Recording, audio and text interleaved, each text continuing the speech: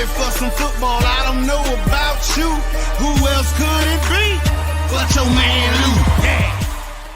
The Louis T Network is powered by Music Head University. Music Heads, classes in session. Turn me up. Enroll on YouTube now. Link is in the description. Who else could it be but me, your man, Louis T, here on Sunday Night Football Overtime. Falcons, Commanders, we go into the offs. We go into the offs. We go into the offs. We go into the offs. We in the building. Let's go celebrate. We going to the offs. I got 5 on it. Look. You remember the scene from Any Given Sunday when LT takes that last hit and he ends up getting pulled off on the stretcher and he says, hey, don't y'all drop me. I'm worth $1 million. Hey, don't y'all motherfuckers drop us. We going to the goddamn playoffs. Cheers. We going to the offs in year 1 of a recalibration. We still trying to find our north. Won't have no elite pass rusher. Won't have no number 1 corner unless Marshawn Lattimore is healthy, of course. And he wasn't tonight. We got liabilities on the defensive side of football. We were down 2 starting offensive linemen on a line that's already not great to begin with. We were down all kinds of receivers, and still the offensive rookie of the year stepped up and showed why he's one of them ones.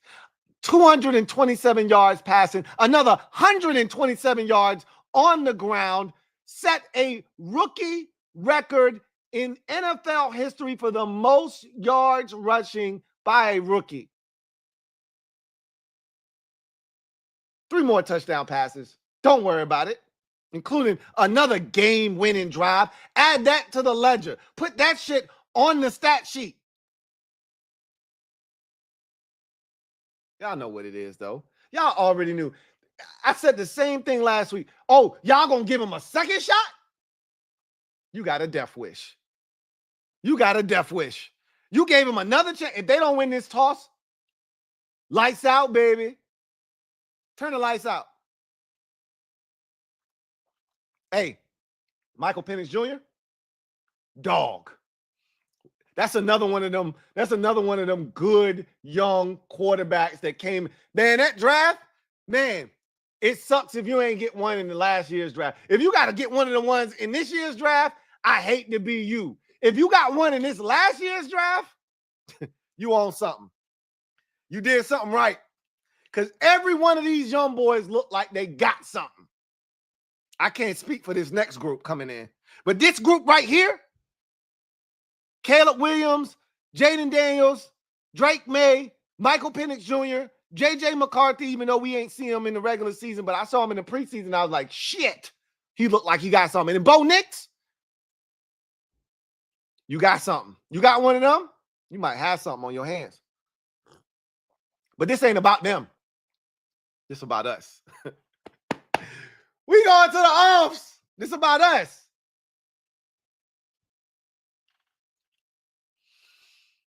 It was dicey in the first half. And I'm going to be honest with you.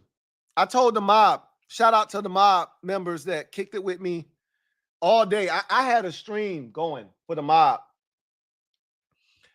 from 1 o'clock all the way through the 4 o'clock games. We was together for like 6 hours straight watching all the games. And they were all shit. None of them were any good until the Packers-Vikings game came down to the wire at the end. Everything else was trash. Everything was blowout. Nothing was really close. And I said, you know what that means? Our game's going to be close because everything we watched today was ass. So you know our game's going to be good now because of it, which I was fine with. Those 2 young quarterbacks didn't disappoint. They went blow for blow. I love it. I love it, man. This game was fun. I said this last week about the Eagles game. Shit was fun. Even if we would have lost, I would have came up here and told you, man, that shit was fun. I hate losing, and I hate the fact that we got to beat Dallas next week to get in, but shit was fun. I love good football. That was good football, right? Not without its mistakes, not without its faults. I'm aware, right? Which we're going to start with, because this game should not have come down to what it came down to. And there were mistakes on both sides. My sister, Sister Lou, as y'all call her, Sister Lou, is a Falcons fan. I text her after the game, and I'm going to read y'all what Sister Lou said to me, right? So I text her, that was fun. Good game, sis. And her response was, Coach should have called the effing timeout in regulation. My sister don't cuss. She's a born-again Christian, so she don't use swear words, right? So she said the coach should have called the effing timeout, but she put effing. She didn't put the whole word. In regulation, she's not wrong. He should have did it in the first half. Remember, they settled for a field goal before halftime. They had 3 timeouts. 3 timeouts. They should have been trying to score a touchdown. He mangled the clock in the first half. And he mangled it again. I mean, he took the clock, he said, and then the clock had a black eye and a bloody nose and bloody mouth, and eye was shut, and he beat the shit out of the clock. He mangled it. Thank you, Raheem Morris. Thank you for not knowing how to manage a damn clock and beating the shit out of it. She said, what the hell was he holding on to them for? 2 timeouts. And she got a whole bunch of cursing emojis with the mouth shut with curse words. And she's not, and I text her back, you're not wrong. He mangled the clock in the first half. He mangled it again in the second half. That pass on the sidelines was caught with 31 seconds left. He had 2 timeouts, and he didn't call a timeout. And the next play ended with 11 seconds left, and he still had 2 timeouts left. Where's the psychological sense in that? You don't get extra points for having timeouts at the end of regulation. You don't get extra points. I don't know what the hell he was thinking, but I appreciate Raheem Morris for not knowing how to manage a damn clock. Saved the damn day, because if he would have used the clock right, they would have got a lot closer, and Riley Patterson might have kicked the game-winning field goal, and that would have made me feel like shit, because Riley Patterson was with us earlier in the year, and he's ass, and I would have hated to lose to Riley Patterson. But good thing was Riley Patterson made me look like a damn genius, because I said, ain't no way in hell Riley Patterson is making a 56-yard field goal. He don't have it in him. I seen the leg. I know the shit don't go no further than 52 yards. And the shit was about 4 yards short. I wasn't worried at all. But it shouldn't have even come down to that. We had 11. Let me make sure. We had 11 penalties. To my knowledge, 11 penalties. I stopped counting at 11. I stopped keeping count at 11, which is way too damn many penalties. Let's see what the count actually was. I think 11 was the number, if I had to guess. We had, see, 13 guys. Oh, my God. Elizabeth, this the big one. I'm coming to join you. 13 goddamn penalties. They trying to kill me. 13 for 108 yards. That's the reason the Falcons were even in the game to begin with. Chris Collinsworth said, if the Commanders didn't commit as many penalties in the first half, maybe the first half would have looked a lot like the second half. You know what? I agree. We dominated. What's time of possession? We dominated the second half, especially the third quarter. They barely had the football in the third quarter. Time of possession, 41-25 was time of possession in this game. We dominated the second half. Dominated it. And if not for the penalties in the first half and the interception that Jaden threw, we might have dominated their ass in the first half. It was the penalties that were the game changer, was the backbreaker for us. We found ourselves consistently in 1st and 20, 2nd and 20, 3rd and 27, 2nd and 30. We found ourselves in some very precarious situations, and we couldn't get ourselves out of it. And it allowed Atlanta to build that 17-7 lead at halftime because we couldn't get out of our own way. And you know what?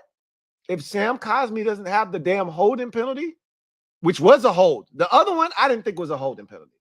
And neither did the in-house official think it was a holding penalty. But the second one that negated the OZ touchdown, which would have been his second of the day, was a damn hold. He yanked him down, and that was a holding penalty. And that would have made it 28-17. Game over. Flip, flip, flip. Game over. Flip, flip. Bump, bump, bump, bump, bump, bump. That was game over. And I had said to the mob, I'm okay with them burning 2 timeouts inside the 5 if we score a touchdown right here, because that'll put us up 11 with less than 4 minutes to go. Game over. Flip, flip, flip. Game over. But instead, we settled for the damn field goal. And now I was pissed off that we used them 2 damn goddamn timeouts. So the penalties were a problem. 13 for 108. So last week, it was the turnovers. 5 of them hoes. This week, it was the damn penalties. 13 for 108 yards. You ain't beating nobody in the playoffs doing that shit right there. So you need to clean that shit up. We know we don't turn the ball over like that. That shit was an aberration against Philadelphia. We don't turn it over 5 times. We had 14 turnovers total in the entire season going into last week's game against Philadelphia. We don't turn it over. So I'm not worried about that. But the penalties, that's been a problem at times this season. Go back to the Bears game. That's another game where I said, oh, shit, we should lose this game because of the damn penalties. This felt like the Bears game all over again, where we can't get out of our own way because of penalties. We've had this happen to us 3 times this season where penalties have been an issue. Steelers game, another game where the penalties were a problem, where we couldn't get out of our own way. We did it again tonight. And if not for 5 leading rusher, leading passer, Mr. Do-It-All, I got 5 on it. If not for 5, we got to win next week in Dallas to go to the playoffs. But 5 wouldn't let us lose. A career high 127, his first 100-yard rushing performance of his career on the biggest stage of his career with the biggest amount on the line. And he said, put it on my shoulders because I'm one of them ones. You already know what I'm about. You know who I am. You know what I represent. Big stage, big lights, bright lights. I'm showing up. And I'm going to put on a performance for the ages. This was some Alfred Morris 200-yard, 3-touchdown against Dallas to clinch the division type of performance right here. 127 on the ground, 227 through the air, 3 touchdown passes, and I refuse to let us lose. Who else is doing that? It's only one other quarterback.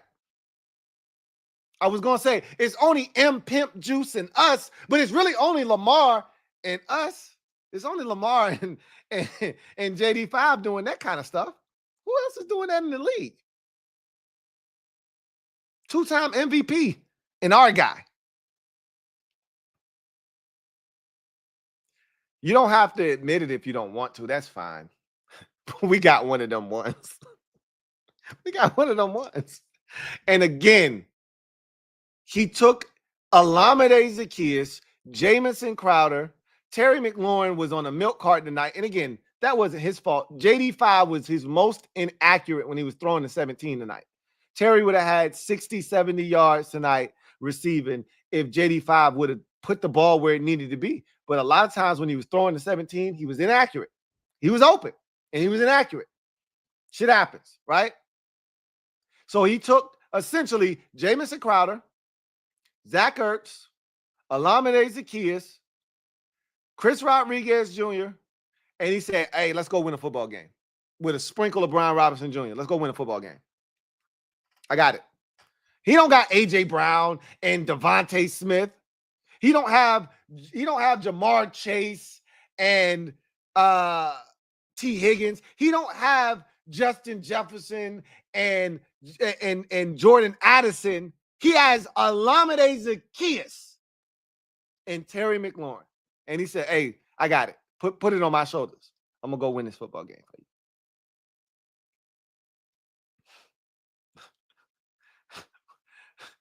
We got one of them ones. We going to the we go into the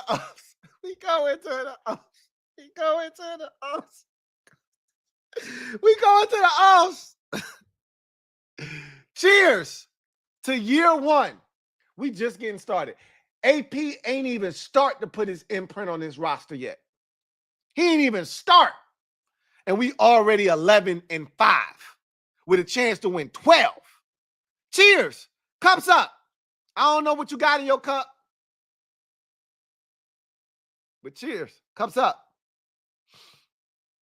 I didn't know that this season was going to be as fruitful as it ended up being. But what I did know is it was going to be different. And I told y'all from the start, it feels different because it is different. Here's another example of that. Cheers.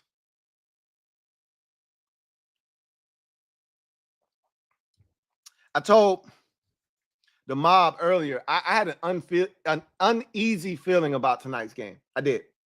I wasn't as confident as I was last week against Philadelphia. There was never any doubt against Philadelphia last week. I knew we were going to win that game, and my confidence never wavered. I wasn't confident tonight. I told the mob, I said, when we were watching the Packers and the Vikings, I said, guys, I'm going to be honest with you. Are we wearing Berg on Berg? And they was like, I saw Jonathan Allen and I saw Jayden Daniels with all burgundy and their socks and their pants. And I was like, I hope those are warm-ups. But normally, if they're wearing gold, you would have seen somebody with some gold on. I said, are we wearing Berg on Berg? And they all in the comment section said, they already put it out the other day. We wearing Berg on Berg. That's a combo. I said, oh, shit. You know, we don't win in Berg on Berg. I love the combination. It's clean. It's crispy, but we don't win. I said, I love the look. I hate the results. But I said, we due for a dub with that shit on. And we, like, it's different now. Like, I don't allow, stupid ass, superstition and shit to get to my mind anymore because I got 5. Like, he changes everything, right? Because before, any little thing that was off, superstition-wise, oh, shit, we finna lose. Michael Penix got engaged? Oh, shit, we finna lose this goddamn game. Damn it. I don't care about none of that shit no more. We got 5. He puts all that shit to rest. He changes everything. You don't got to worry about superstitions or none of that shit no more. Did I put my shirt on the right way? Damn. None of that shit matters. We got 5. And so I said, hey, this Berg on Berg shit got to end at some point. Might as well be tonight. But I told them, I said, I'm uneasy about this shit because I know Bijan Robinson and Tyler Algier, they can run the football. That's a really good offensive line with a bunch of first-round picks on that shit. And we don't stop the run. I'm nervous about Michael Penix Jr. because we don't got enough tape on him to really know what he's capable of. Frankie Louvu said during the week, hey, it's tougher to deal with a quarterback that you just don't have tape on than a dude that you done seen and you know what his tendencies are and what he want to do. So I was nervous. And I told him, I said, I'm not confident tonight. Not like I was last week, but I said, you know what I am confident in? 5. So because of him, off the strength of 5, let's ride. No questions asked. Let's ride. But boy, I wasn't confident. And Kevin the PRF, shout out to my guy Kevin the PRF. He said, I don't want to hear you talking about no negativity in the comment section. And I told him, when we were down 17-7 at halftime, I'd seen a stat. Ben Stanek put this out on socials that the Commanders had given up 100 yards at halftime 2 times previous to tonight. And they won both of those games. And so I said, y'all, we've given up 100 yards at halftime 3 times now this season. 100 yards rushing before half. I said, we're 2-0. Let's make it 3-0. We did it in week 9 versus the Giants. Remember that Giants game, the second Giants game, where they were getting us for 6 a pop and we couldn't stop the run to save our lives in the first half. And then second half, we cut the faucet off. And then the other time was week 16, just a week ago. Saquon Barkley, I don't need to remind you. He had 109 yards in the first goddamn quarter with 7 minutes ago. I don't need to remind you about that game. And we won both of those games. And we shut the faucet off in the second half. And we did it again tonight. Shut the faucet off. And I know you guys are going to kill the defense, and I don't blame you. And I'm not telling you not to. But understand, and so Kevin and PRF, to go back to that story, Kevin and PRF said, I don't want to hear nothing about negativity. I said, I'm not being negative. I'm being real. When have I ever lied to y'all, Mob? When have I ever lied to y'all about what is going to happen? When? I told y'all last week we going to win this game. Y'all tripping. Shame on y'all. And I wagged the finger at them. This week, I never said we were going to lose. I just said, I gave them the stat at halftime, and I said, let's go win this game. And then the defense came out, got stops. I laughed at somebody because they said the final score was going to be 28-17. They were close. It was crazy because when OZ initially caught that touchdown to put us up 28-17 before I knew it was a flag, I said, oh, shit, this dude might be right. Because I laughed at him, and I said, you really think that they not going to score no points in the second half? I was real belligerent with it, ignorant. And if that touchdown is caught and we go up 28-17, we might win the game by that final score because they would have had to go for it on fourth down. And I don't know if they would have converted. More likely they wouldn't have, but that didn't prove to be the case, right? But I said, you really think we gonna stop them from scoring, points in the second half? You crazy. But when we took the lead 24-17, I said to the mob, and this is what prompted Kevin and PRF to say, hey, I want to hear you being about saying anybody being negative. I said, the question isn't if they're going to score here. It's, are they going for two? That's what I'm worried about. I said, I will be surprised if this defense gets a stop. And it was his turn to wag his finger at me and say, you being negative. How dare you? And I said to him, I'm just being real, bro. When have I ever lied to you? I know my team.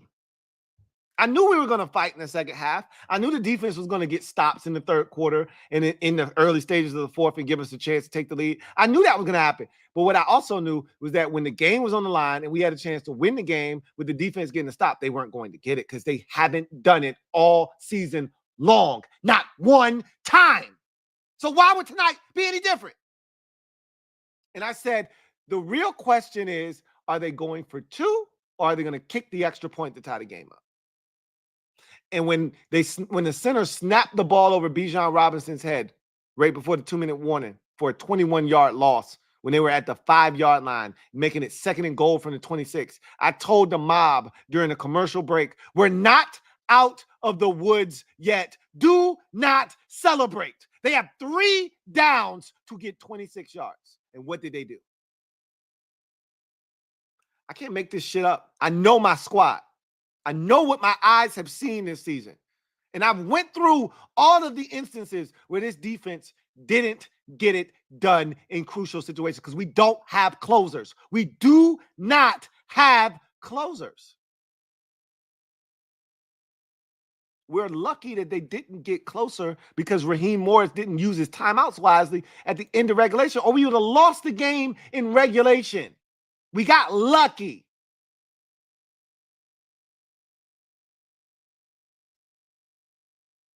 But guess what?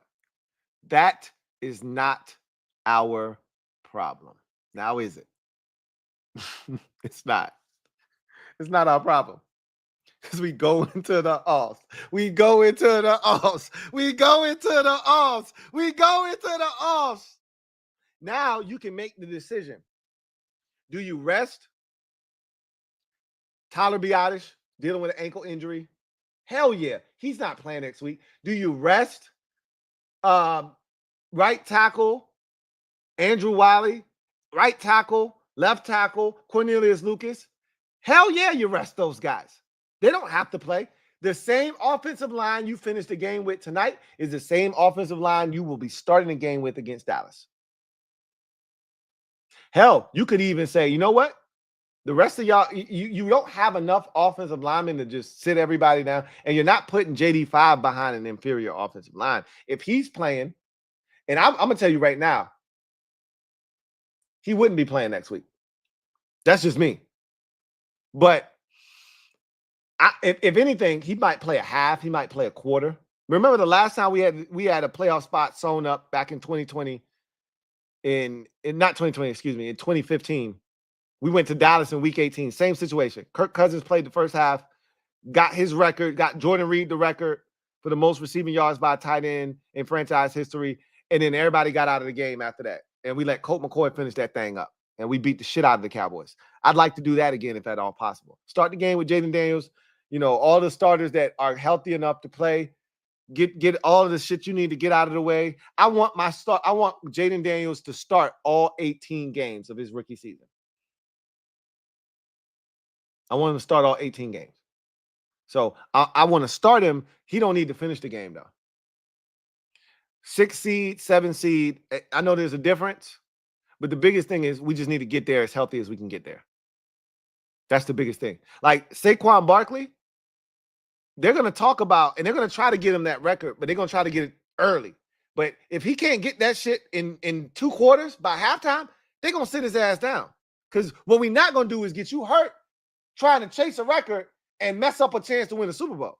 We're not going to do that shit. That's the bigger goal. That's the bigger picture. For us, we ain't messing up a chance to win and do damage in the postseason trying to chase 6 or 7 seed. Yeah, I would prefer to be the 6 seed. I'm not afraid of Philadelphia, though. We got to go to Philadelphia, so be it. But we good enough with no CeeDee Lamb. We're good enough to put Marcus Mariota in and dust those fools off. We good enough to do it. Dallas is ass. But this is a great conversation to have, right? To know that Marshawn, Diami, Jordan McGee, Andrew Wiley, Tyler Owens, Tyler Biotish, Cornelius Lucas, all of y'all, you're done. You don't play next week. We're not even having a conversation. All of y'all get treatment, rest up, and we'll try to get as many of y'all back for the wild card weekend game as possible. Austin Eckler, you might be able to come back too. That shit feels good. That's why this game was so important.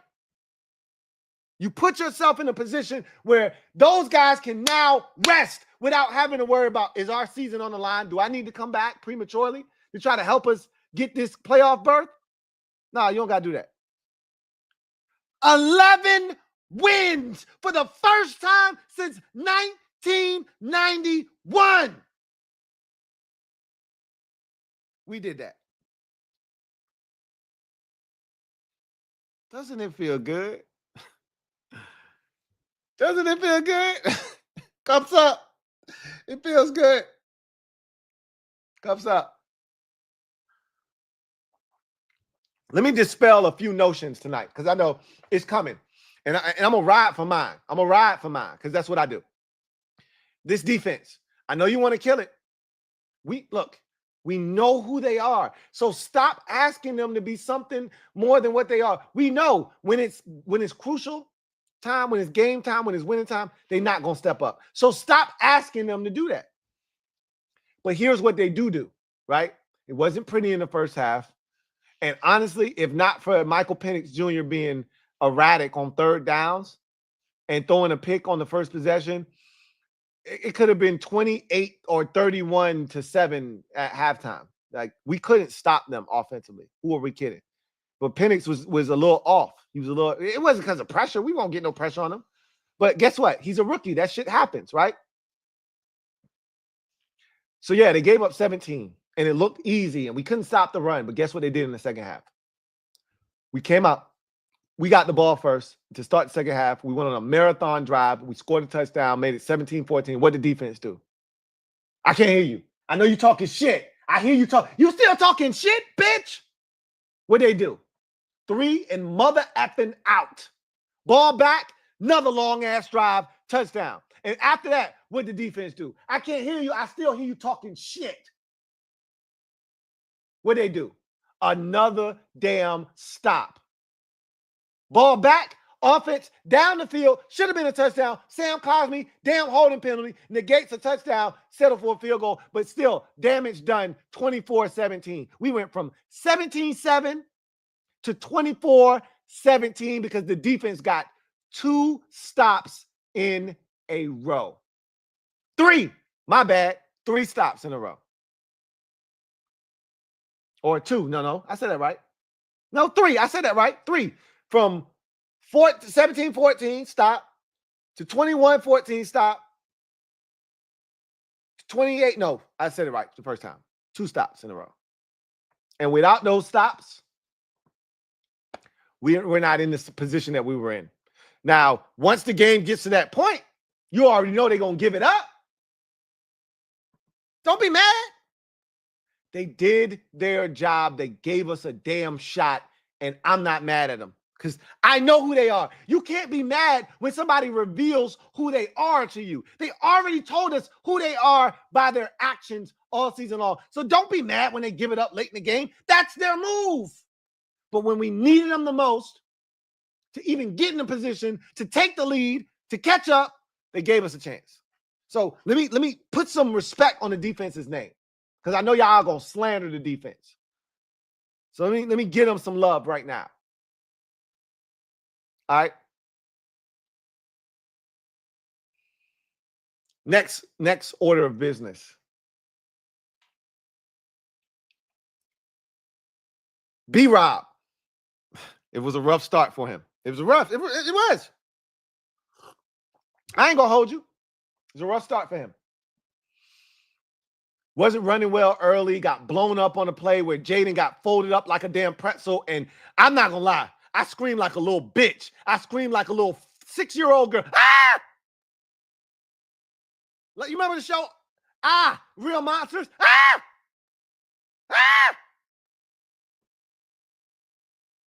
My son looked at me like, damn, the hell is wrong with you? I said, my bad, son. That was a bitch-ass move. My bad. I ain't say that to him. But that's how I felt in my mind. Like, that's a bitch-ass move. Your 6-year-old son is sitting next to you. Show some damn pride. Have some pride about yourself. Act with some class. Don't show your ass. He's looking at you, and he's trying to look for guidance. And here you are screaming like a little bitch. That's my quarterback we talking about. That's getting folded up with his leg bent backwards. You damn right I'm screaming like a little bitch. I looked at him and I said, son, that's dad's fault. I'm okay. And so is 5. But if he wasn't okay, we would have had a problem. Okay? We would have had a problem. And I would have been looking at B-Rob as, hey, you're done. You're done. But he was okay. Because, you know, them flexible dudes, I keep telling people about JD5. Those wiry dudes are different. They're built different. He's gonna be tough. He's gonna be tough. So he can bend and he's wiry and he's still strong. He's still brolic in his own wiry way. But I ain't gonna even front. I was on some bitch assness when he bent back like that. When that knee bent back, and I looked at B-Rob and I said, come here. And I grabbed him by his shirt and I said, hey, look, man, this is 2 weeks straight of this bullshit. Do you want it or do you not want it? Because if you don't, I got C-Rod over there. I got J. McNick over there. I will sit your ass down. Now pick your goddamn shit up and get your goddamn head in the game. He said, all right. And after that, he was straight. But we had to have a talk. We had to come to Jesus moment. And I ain't going to let y'all shit on B-Rob. Cut that shit out. Because he still averaged 4.6 yards tonight. Don't act like he didn't run it good after that. Because he did. And he ran physically. And he was tough. And he looked like B-Rob. Now, all of that was caused because of Jayden Daniels. And the threat of him running the ball. And so shit opened up. But I don't give a shit. He took advantage of some of them holes and he made some things happen. They threw it to him out on a little wide receiver screen and he made something happen. Put some respect on that man's name. Same with Chris Rodriguez. 5 carries, 13 yards don't sound like a lot. But he had a big-ass touchdown run with a corner, A.J. Terrell, waiting on him out in the flats, and he broke that tackle and got the touchdown. Put some respect on C-Rod's name. Fourth quarter C-Rod is much different than first, second, third quarter C-Rod. Fourth quarter C-Rod is different. He hit different. He hit different. Shout out to fourth quarter C-Rod. Cheers to fourth quarter C-Rod. How about Jeremy McNichols? Nickelodeon. Nick.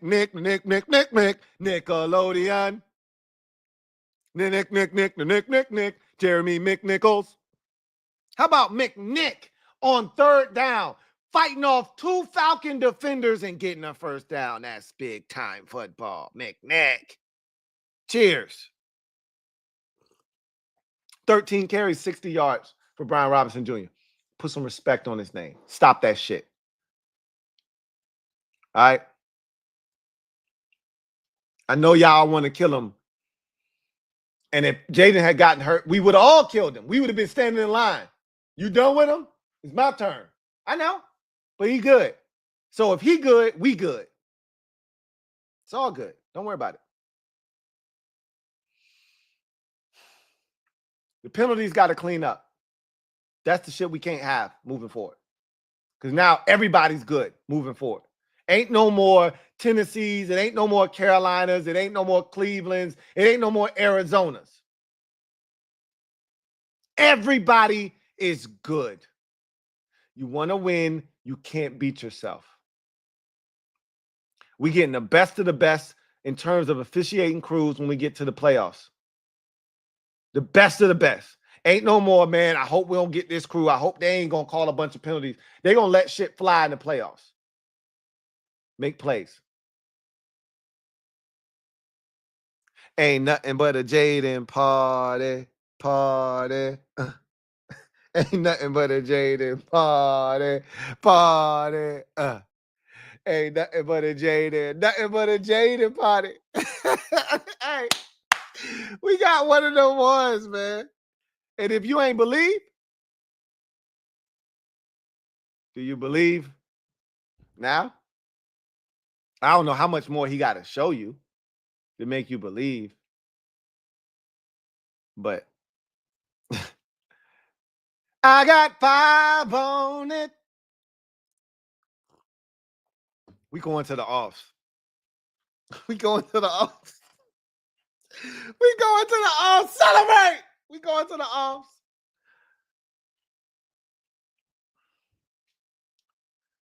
All right.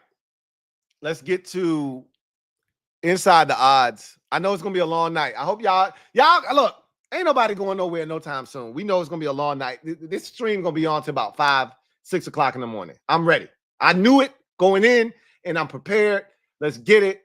Let's go ahead and make our first trip to Inside the Odds, brought to you by BetUS. Y'all already know what it is. We already know what type of night it's going to be. Let's get into it. Inside the Odds.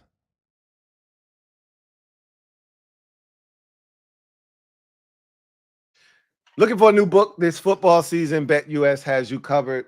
Fastest payouts in the industry. Get up to 10% back on your net losses twice a year as long as you've been active within the last 6 months. And here's the big kicker. If you're brand new to BetUS, use the promo code YouTube150 to get you a 150% sign-up bonus on your first 2 deposits up to $2,000, or as your first deposit, up to $2,000, and 125% sign-up bonus on your next 2 deposits up to $2,000 when you use the promo code YouTube150. So the number was 4, and I think that number had actually come down to like 3.5 via BetUS. This was the number earlier in the week, but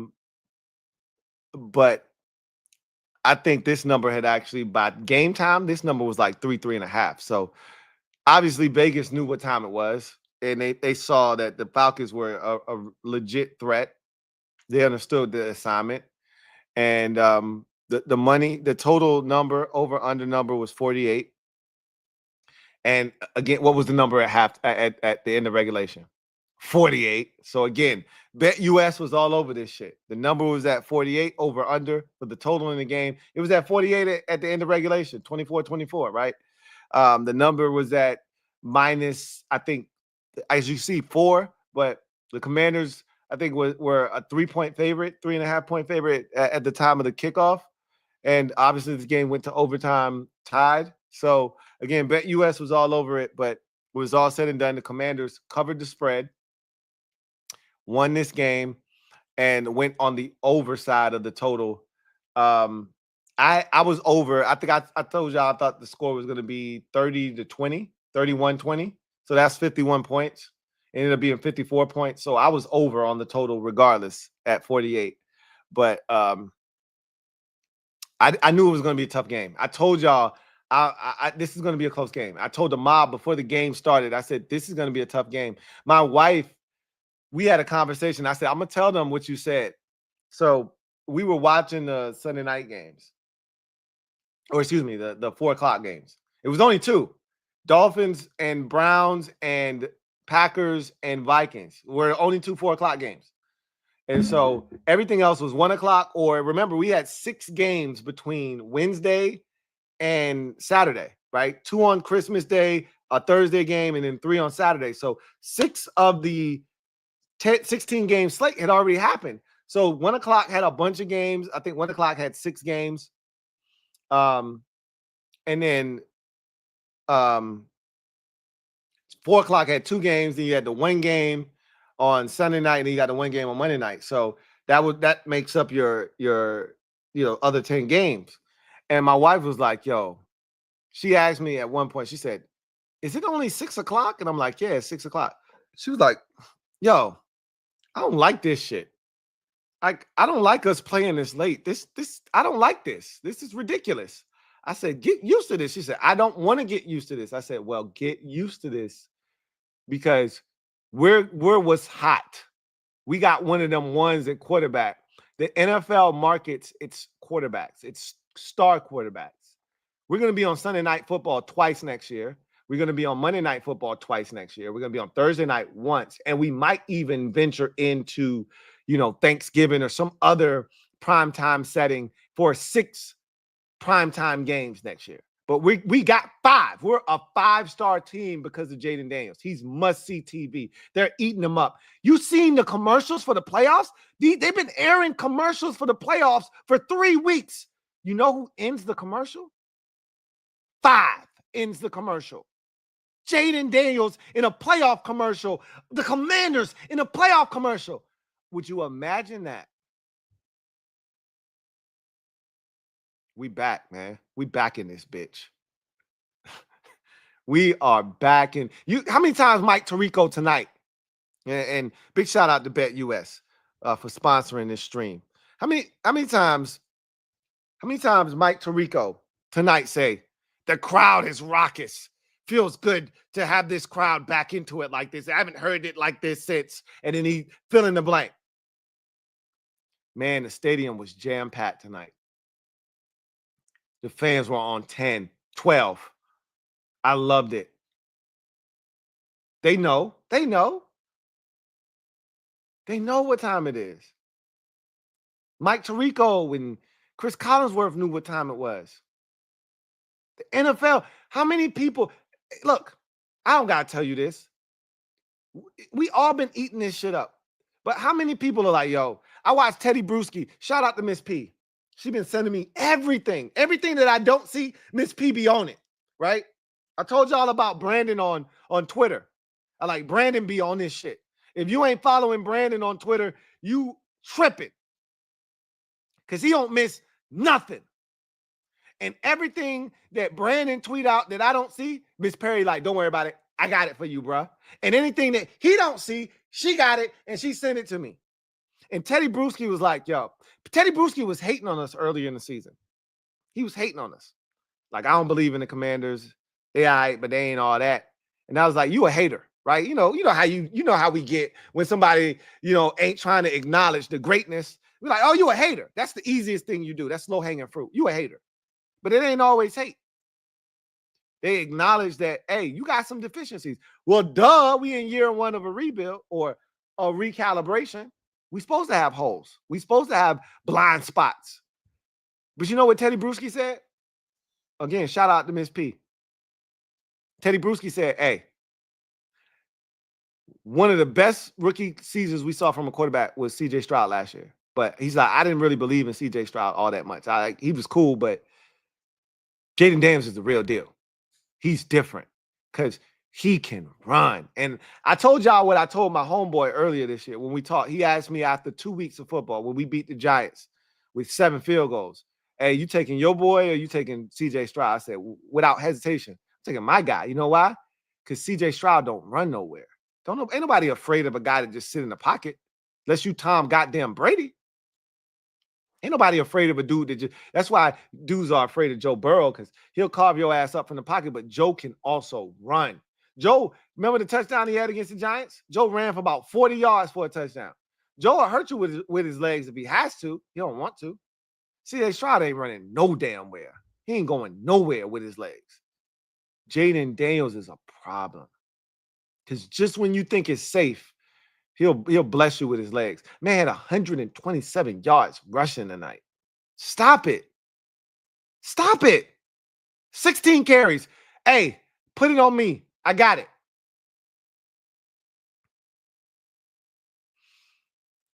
I told my wife, get used to this because we are in demand now. Like this playoff game, where y'all think we going to play? You think we going to be on Saturday night? Could be. That's a primetime spot. You think we could be on Sunday afternoon? That's another primetime spot. You remember, it's 6 games on Super Wild Card Weekend. 2 on Saturday, 3 on Sunday, 1 on Monday. Where y'all think we going to be? I'm going to give you a guess. So the NFL considers 3 spots, prime time for them. Prime time. They consider 3 spots in this Super Wild Card Weekend. So 4, but 2 in particular, or 3 in particular. Saturday night, which is usually reserved for, hey, we not sure. We think you a star, but we ain't sure. Like, you put Justin Herbert on Saturday night. That's what you do Saturday night. Like, if it's Ravens, Chargers, that's Saturday night football right there. Jaden is Sunday football. You ain't got shit to do. Hey, you might have something to do on Saturday night. We ain't sure if you're going to watch. You ain't going no goddamn way on Sunday, though. Your ass is at home, and your butts is in seats at the stadium or in your house on Sunday. That's when we're going to put Jaden Daniels on. Either 4:30 on Sunday afternoon or 8:15 Sunday night. Monday night, that's a different animal, but that's usually reserved for something else. They're going to put him on their most primetime spot, whether it's the Rams or they really want us to play the Eagles. That's what they really want. But wherever he is, eyeballs are going to follow because he's must-see TV. And I told my wife, I said, hey, saddle up because next year we got 2 of these Sunday night things. We got 2 of them Monday night things. We got a Thursday night, and we might have another Thursday on Thanksgiving, or they might reserve us for a Saturday at the end of the season. But understand that we either 5 or we 6 primetime games because of 5. Understand that. Understand what we are now. And she don't like the shit. She's like, I don't like waiting. I don't like waiting this long. I don't like waiting this long. This is boring. And it was a number of mob members like, damn, is it 8:20 yet? Sick of this shit. You better get used to it. So this is where we at now. This is our life now. It's who we are. A lot of 425 kicks now. A lot of America's game of the week. Jayden Daniels against Jalen Hurts. That's America's game of the week now. It ain't just Cowboys, Eagles. F the Cowboys. We in that spot now. We done took over that shit. It's us. The NFC East is back because we back. Don't it feel good? Don't it feel good? Come on, don't it? We in the offs. Yeah, we in the offs. Yeah, we in the offs. Yeah, we in the offs. We in the offs in year one. We don't even have a receiver 2 yet. And we in the offs at 11-5. Cheers to that. Cheers to that. Feels good, feels good. Oh, you changed your name to Miss Playoffs. I like that, Miss P. It's Miss Playoffs. Get it right. Get it tight. Welcome to the good life. Welcome to the good life. Cheers to the good life. Cheers to the good life.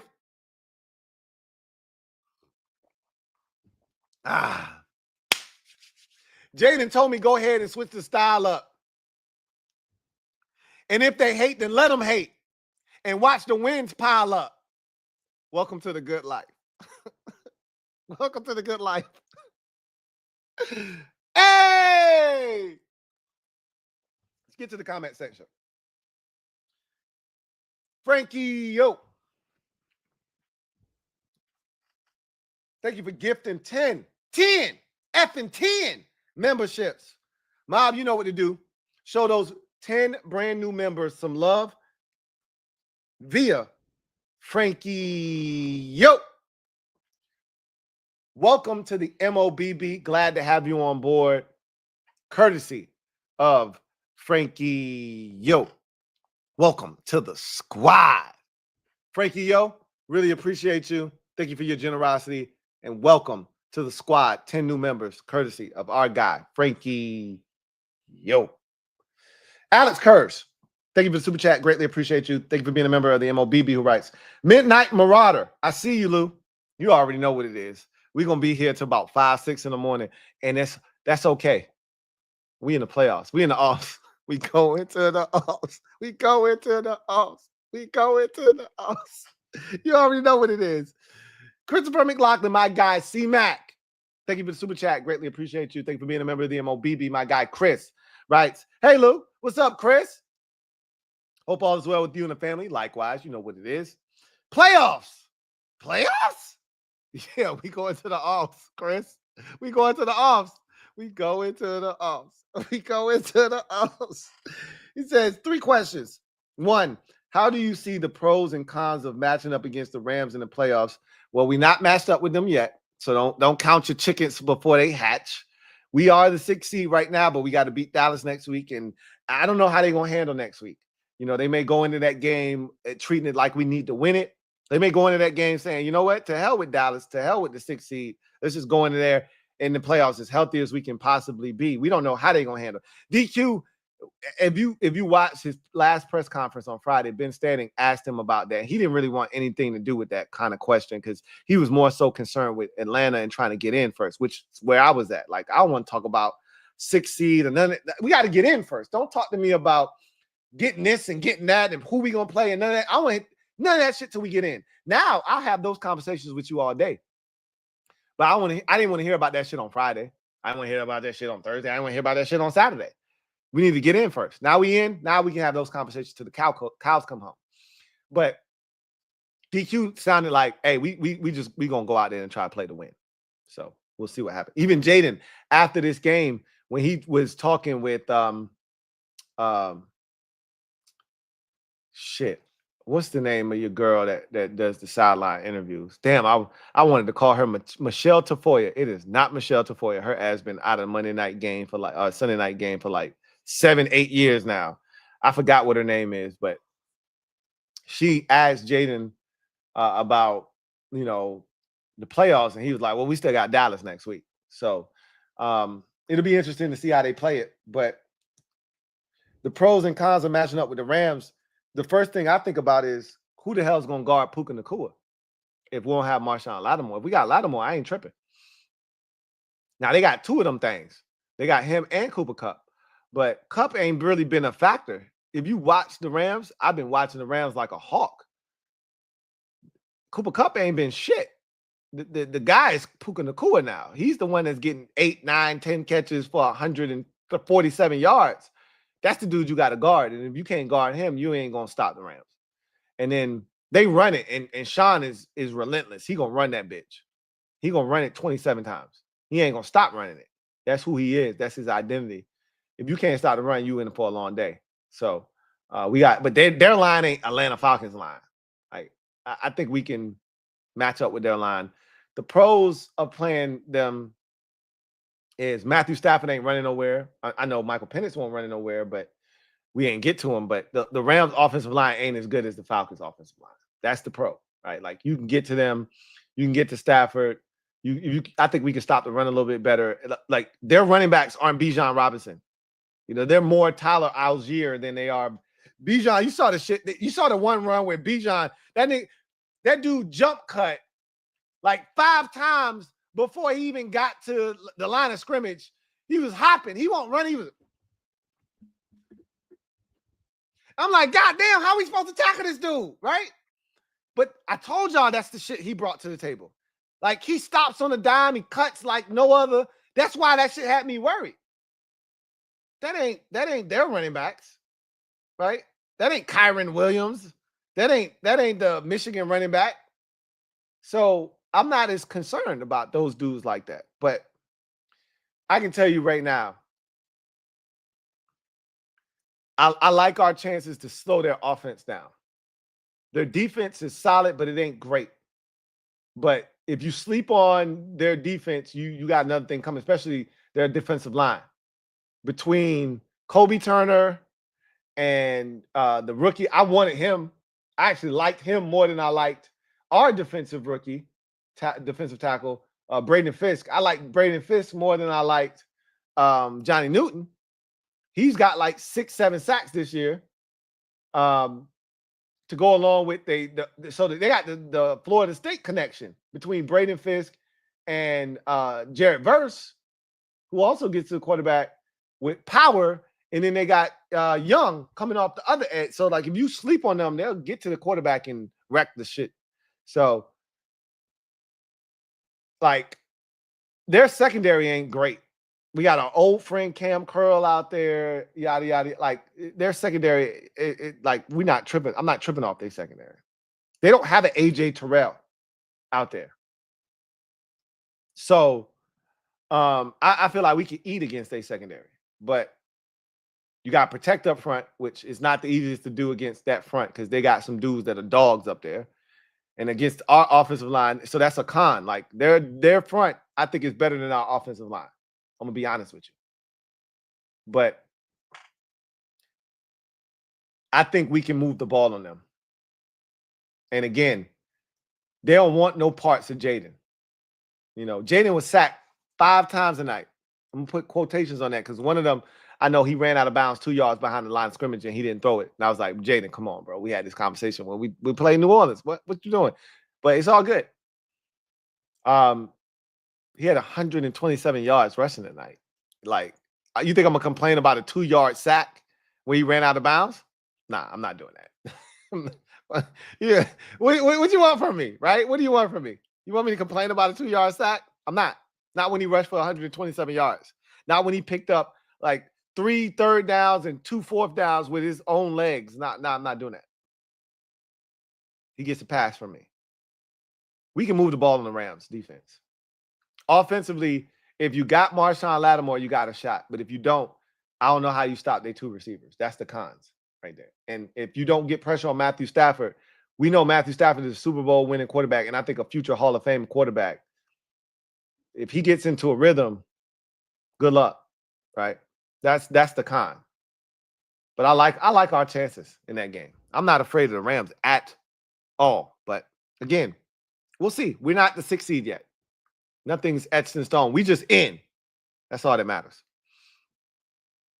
Then you said, how concerned are you if no Lattimore? I'm very concerned. Because, again, whether you playing the Eagles with A.J. Brown and Devontae Smith or you playing the Rams with Puka Nacua and Cooper Kupp, you need a number 1 to defend those 2 teams, which is one of the 2 teams we're going to play. Either we playing the Rams Or we playing the Eagles, right? The Eagles are locked into 2. The Rams are your 3 seed. The winner of the NFC South is your 4 seed. So we're guaranteed to play the 2 seed or the 3 seed. And if you're going to defend that team, you better have a number 1 corner.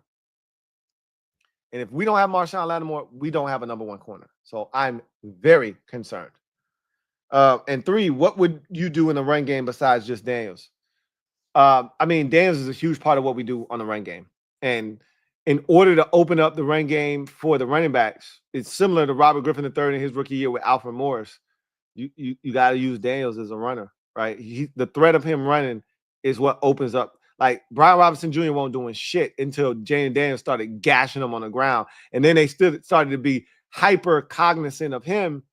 And now all of a sudden you get these massive holes in the run game for Brian Robinson Jr. He's allowed to eat.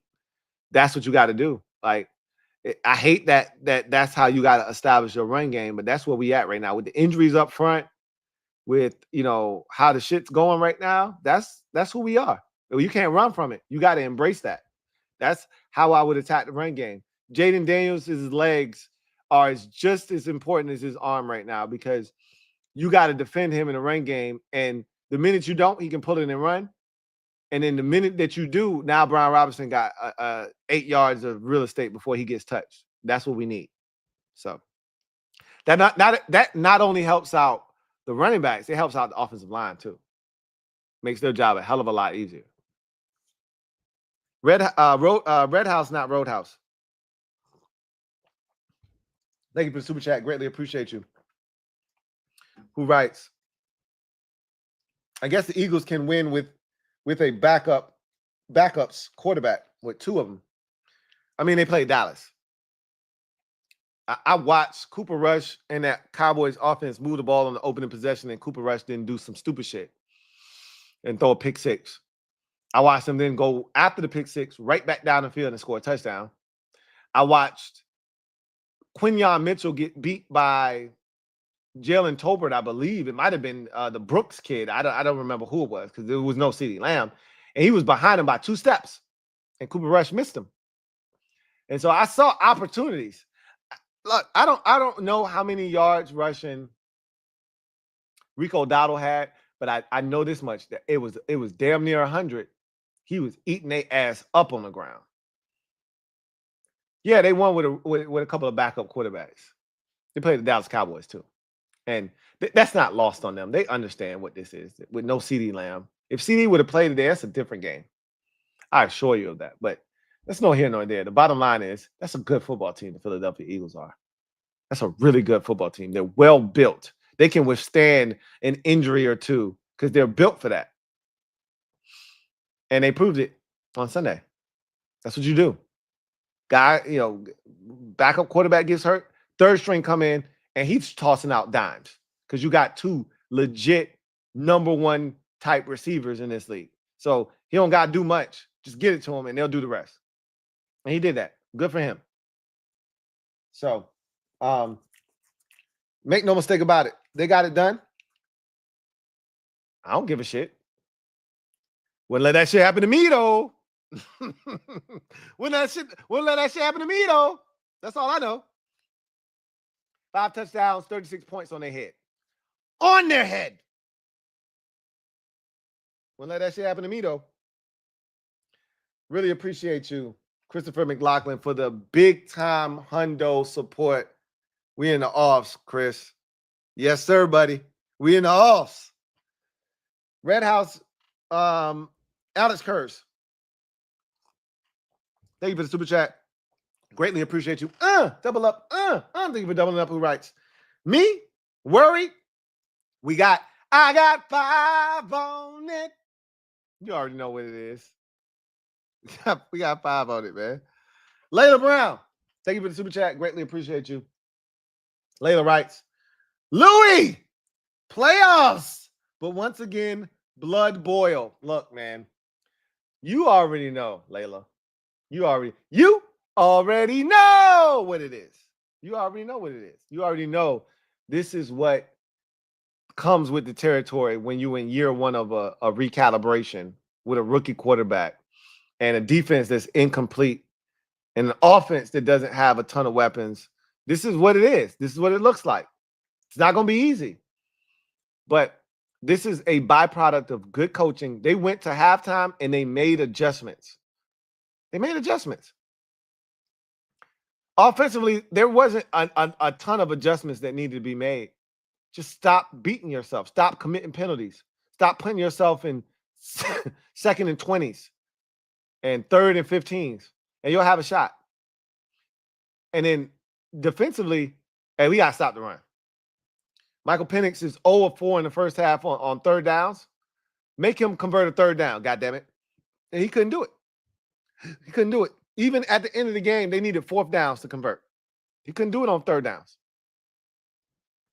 So that was the adjustment. And it worked. So you got to give coaching credit. Guys stepped up, made plays. Got to give them credit.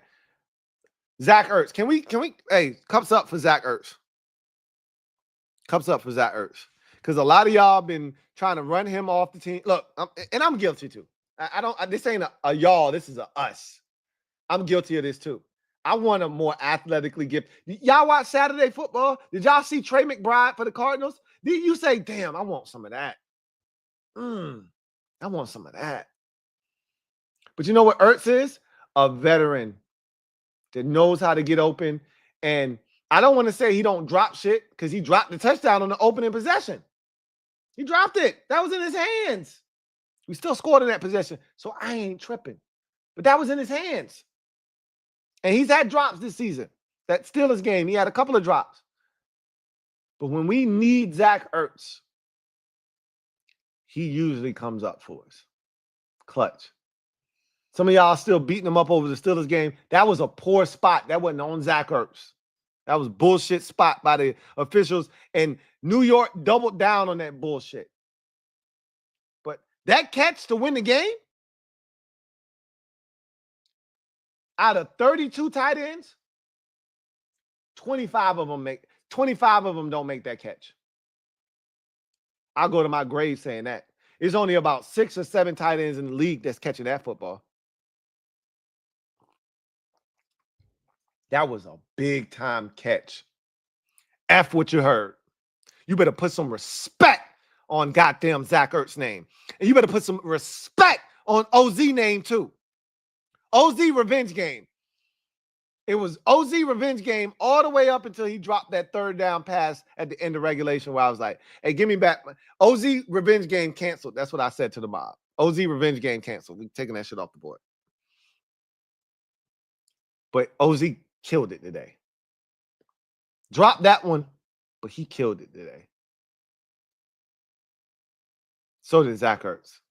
Those were our 2 leading receivers today. Put some respect on their name. Yeah, I know it was tight. I know it was close. We went to overtime and you was over there having a heart attack, Layla, but guess what? We won. Celebrate!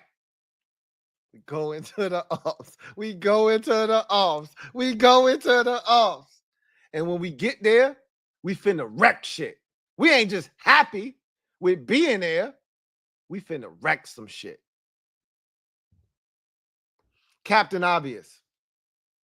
Thank you for the super chat. Greatly appreciate you. Captain Obvious writes, we came very close to sweeping the NFC South. The team has a very special place in my heart. Stay calm and beat Dallas. I know a lot of y'all want to beat Dallas. So do I. Look, I wanted to sweep them this year. They're downtrodden. This is the year to sweep them, and we didn't get that done, obviously. You'd hate to get swept in a year where Dallas is down and going to have a losing record. You'd hate to get swept in a year like that, but I'm about the playoffs. I ain't even going to hold you. I'm about the playoffs.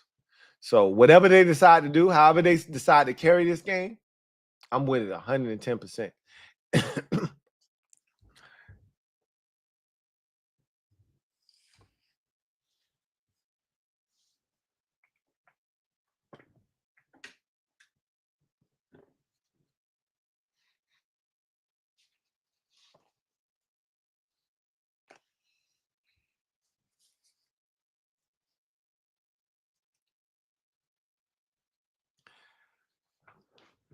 Whatever they decide to do, I'm with it.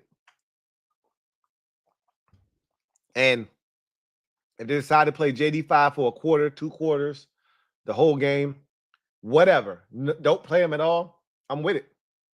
Because I'm all about the offs. That's where I'm at with mine. So stay calm and beat Dallas. I think we can beat them with Marcus Mariota, to be honest with you. But again, we'll see what they decide to do. Red House, not Roadhouse. Thank you for the super chat. Greatly appreciate you. Double up. Thank you for doubling up. Who writes? I understand what you mean about some of these fans now, Lou. They be talking fire Dan, Quinn, bench Cosme, bench B-Rob at half, toxic is F. Fan is short for fanatic. All right. Fans are going to be irrational and emotional in the moment. Okay. Because they want to win. And you take that irrational behavior and you times it by like 20 with this fan base because of what they've gone through. And so you got to understand where they're coming from, which is why I don't get mad at them.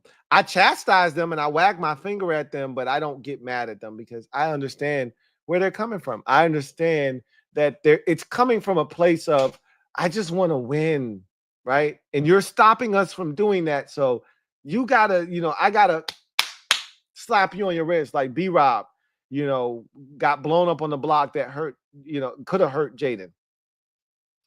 And I know I was guilty of like, I wasn't relegating him to the bench, but I said, hey, if you're going to do that shit, if you're not going to pass protect, you're already tiptoeing running the football. You're not running physically, right? Because he hadn't run up until that point. He had 3 carries and none of them shits was effective. And he wasn't running with any kind of physicality. And then he gets blown up by a blitzer and it leads to Jaden getting his legs bent under. And, I'm like, if that's the shit you're going to give me, if that's the effort you're going to give me in pass protection and you not running it, go sit your ass down because I got dudes that's starving to get on the field. And Jeremy McNichols and Chris Rodriguez Jr. Like, if that's the shit you're going to give me, you got to sit down. But I wasn't giving up on him. But I know fans that were like, sit his ass down. And I get it. I get it. Fans are going to be emotional. Which is why I don't feed into that. But I understand. I get it. I'm a fan too. You are as well. I would love for everybody to be rational like you and myself and others that are like, chill, we good, right? If you've played sports, then you understand. Mistakes happen. Shit happens. Hey, you can't just give up on somebody because they made a couple of bad plays. But everybody ain't played sports. Everybody hasn't been in that situation before where they made a mistake, had a turnover, been the GOAT, right? The scapegoat, right? It made a mistake where they feel like, man, I'll just let the team down. They ain't been in that situation, so they can't relate. But I don't get mad because I get it. I understand. Metaphor, thank you for the super chat. Greatly appreciate you. Metaphor, thank you for being a member of the MOBB who writes, JD5 with the walk-off. We the fouler seed, Lou. Hey, love me some DFJ. Bay. Thank you. Love me some DFJ, man. He all we got. He like Cash Money, right? He like in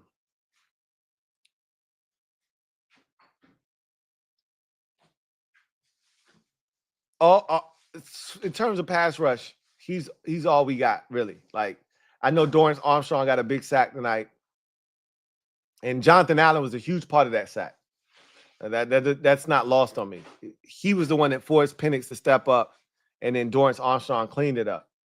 But when we need it and you're hoping to get it, your best bet is Dante Fowler Jr.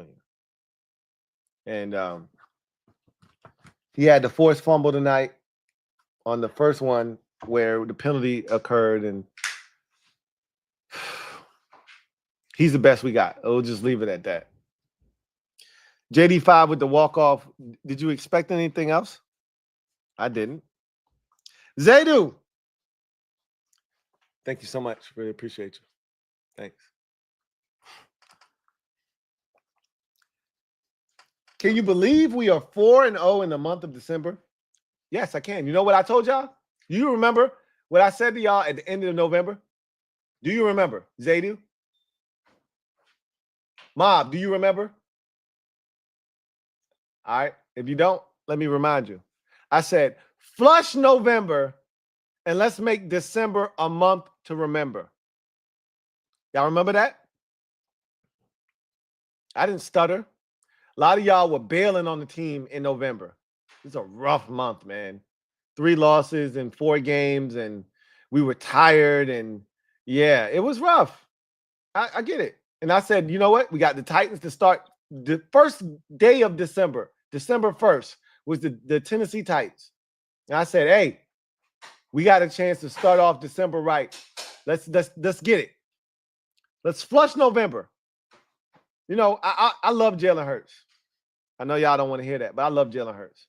If he played for any other team in the NFL outside of Dallas and Philadelphia, even if he was a Giant, I probably would have some love for him because the Giants ain't shit. Their organization is trash. So I would probably been cool with him being there. But anywhere but Dallas or Philadelphia, I would be rooting like hell for this dude because he got swag. He a good-ass dude, like on and off the field. Did you see him get every single offensive lineman of the Eagles golf carts with their names on it and shit? Like, he's a good dude, man. Like, he gets it. I've always said it. One of my favorite quotes for him was when he said, yeah, we had a bad game. You know, we took a shit in the toilet. We just got to flush it. What are we supposed to do? Just stand up and watch it? No, you flush it and you move on. All right? I said November was a shit in the toilet. It was rough. But we flush it and we move on. Right? Flush November. Let's make December. Let's make December a month to remember. Get ready. Tonight, we're gonna make this month a December to remember. I was like, let's make December a month to remember. I wasn't shocked we went 4-0. I knew we could beat Philadelphia. I knew Atlanta was going to be tough. I didn't expect Kirk Cousins to get benched. I ain't going to front. I was glad that I was not happy he got benched. I would have much rather dealt with Kirk Cousins tonight than Michael Penix. And maybe some of those throws that were missed might not have been missed, but Kirk probably would have thrown us 2 or 3 picks. You got to get pressure on Kirk to make him do some stupid shit. We weren't getting pressure, but we might have handled it differently if Kirk was in there, right? We might have been a little bit more aggressive, but that's no here nor there. No, I'm not shocked that we went 4-0 in December. He said, but boy, do we need to clean up those flags. Almost cost us the game. On to the next one, HTTC. Yeah, we got to clean up them flags. I agree. Said that earlier. Like, if you don't clean up these flags, you'll be going home first round of the playoffs. Can't beat nobody with 13 penalties for 108 yards. You ain't beat nobody doing that shit. Not a soul. DeMondre the Commander, stand up. You are the newest member of the MOBB. Do me a favor, DeMondre. Put a D in your name, in that Commander. Pause. Put a D in there. All right. Maybe you want to be the Commander. Whatever. But you know what you are? A member of the mob. Stand up. You in the building. Mob, you know what to do. Show them some love. Welcome him with open arms. Welcome to the squad. DeMondre the Commander. Welcome to the squad. Glad to have you on board. JD Sports Talk. Thank you for the super chat. Greatly appreciate you, writes. And to think, this Commanders team is in year 1 of this project. They have yet to build a they've yet to fully build around Jayden Daniels. Think about that for a second. Oh, I don't have to think about it. I've been aware of him throwing to Olamide Zaccheaus and to Jamison Crowder on third downs and to Zach Ertz and to John Bates and to Chris Rodriguez Jr. I'm aware of what his surroundings are. And, Bay, what you doing? You doing? We're in the You know, you know. Hey, I'm fully aware that this is the very beginning. We at the ground level right now, and we got one of them ones. He's elevating the talent that's been put around him.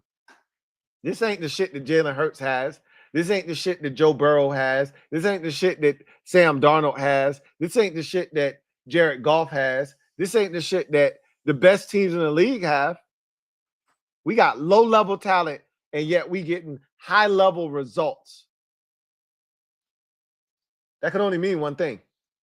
The only other quarterback that can really relate to the shit that we going through is Justin Herbert.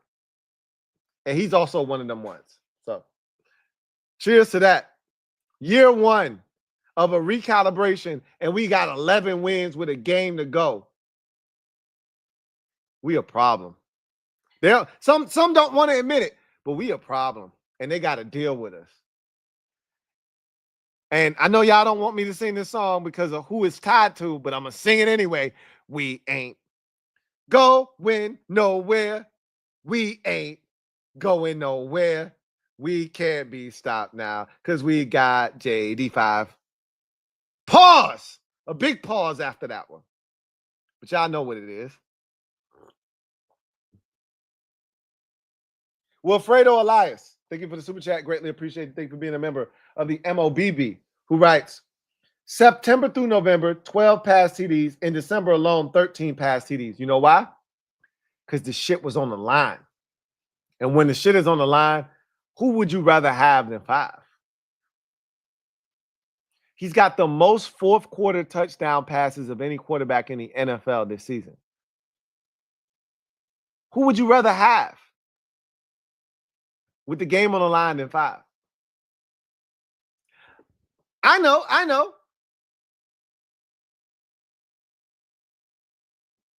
Nobody.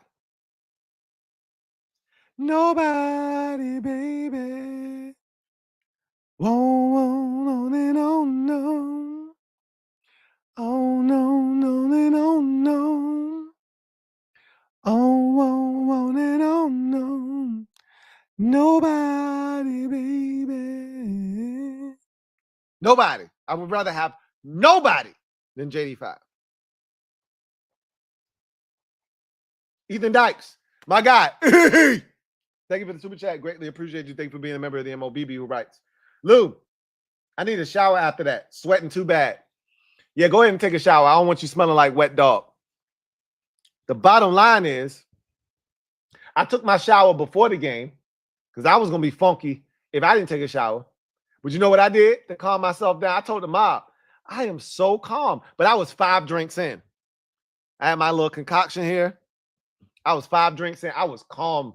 Like, when we had to settle for the field goal, when the Falcons were about to get the football, when the Falcons got the ball after the offense went 3 and out, I was calm. I wasn't panicking. Normally, my heart be beating. I was calm. I think it was a combination of, hey, I got 5 on it. Got a quarterback we can keep.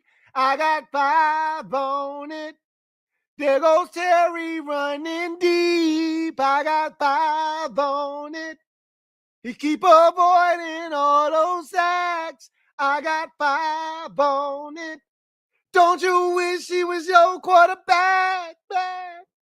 I think it was a combination of having 5 on it and me having some drinks in my system where I was just calm. I wasn't tripping at all. Heart won't beating fast. None of that shit. I was calm.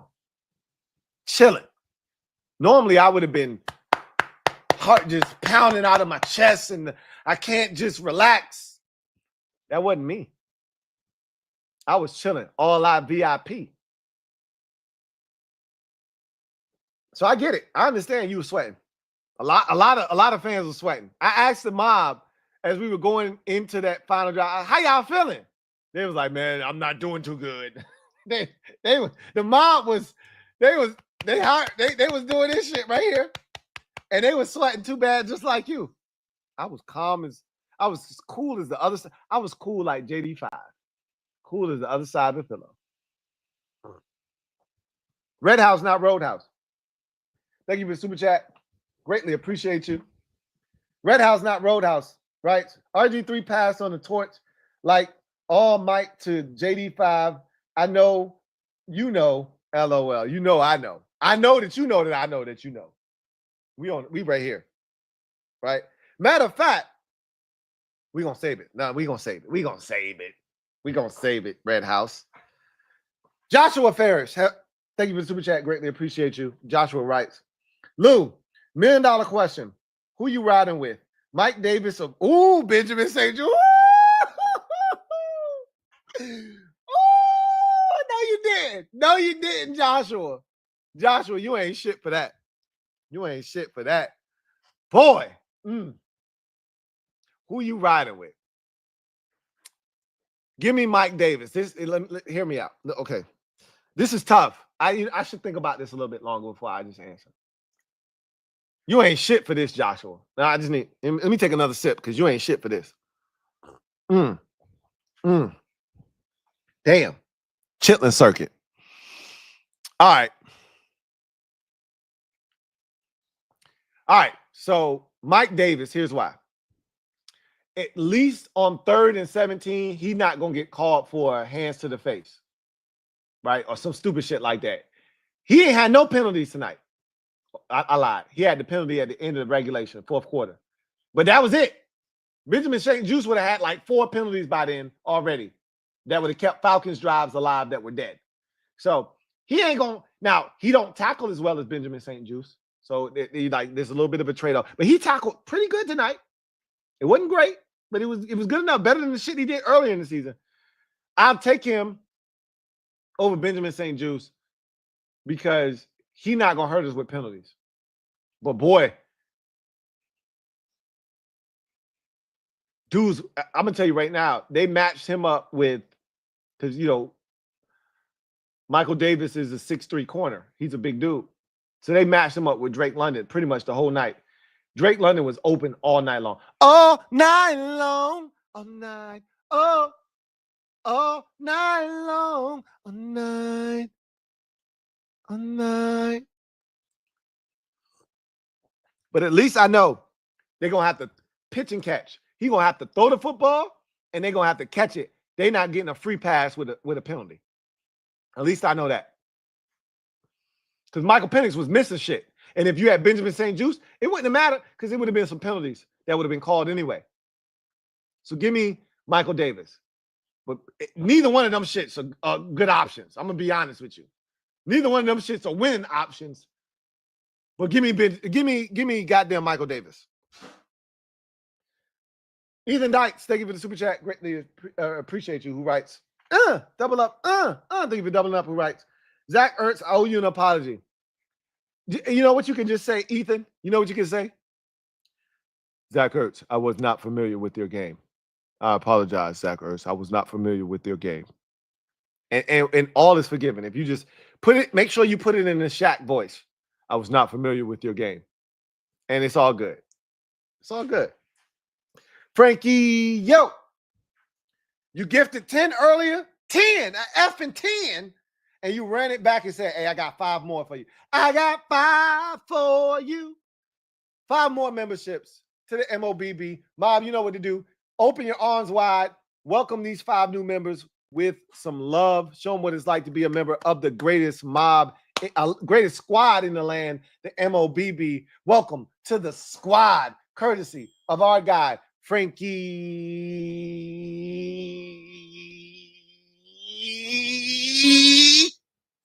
Yo, glad to have you on board.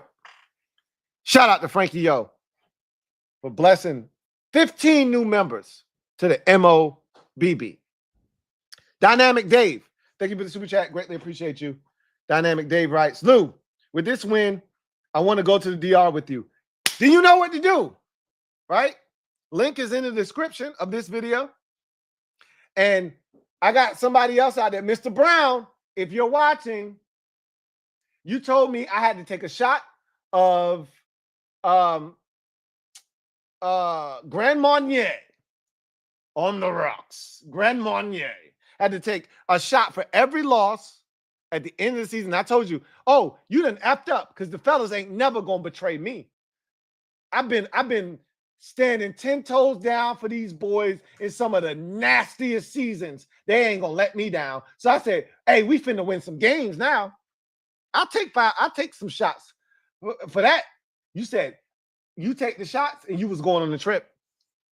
Mr. Brown, David Brown, you out there. You owe me. Don't run from me. Don't you run from me. Hey, Dynamic Dave, come on this trip to the DR. We finna turn up. Go ahead. Let me make sure that it's in the comment section. I'm pretty sure that all the information you need is in the comment section, but let me double check, just to be on the safe side. And mods, if you out there, y'all go ahead and put that information out there for them. So it's not in there. I'm tripping, but I'm about to put it in there right now. So you ain't got nothing to worry about. I'm going to put that information in there for you so you can go ahead and have all the information that you need so you can come on this trip to the DR with us, because I'm ready to turn up. And I want y'all to be there. I keep telling y'all, I need y'all with me on this trip to the DR. Like, it's a big deal.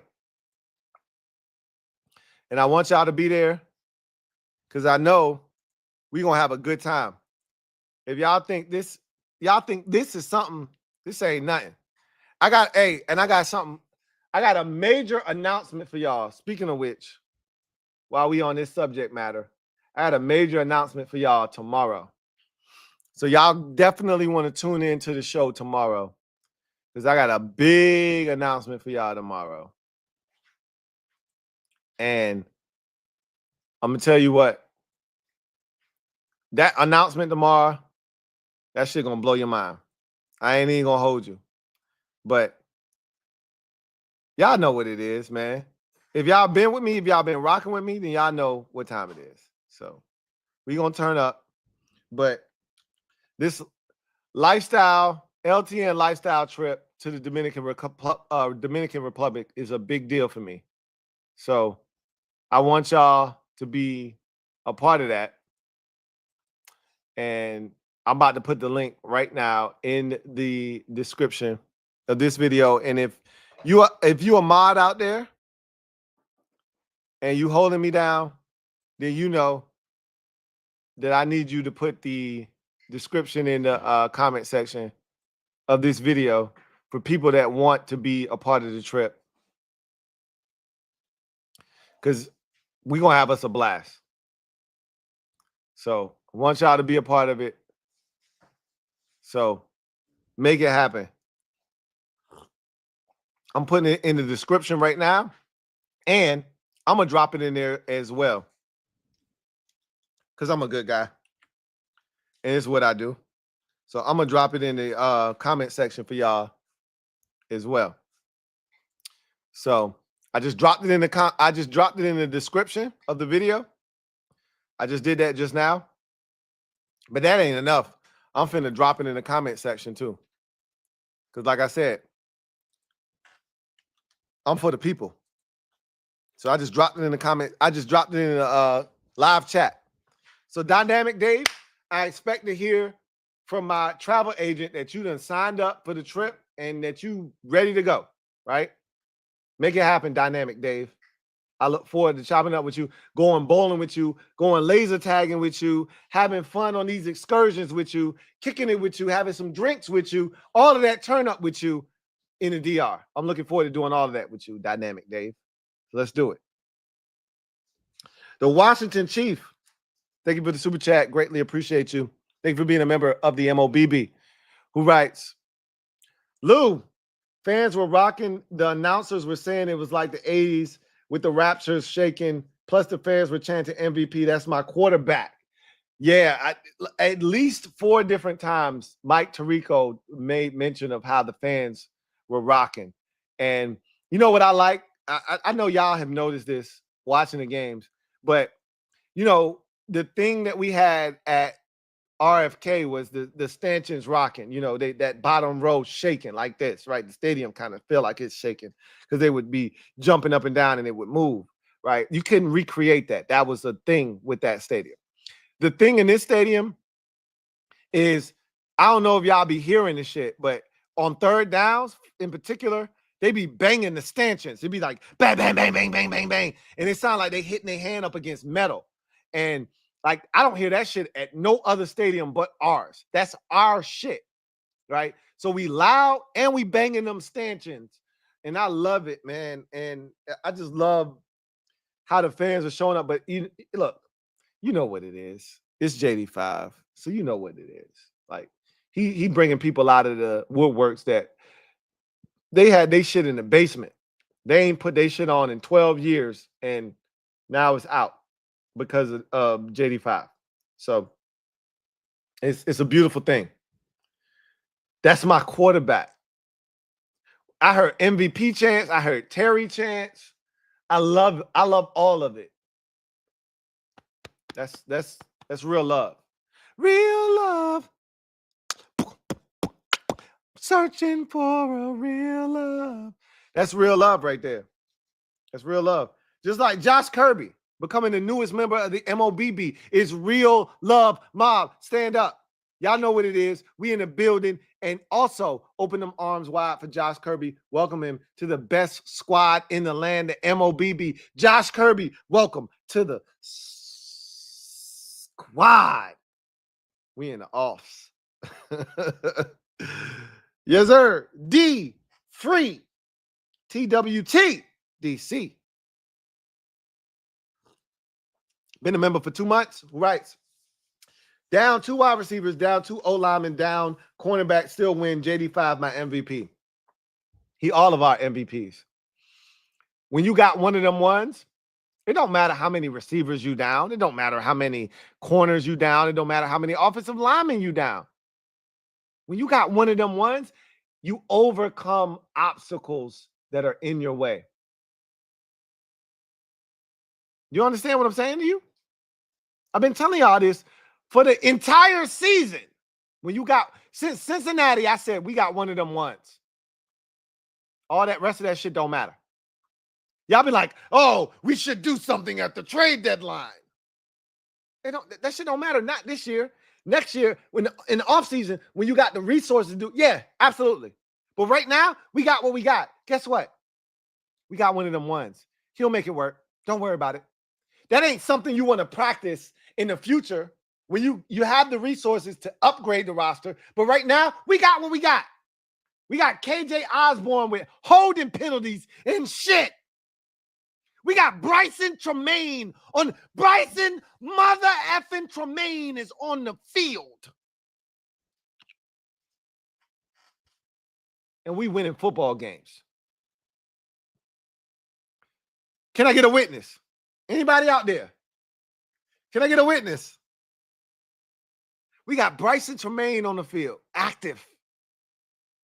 We got KJ Osborne out here committing holding infractions. Don't get a catch. Hasn't been active since we traded for him. Or not traded for him, claimed him off waivers. Can I get a witness? Can I get a witness to Jesus? Can I get a witness? Help me, Lord. Everything is all right. Get a witness. Can I get a witness to Jaden? Can I get a witness? Can I get a witness? Jaden, are you with me? Oh, yeah, he's here. He ain't going nowhere. Hey, Jaden, can I get a witness? Yes. Yes. We got one of them ones. Yes, we do. We got one of them ones. So, don't matter if you got Olamide Zaccheaus, and we, hey, put some respect on his name. We got to stop talking about him like he just one of these bums. He ain't no bum. Stop doing that. We got the rest of these dudes out here, though. Bryson Tremaine and KJ Osborne. And we out here winning games because we got one of them ones. Y'all better put some damn respect on my quarterback's name. You damn right. D free. For D free. For D free. Glizzy McGuire. Thank you for the super chat. Greatly appreciate you. Thank you for being a member of the MOBB who writes, boy, Sirianni lit like a fire in lit a fire in Ertz.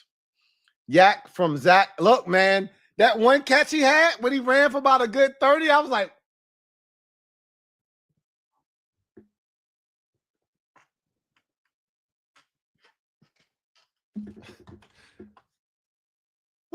what is this? What is this? You could do this the whole time, and this is the shit we've been getting. You could do this. You could actually run after the catch. That was refreshing, like a hot on a hot summer day when you pop the top on that soda, that Mountain Dew, that Pepsi, that Coke, whatever's your vice. When you go, when you pop the top, that's what that was. I was like, hey, Zach, you could do that the whole time. And you've been waiting for this entire season to break off. That's you heard Mike Tirico say, that's his biggest run since 2020. I'm like, I bet it is. I bet it is. If we getting yak from Zach, oh, we can't lose. We can't lose. We're not allowed to. We're not allowed to. AJ Meehan, been a member for 29 months. Really appreciate you who writes. I'm 26 years old. That TD to win the game almost sent me to tears. I love it. I've never witnessed my squad have 11 wins ever. You and about 2/3 of this fan base never seen this team win 11 games. So you're not alone. Thank you, Mr. Harris, Chef P, and most importantly, thank you, JD5. Hail effing yeah. Oh, yeah. Jaden Daniels is one of the best quarterbacks in the NFL.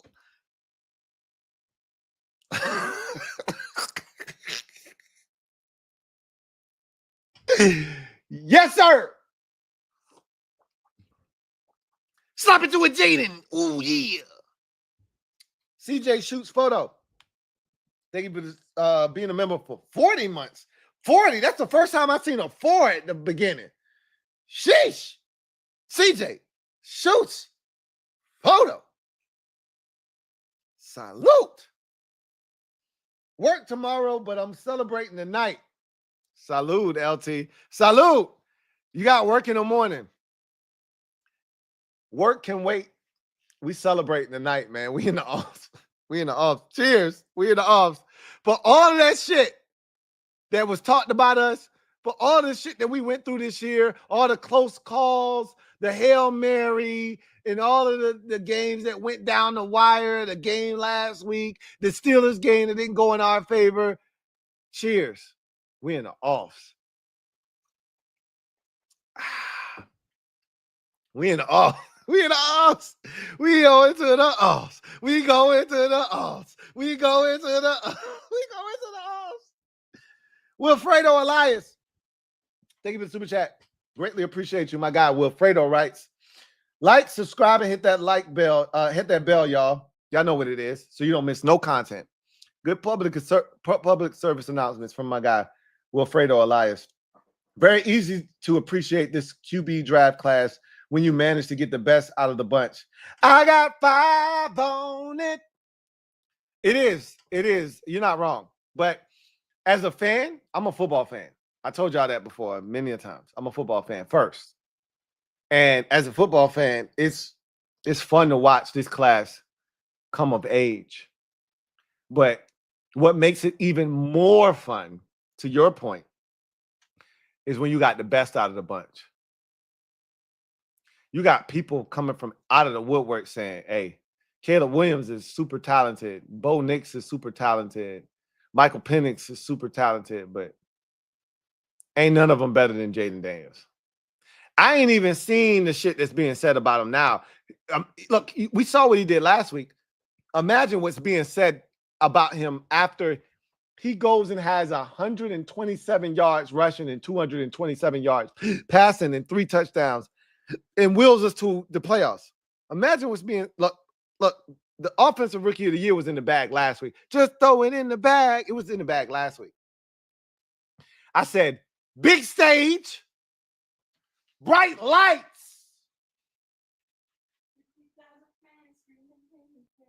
Sunday night football. It don't get much bigger than this. What you think he finna do? And he said, show the entire not football league that I am one of them ones. And as a fan base, as one in unison, we screamed, I got 5 on it. Doesn't that feel good? Doesn't that feel good? To know that no matter the circumstances, I got 5 on it. Michael Penix is cool. He ain't 5, though. The Falcon fans was like, oh, Michael Penix, wow, he just made a great throw to Kyle Pitts for the game-tying touchdown. You know what we said? Relax.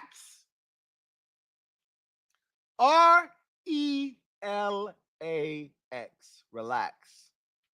I got 5 on it.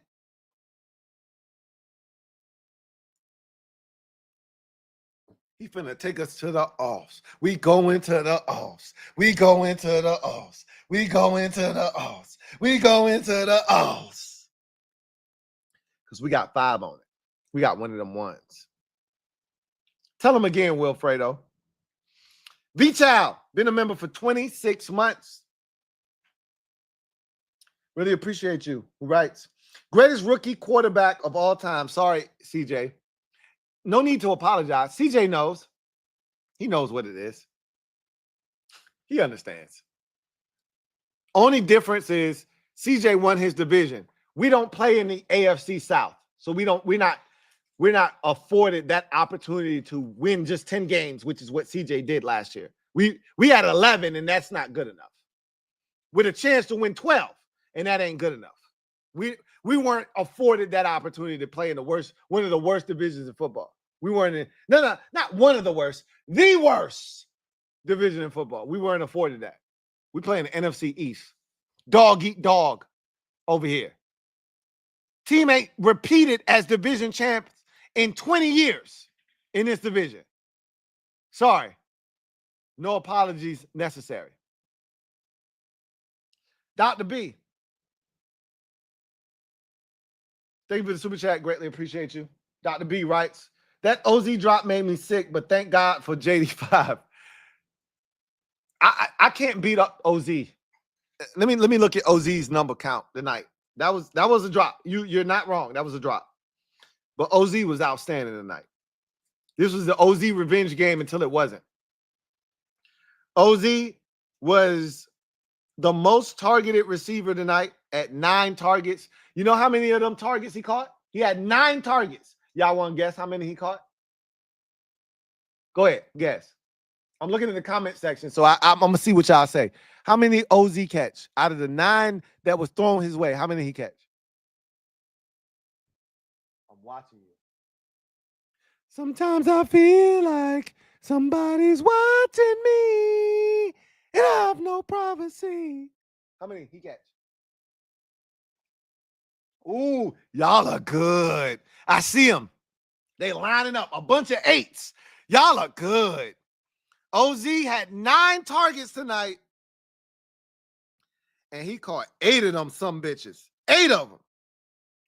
The one he did not catch was the one on that 1 3rd down. So what we not going to do is castrate and try to beat up OZ for the 1 catch he did not make. I get it. It was a 3rd down. It was a crucial 3rd down.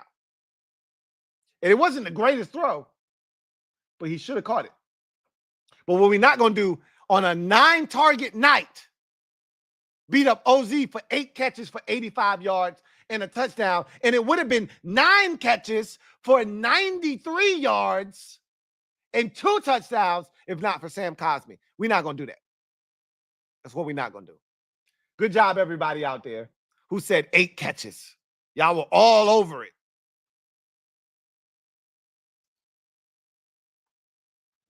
Royal Stacks. Thank you for being a member for 3 months. Who writes, celebrate, damn it. We go into the offs. We go into the offs. We go into the offs. We go into the offs. Oh, yes, it is. We go into the offs. Red House, not Road House. Thank you for the super chat. Greatly appreciate you, writes. Ertz was thinking about Sirianni on that last touchdown. Shout out to Nick Sirianni for being a bitch-ass head coach and giving Zach Ertz the motivation to go out and be the best version of Zach Ertz he could be when we needed him the most. Yes, sir. Dr. B again. Double up. Thank you for doubling up. Who writes, playoffs, Lou. We go into the offs. We go into the offs. We go into the offs. He says 11-5. First time since 1991 that we've won 11 games in a season. One of the best games. It was a great game between 2 rookie quarterbacks. That throw that Michael Penix Jr. made to Kyle Pitts to tie the game up. Are you kidding me? What? That's a 4th down throw, folks. Like, if you're a Falcons fan, you going, yeah, we lost tonight, but I think we got one. I think we got ourselves one. They do. Let me tell you, they got themselves one. That boy right there, he's a problem. Just like ours is. He ain't one of them ones because he ain't running no damn well. But he's a problem. And with all them first-round picks, protecting them up front, he's a problem. Swaggy P, my guy. Thank you for being a member of the MOBB. Thank you for the super chat. Greatly appreciate you. Writes, playoffs. We go into the offs. We go into the offs. We go into the offs. Celebrate. Was at the game, and I thought the atmosphere was crazy last week versus the Eagles, but it was even wilder. We could see it on TV. And a lot of people said the Falcons don't travel like, of course, an NFC East team would, like a Dallas, like a Giants, like a Philly would. So we knew that it would be more of our fans there than Falcons fans. Made us sweat in OT for it, but it was all worth it. Need lap back. Let's secure the 6th seed next week on the Dallas. #HTTC. Man, I love you, Swaggy P. Some of them games where we lost, when you hit me with that onto the, for example, when we lost to Pittsburgh and you was like on to Dallas, I needed that. When we lost to Dallas and you was like on to Tennessee, I needed that, bro. I needed you, and I needed that comment for me to feel good because it was on to the next, on to the next one. Hard to move on when you always regret one. But I didn't regret it because you would tell me, hey, we got to move on, bro. On to the next one. And just like tonight, we celebrating. We're in the offs, but it's on to Dallas. And I'm not losing sight of that. 6th seed is in the balance. It's in the balance. And I'm glad you was there and you experienced. First of all, shout out to everybody that was in attendance that brought home the dub. I gave away 2 tickets. You went and you did your job and you brought home the dub and you did what you were supposed to do. Respect. Cheers.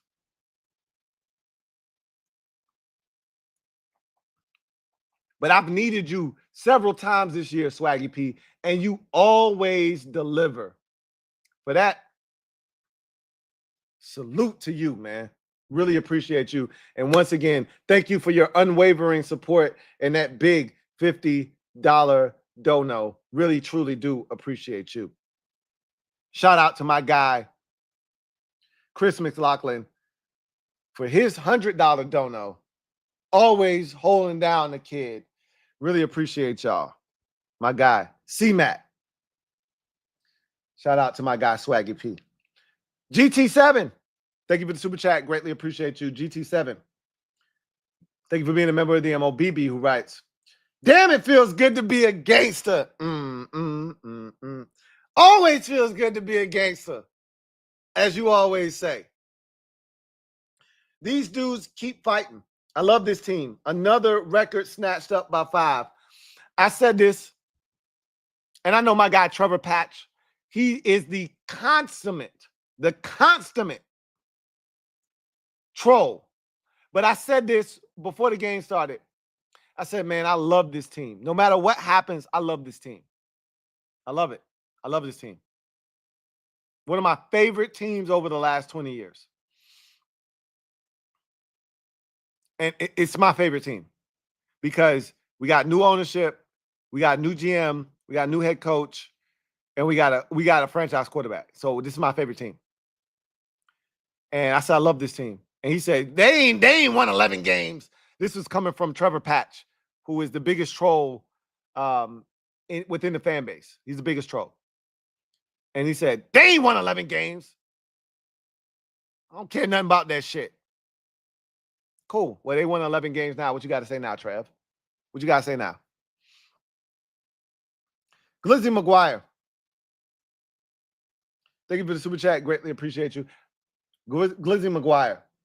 Thank you for being a member of the MOBB who writes, Mike Davis did his best booty juice impression. He did. He didn't commit 5 penalties, but he did commit 1 big penalty. And he gave up every easy completion that you could think of in the book. So yeah, he did his best Benjamin St. Juice. I was so wrong about him. Chargers fans tried to warn me, and I went off of 2022 Mike Davis, and they was like, yo, you finna get this 2023. And I was like, nah, we getting the 2022. Now we got the 2023 Mike Davis. It is what it is. But hey, we going to the us. We going to the us. We going to the us. We going to the offs.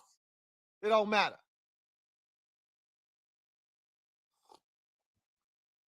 Like and subscribe. I like your name. I like your intent.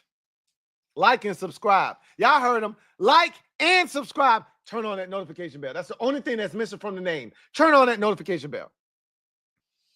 My favorite channel. I'm a Ravens fan. Been locked in with your channel since about 2014. You deserve this happiness. I'm happy for you, fam. If you're truly a Ravens fan, I'll marry you. I kid. But I really appreciate you. If you're a Ravens fan and you've been locked in since 2014 and you've been holding me down, I really appreciate you. Like and subscribe. I really do. Thank you. And I'm a big fan of your Ravens, by the way. I root for Lamar Jackson. Personally, I think he should be if they're not going to give it to Joe Burrow, if they don't make the playoffs, which if they don't make the playoffs, they're not giving it to Joe Burrow.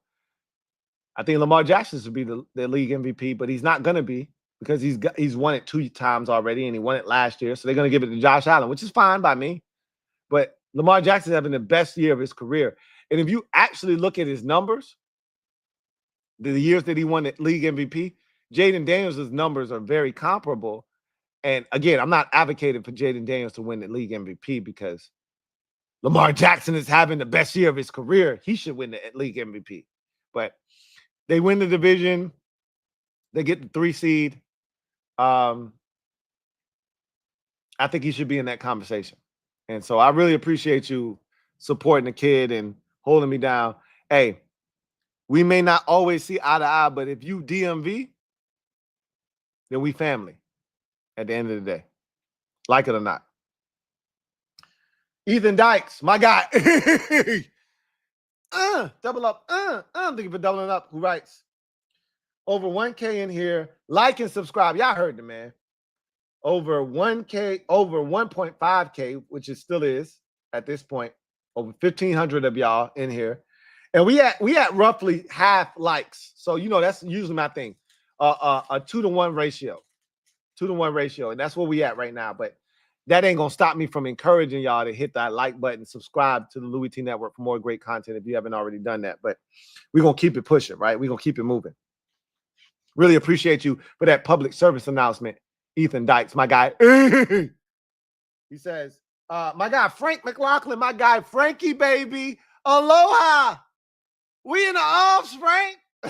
We did it, Frank. Frank, we in the offs, Frank. Hey, we go into the offs. We go into the offs. We go into the offs. We go into the offs, Frankie McLaughlin edition. Aloha, baby. We going to the offs, Frank. Yeah.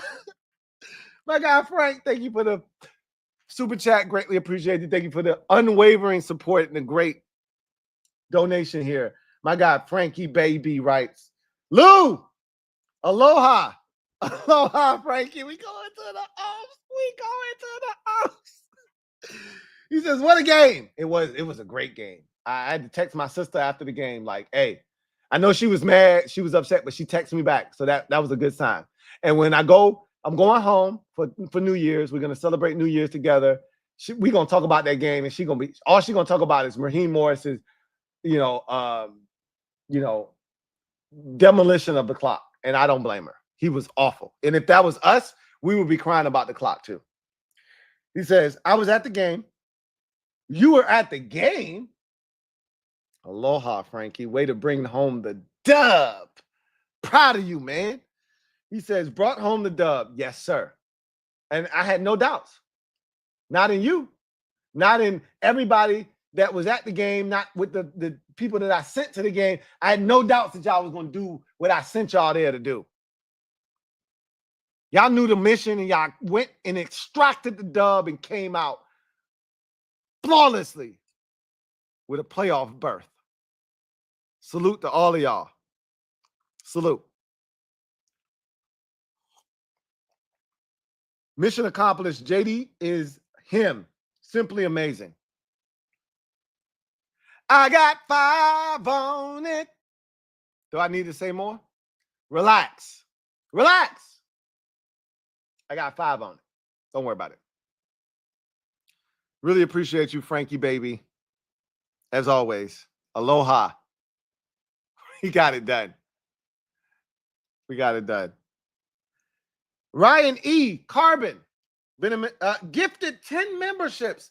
10 effing 10 memberships.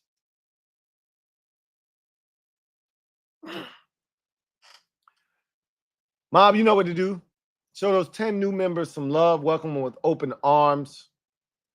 Ryan E., you are the man with the master plan. Welcome these 10 new members to the squad. Welcome to the squad.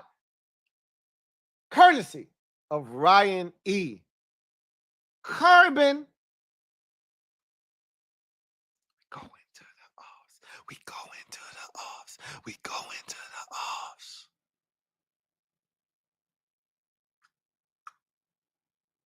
Good job. Really appreciate you, Ryan E., for blessing 10 new members of the MOBB. Niners fan, thank you for the super chat. Greatly appreciate you. Niners fan writes, Lou, I know how it feels to snap the drought. 2019 was one of my favorite years as a fan. Rooting for y'all and AP, who grew up in my area, to destroy the Rams. Also, Penix is one of them ones, and Raheem stinks. So, Penix is good, man. I enjoyed watching him tonight. Watched him last week. They babysat him against the Giants. They really did. It was his first start. They should have babysat him. They turned him loose tonight. They really did. They turned him loose, especially in that second half where we cut down the opportunities that he had. And they said, no, we believe in this young fella. And he went and, I got a soft spot. I'm left-handed. Y'all know that. If y'all been following me long enough, y'all know I'm left-handed. So I got a soft spot for left-handers. It ain't enough of them in the NFL. It's just Tua and now Michael Penix Jr. So, I'm rooting for Michael Penix Jr. like hell because I don't believe in Tua, right? His inability to stay healthy and his fragility. I'm a Michael Penix Jr. dude because he might be the only guy that can hold down the left-handers in the NFL. And he is the truth. Like, I never felt comfortable tonight watching him. He missed some throws. And I think a lot of that is due to, the man ain't played but two games really this season. And so this being a second start, he missed some throws. There were some opportunities. Guys were running down the field open and he missed. And you give him 3 more weeks and he might not miss them throws. But when it's all said and done, he's a problem. He's a problem. And I respect Michael Penix Jr. and what he's going to be in this league. Make no mistakes about it. I won't call him one of them ones because he refuses to run. He ain't one of them ones unless he's going to turn into Joe Burrow from the pocket. But if you look at one of them ones, Mahomes runs, Allen runs, Jackson runs, Herbert runs. You got to be elite if you ain't going to run. And Burrow don't really run unless he has to. I won't put Penix in that conversation yet. But what I will say is Penix is a problem. But I told the fan base, Niners fan, what you just said. And I've said this to them many a times. Nothing's better than the first time. Y'all, the difference is in 19, y'all went to the Super Bowl. That wasn't y'all first time. It might have been. Shanahan took over in what, 17? 18, I think y'all turned it around. Y'all might have made the playoffs in 18. I don't think y'all did. I think 19, y'all made the playoffs, and y'all went all the way to the Super Bowl. I don't know if we're going all the way to the Super Bowl. I can't say if we are or aren't. We're capable because we got 5. But I told them nothing's like the first time because none of this was expected. So there's a little bit of leniency and there's a bit of, hey, I'm just happy to be here that is sprinkled in that you don't have any other time after this. After this, next year, I'm going to be honest with you. I'm expecting to win the division next year. That's the type of time I'm on. And from here on out, I'm expecting to win the division every year. When we don't, I'm going to be disappointed. If we don't make the playoffs, I'm going to be disappointed because there's an expectation that comes with it now. There was no expectation this year. Just go out and figure out if you got a quarterback. Well, we exceeded that. So I told them, I said, when you arrive a year earlier than you're supposed to, it'll never be better than that first year because that first year, you're delirious. You're so excited because you didn't see it coming. And it happened. And you're like, wow, this is fun. And I'm going to just enjoy the ride. It ain't no enjoying the ride next year. There's expectations. And if them expectations don't hit, well, we got a problem on our hands. So this is fun. So I appreciate you acknowledging that, Niners fan. And if we match up with the Rams, I'm going to do you a solid and take care of them boys for you. Don't you worry. I got 5. I got 5 on it. I'm going to take care of them for you. Don't you worry. I got them. And I'm going to dedicate it to you because you my guy, Niners fan. Daniel Moore. And to your point, Raheem stinks. I love Raheem Morris, but yeah, he was funky tonight. That shit that he did in the first and second half, that's unforgivable. If they don't make the playoffs, as a Falcons fan, I'm coming back to those decisions, and I'm gonna beat your ass up bad. He ain't going nowhere, but he better fix that shit. Like, let this be a learning lesson. Let this be a teaching tool. Okay, I effed up. Yeah, that's on me. Acknowledge it, move on, and be better because of it. If he continues to make these mistakes in the future, well, we got a problem on our hands, and we got to find somebody that's gonna be better, right? Daniel Moore, excuse me. Thank you for the super chat. Greatly appreciate you. Thank you for being a member of the MOBB. Daniel Moore writes, JD5 willed us to victory. So amazing to watch. Ain't it though? Ain't it though? It's so great when you got one of them ones and you watching greatness unfold right in front of you. You're like, damn, you already beat the RG3 record for most rushing yards by a rookie quarterback. And you still going? He's like, yeah, I only needed 85 tonight, but I'm going to go ahead and go for 121. Don't worry about it. That's why I love you, though. That's why I love you.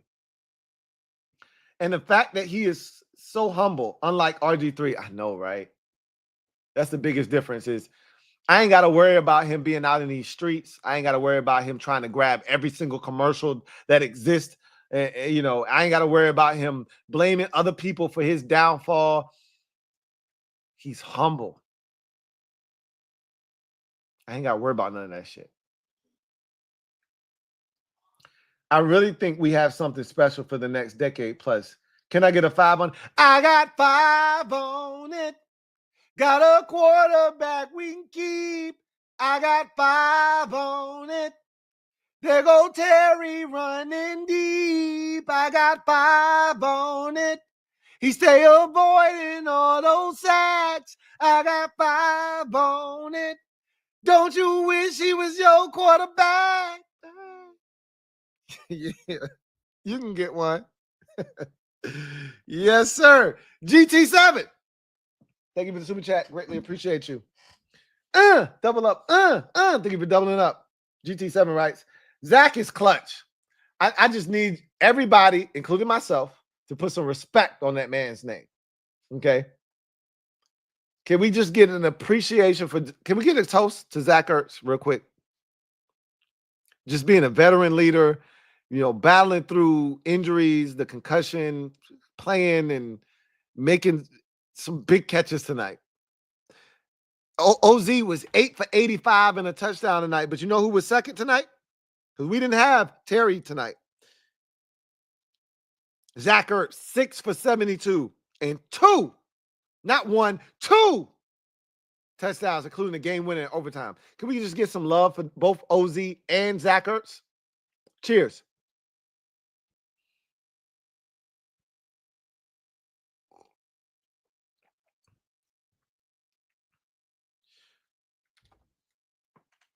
Sam loves to do silly shit. Hey, I'm not gonna let you speak blasphemy on Sam Cosmi's name. Chill out. Chill out. Yeah, it was a rough go of it tonight. They were picking on him tonight. One was legit, the other one wasn't, but we're not gonna do that. There's no need to grab a dude so early. I agree, but it is what it is. We've been playing playoff caliber football the past 2 weeks. We had to, right? We knew what it was. After the 3-game losing streak, we knew what we put ourselves in, and that's why December football became so important. Too many effing penalties and undefeated in December, gang. Yes, indeed. Bay, can I get a toast to my Bay real quick? Big shout out to my Bay for holding the kid down, for always being the voice of reason, even when she ain't the voice of reason. Can we get a shout out to my Bay? Cheers to you, Bay. Cheers. Let me get cups up. Cheers to my Bay.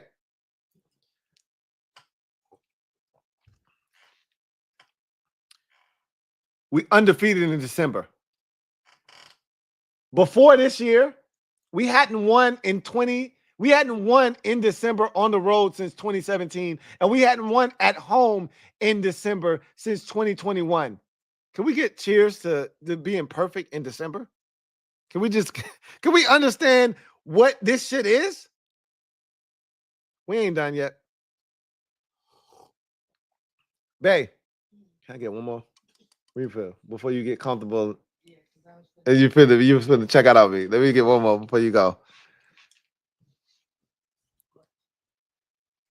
Thank you.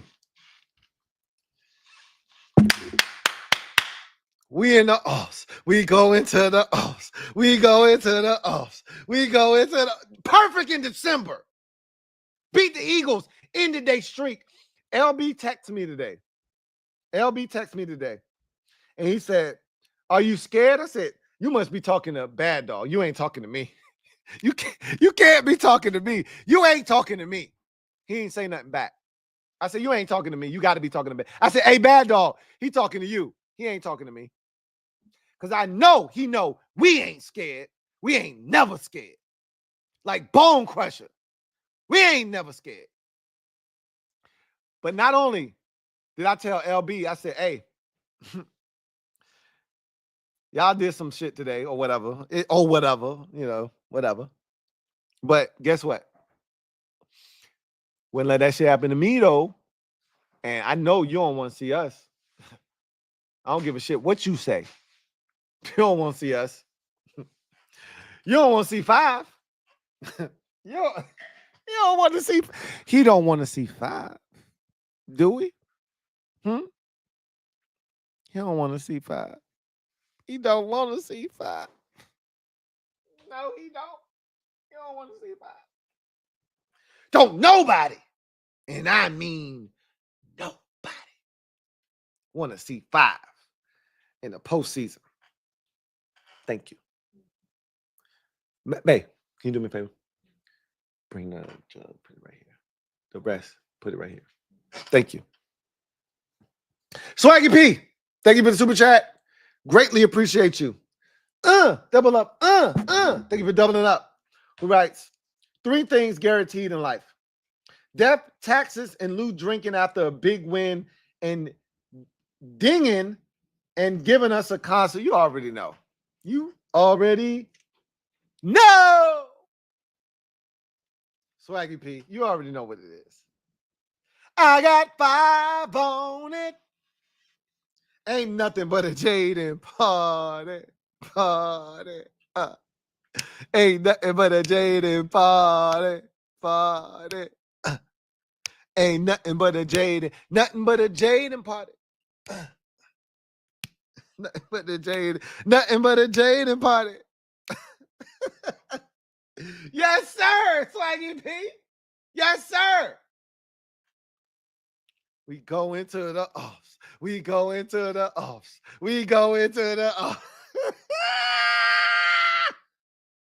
Yes, sir. Indeed. You know what it is. Red House, not Roadhouse. Thank you for the super chat. Greatly appreciate you. Who writes, Lou, let's say your job is 15 miles away. Lattimore equals driving your own car to work.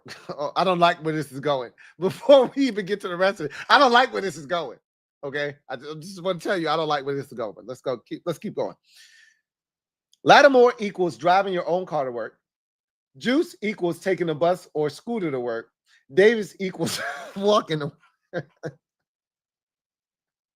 Walking to work. So 15 miles away, my house from the job. Well, you know which one I would rather have. I would rather drive my own car to work with Lattimore. But if that's not available, I'm going to walk to work with Davis. I'm going to walk to work. That's how our grandparents used to do it, right? They used to walk to work.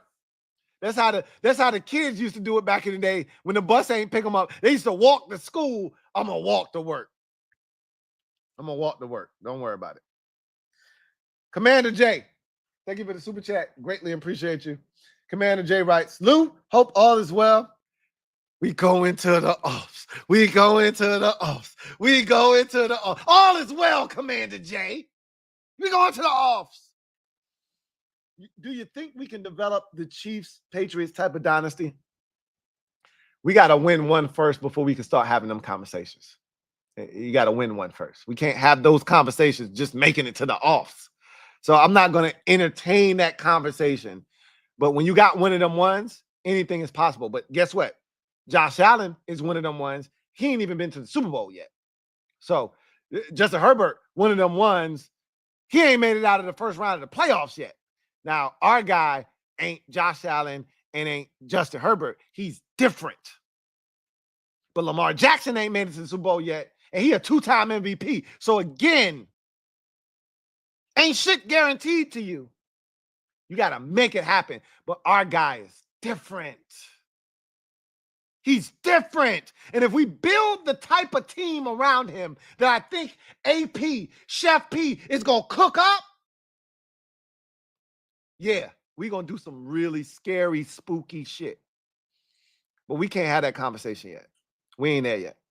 But what I will toast to is to getting better. Cheers. Because we're going to get better this offseason. Believe it or not, we got a lot of money. We got a lot of money. We got a lot of money. We got a lot of money. And we're going to spend some money. Cheers to getting better.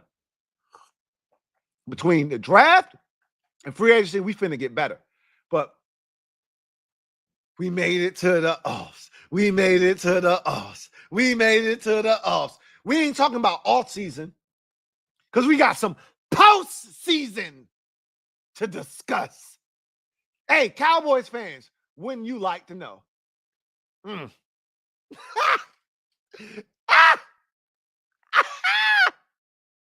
Shout out to Jada Kiss. 1-6 double dot. Thank you for the super chat. Greatly appreciate you being a member. Another 40 spot. Another 40. Another member for 40 months.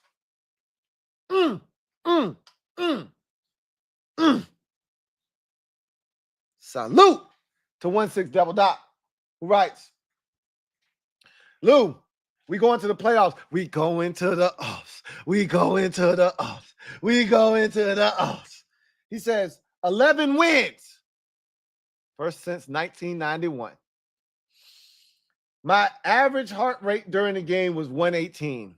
Damn. Chitlin circuit. With a high of 124. I need you to calm down. You should have did like me and cut the edge off and took a couple of drinks. If you're not a drinker, I don't know what to tell you. Because that's the only thing that's gonna calm me down, right? I'd have been right there with you. Otherwise, according to my watch, I get it. Your watch won't lie neither. Your pulse was just. This team is going to kill me. No, it's not. No, it's not. You're gonna be okay. You're so like Gloria Gaynor. You're gonna survive, right? You're gonna survive. I trust that you will. He says, did we surpass Green Bay for the 6th seed? We did, but we're not locked into the 6th seed. We got to win against Dallas in week 18 to secure the 6th seed, but we are currently the 6th seed in the NFC playoffs. But can we just take a toast to just being in the playoffs for a second? Forget about 6, 7, whatever. Can we just take a toast? Like my man Snow, Infama, I keep bum down. Can we just say we in the playoffs? Yeah! The Falcons thought they were gonna stop us. We licked the bum down. Pop, pop, pop, pop, pop, pop, pop, pop, pop. Got 5.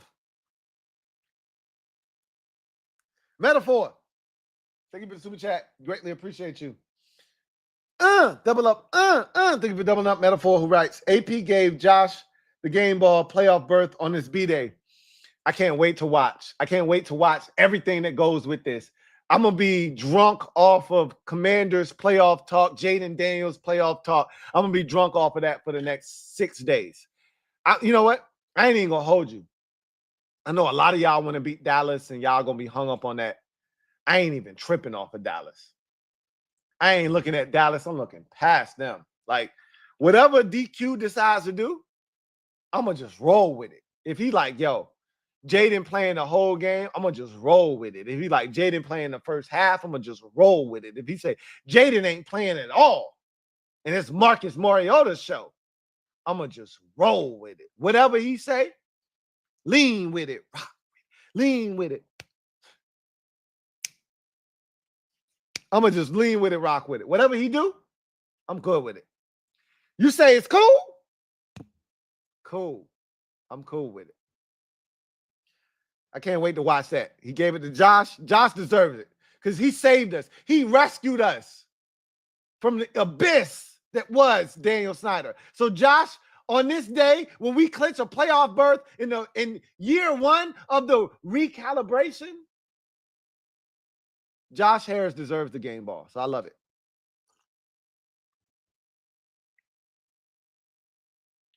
Juan Gotti talking sports. Thank you for the super chat. Greatly appreciate you. I know, he says, you know why I want the 6th seed, because we can take over SoFi. Let's effing go. Yeah, we can. We've done it before. We can do it again. And I want to play indoors. I ain't going to front. It's cold as hell outside. I would love JD5 to be indoors. But at the end of the day, 6, 7 seed, I don't really give a damn. I know some of y'all would prefer the Rams over the Eagles. I would prefer the Rams over the Eagles, but I'm already telling y'all. And I would prefer to beat Dallas and not get swept by Dallas in the down year. I'm with all of that shit. But I'm a health first. That's what's most important to me. Getting healthy. Because I'm trying to do damage. I ain't just trying to show up to the playoffs and be happy because we made it. I'm trying to show up to the playoffs and do damage. Cheers to damage in the postseason. We finna wreck some shit. Blow some shit up.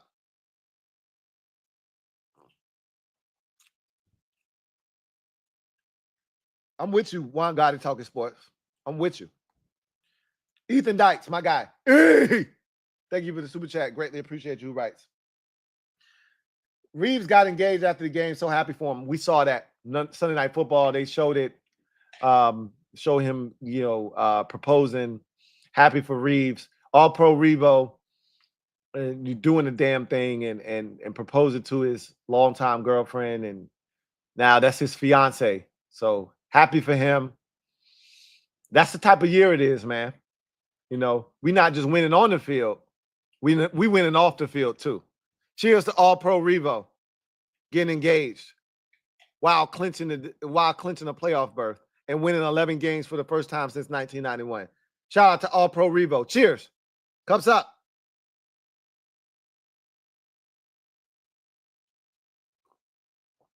Shout out to all pro Revo. Congratulations, my guy. Well deserved. We happy for you, man. We happy for you. We really are. You one of us. You family. And we happy. Ethan Dykes, thanks again for the super chat. Greatly appreciate you. My guy Ethan Dykes writes, got to win next week if we want to keep the 6th seed. Facts. That goes without saying. You want the 6th seed, you got to hold on to it. Got to win next week. Because the Packers aren't losing to the Bears. I can assure you of that. They're going to take care of business there.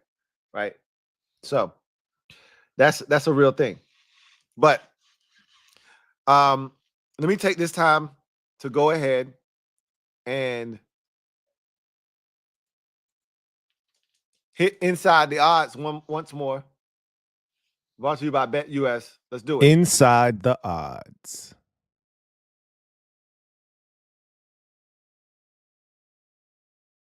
Looking for a new book this football season? BetUS has you covered. Fastest payouts in the industry.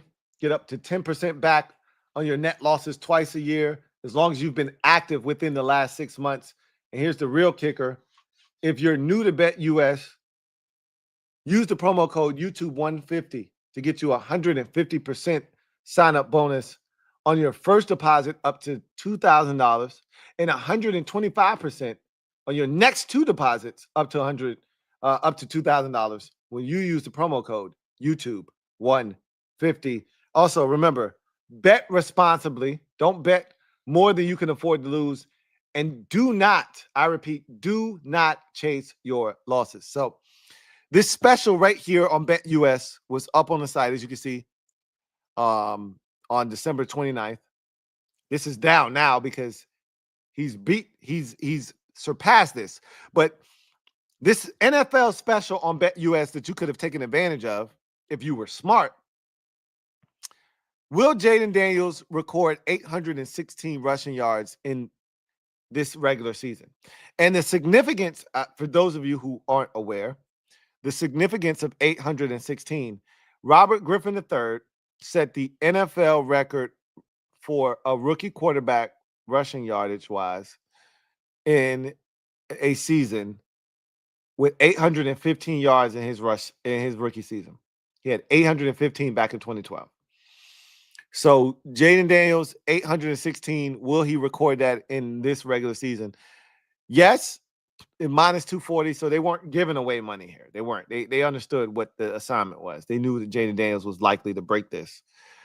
No, plus 160. But had you gotten in on this earlier, there was some opportunity to make some money because there was a time where they weren't sure if he was going to break this or not. But I didn't think he was going to surpass it tonight. I'm not going to hold you. He rushed for a career high in the biggest game of our season, on the biggest stage of our season, with the brightest lights of our season. Jaden Daniels rushed for 127 yards, career high. He had never rushed for 100 yards the entire season. And when we needed him the most, 127 yards rushing for Jaden Daniels, to go along with the 227 yards and 3 touchdowns he had passing. I didn't see 816 tonight. I didn't see that. He came into the game with like 736 or something to that effect. And I thought he would be like another 70 yards, right? 806 or something like that. And then this would be realistic for next week. He said, nah, bro. We needed it tonight, so I blessed you tonight. 816 rushing in the 2024-2025 regular season. Well, he's already surpassed that because he's one of them ones. Lamar Jackson ain't doing it in his rookie season. Cam Newton ain't doing it in his rookie season. Kyler Murray ain't doing it in his rookie season. Robert Griffin III ain't do this in his rookie season. He had 815, though. But he ain't have 840-something, which is where JD5 is. Best ever. That's what we got. Cheers to JD5 being the best ever at running the football at the quarterback position in his rookie season. We got one of them ones. Eagles fans, read it and weep.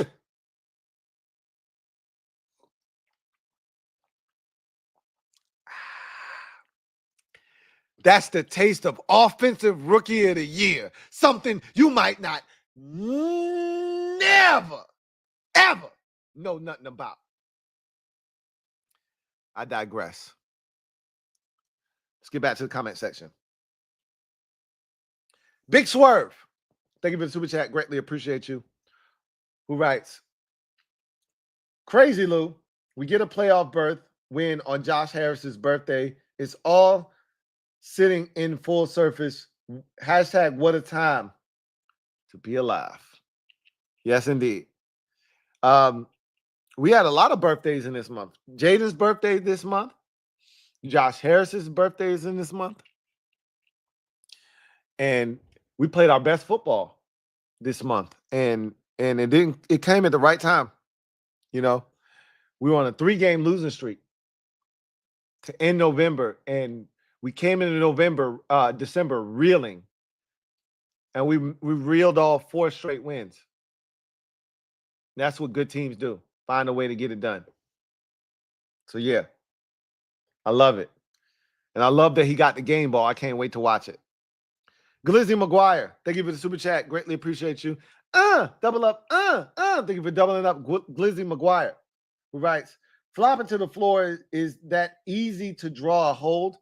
Yeah, it is. Like, what I've realized, like, I think this year more so than any other year, I've been very hyper vigilant of offensive linemen getting called for holding. When offensive linemen push a guy down to the ground, even if you push him down, you don't hold him, you don't grab him, you don't tug him down.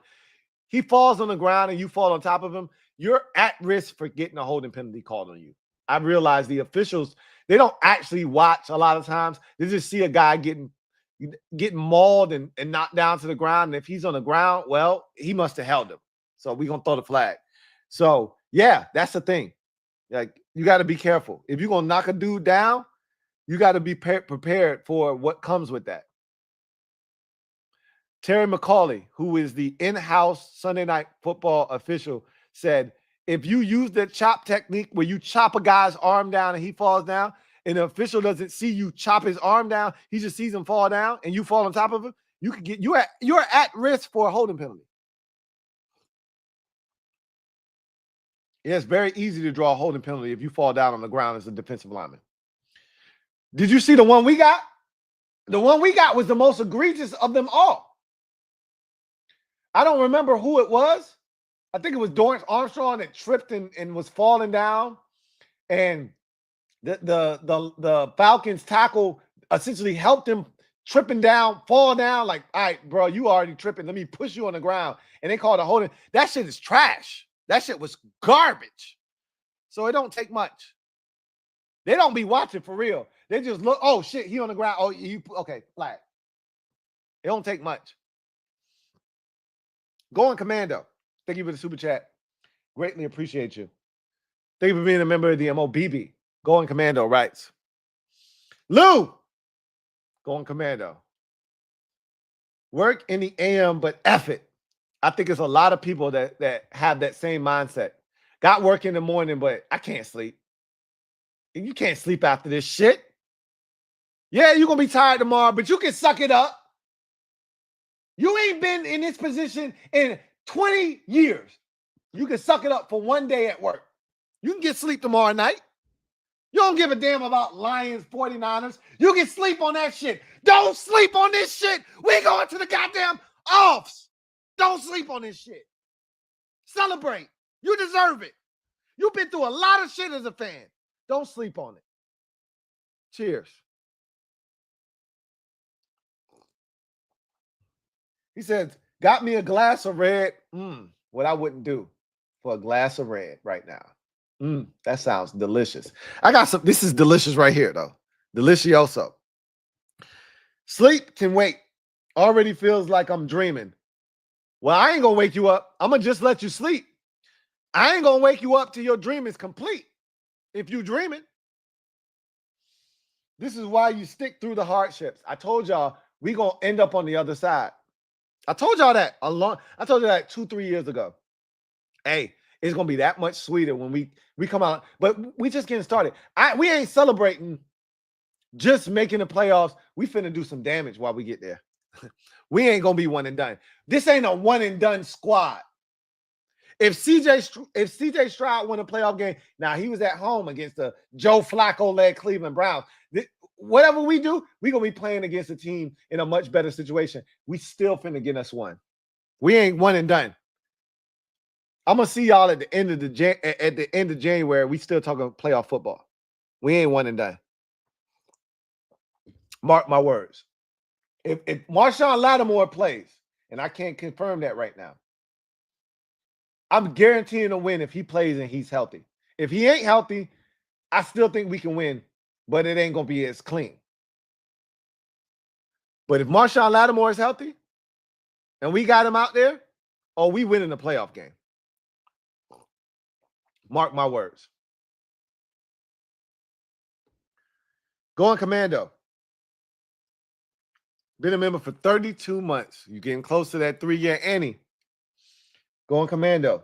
Really appreciate you who writes. All of a sudden, people begging for BSJ. Damn. I'm not begging for him. But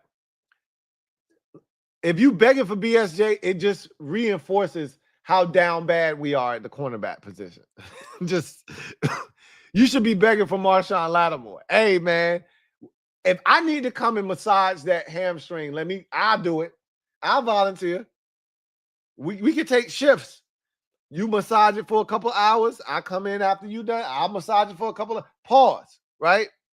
Whatever we got to do to get this man back. He had a whole pendant on his chest with his whole face on his own pendant. I need him to be back on the field. I need him back on the field. People was like, yo, why we don't do what we did to the Eagles in the second half? I'm like, you don't have Marshawn Lattimore. You can't be aggressive in the run game because you can't play man-to-man coverage across the board. That's why. You can't be that aggressive. You better hope we can start stopping the run with our base look because you don't got Marshawn Lattimore out there. That's why. Colin Talking Sports. Thank you for the super chat. Greatly appreciate you. Colin Talking Sports. Thank you for being a member of the MOBB who writes, I had my hands folded from the opening kick and a resting heart rate of 9. A resting heart rate of 900. Really, Colin?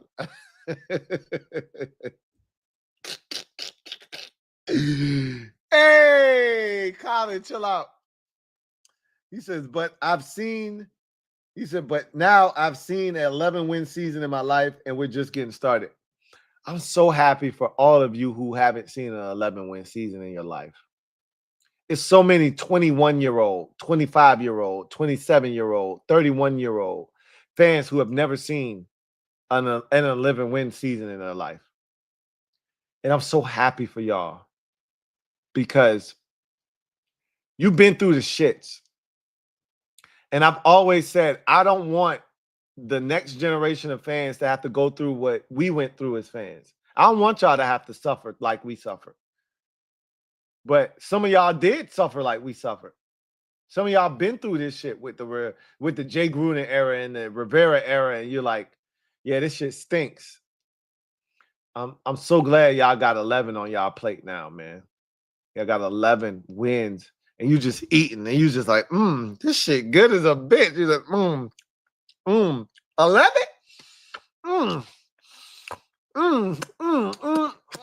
11 win. This shit is delicious.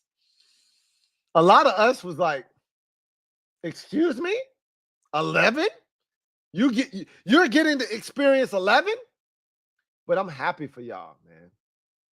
I'm glad that you just like, yo, that's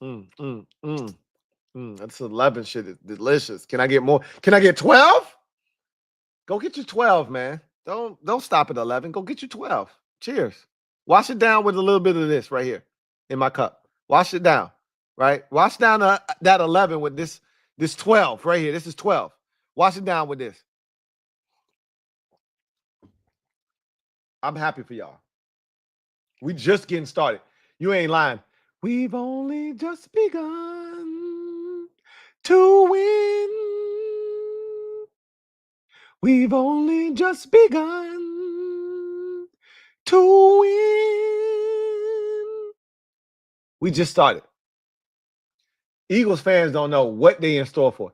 It's been 20 years straight where the NFC East hasn't had a consecutive one. We win in the division next year. It ain't Dallas. It ain't Philadelphia. It ain't the Giants. It's us. We up next. As long as 5 is healthy, you can't convince me otherwise. You can't. But that's another discussion for another day. We go into the offs. We go into the offs.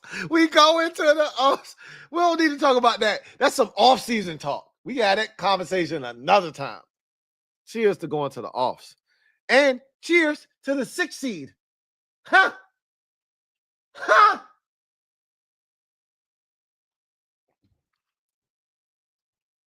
Hey, lower that heart rate from 900 though. That's a little dangerous. Let's lower that down. Okay? Ethan Dites, thank you for the super chat. Greatly appreciate you. Who writes, Louisville been really quiet lately. What's up with that? Look, Frankie Louisville is a dog. And sometimes dogs get silenced, right? At the end of the day, the other team gets paid too. They got first-round picks on that offensive line. So he might not be able to take full advantage of the guys in front of him. They didn't see the spin move. They understand what he brings to the table. So you say Frankie Louisville being quiet. He had a pick last week. You say that like Frankie Louisville ain't did shit in 4 weeks. He had the game-changing pick last week.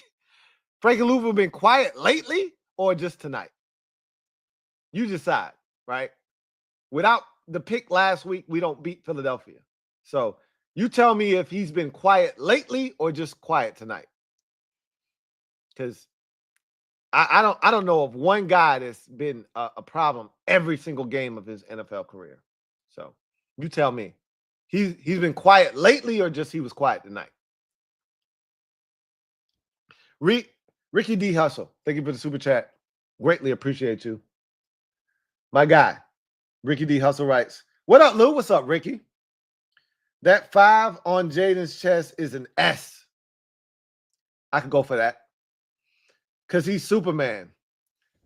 Look up in the sky. It's a bird. It's a plane. Nope. It's number 5. And Jaden is his name. Jaden Daniels.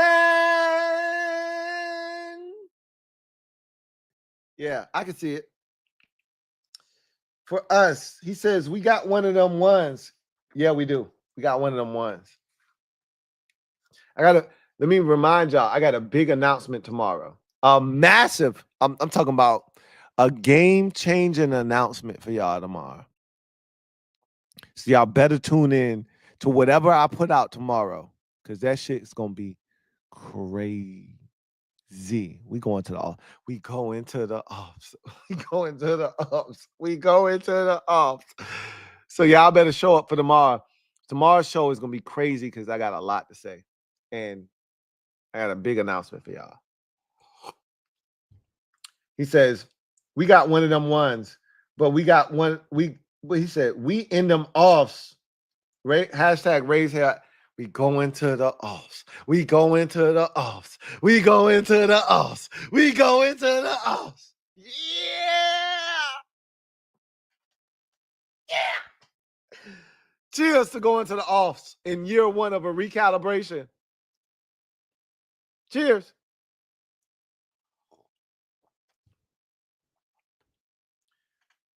Hashtag raise hell. Bow. Hashtag HTTC. Just Andre, been a member for 35 months. You're close to being a member for 36 months. Who writes, I know Joe Witt Jr. don't have the players, but I have doubts. I don't have any doubts because I've listened to this man talk. I've listened to this man break down other teams' offenses. He knows what's going on. He just don't have the players right now. So I'm okay with Joe Witt Jr. I'm okay with the situation being what it is. When he gets better players, he'll be able to scheme it up better. I'm not worried at all. I'm not worried at all. It's amazing how many people want to kill Joe Witt Jr. I've had people say, hey, take him off the intro. I don't need to hear Joe Witt Jr. on the intro. He ain't got shit to do with the players out there. It ain't his fault Michael Davis is ass. It ain't his fault that Benjamin St. Juste is ass, and that's all we got. You want to beat him up for that? Go ahead. I'm not going to, and I'm not taking him off the intro because he ain't got shit to do with that. When he had Marshawn Lattimore, it looked a lot different. It looked a lot different. I'm just going to say that. And he's done a lot with a little this season. He's done a lot with a little. We've gotten help. Inaccurate throws, penalties, missed opportunities. That's not my problem. Like, every team benefits from that. We're not the only ones. But he's done the most that he can with what we have. And I'm proud of Joe Witt Jr.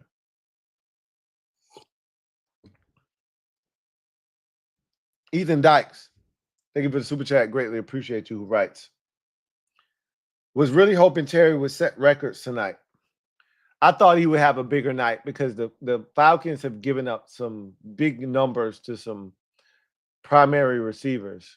But JD was just off when he threw the 17 tonight for whatever reason.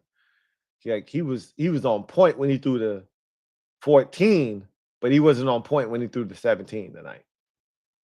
And Terry was diving for shit, and shit was hitting his fingertips, but he didn't have the only pass he had a chance to catch, other than the one that he actually did catch, was the slant. And that was a good ass play by AJ Terrell because he knocked that bitch out of his hands. That was a great play. Other than that, Terry probably had another 3 or 4 more targets, and he was open on all of them shits. And JD5, other than I think the end zone one he threw, it wasn't even remotely close. And we had to settle for a field goal. But I'd say 3 targets over the middle of the football field. JD5 just missed. And Terry had to dive, and it wasn't clean, and he missed. And if he would have put it in a position where he would have had a catch and some opportunities. So shit happens. It happens. And AJ Terrell ain't no bitch. He a good ass corner. So understand that you was going up against a really good corner, but Terry beat him enough times to have an impact. It's similar to that first Eagles game. Like we didn't do Terry any justice, and it made it look like Terry ain't about that life. But if you really throw Terry some balls where he can catch, pause, we ain't having this conversation. You know what I'm saying? It's all good. Just Andre, thank you for the super chat. Greatly appreciate you. Thank you for being a member of the MOBB. Just Andre writes, I don't want Joe Witt Jr. back next year. I know he don't have the players, but on both of those fourth downs, you rush 4 and play soft. Why not blitz in his second game? Bro, are you really trying to run Joe Witt Jr. out of our organization after 17 weeks, 16 games? Come on, man. I know you better than that. Come on, just Andre. Stop it. Let me say this to you. Stop it, Aki. Stop that, Aki, before I send shots to your body. Like, come on, man. Stop. Shout out to Joe Witt Jr. doing a lot with a little. Like, y'all tripping, man. I don't know what the hell y'all be on. But I'm here to tell you, we don't have one pass rusher that wins consistently with the shit on the line. We don't have not one. Not one. We don't stop the run consistently without having to load the box.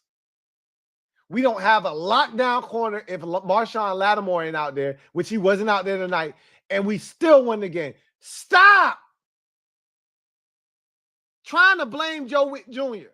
in year one with no talent. Okay, that's not fair. With not enough talent. Stop that, Aki, before I send shots to your body. Y'all tripping.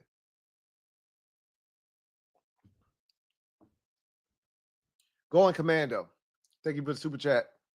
Greatly appreciate you. Now, let me say this. Just Andre. On those fourth downs, I might have sent a fifth rusher. I might have been a little bit more aggressive in coming after Michael Penix Jr., but we weren't getting to him with 5-man pressures. We weren't getting to him at all. 4-man, 5-man, it didn't matter. We weren't getting to him. They were blocking the shit out of us.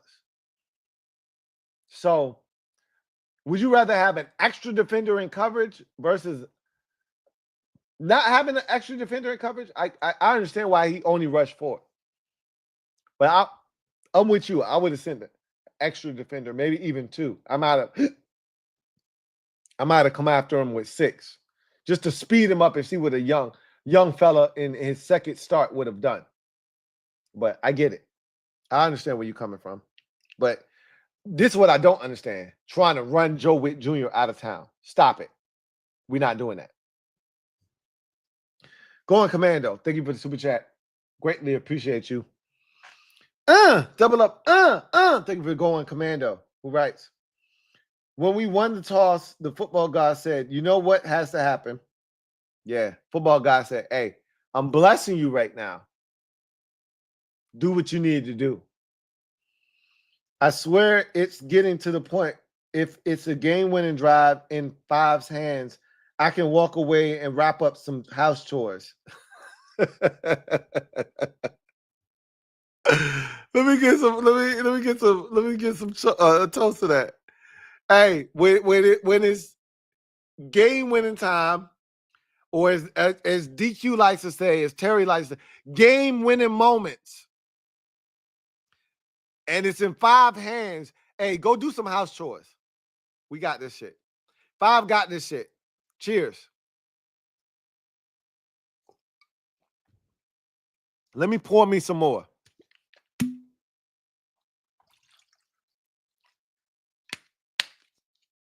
When Five gets the ball, I said to my wife and my son, he didn't get it done the first time, and it wasn't his fault. Alameda Sakirs didn't catch that ball all on third down. But that's cool. I said, if they give him another chance, like the Eagles did last week, you know what one of them ones is going to do, right? He finna bless them. And they ain't coming back from that. You might as well go get them. Hey, ask the Falcons, hey, what's your last meal? We asked the Eagles last week, hey, what's your last meal? What you want? Eagles said, hey, I just want a hungry man and a cigarette. Bet, I got you. I asked the Falcons tonight, hey, what you want? You giving it to them a second time with the game on the line? What you want?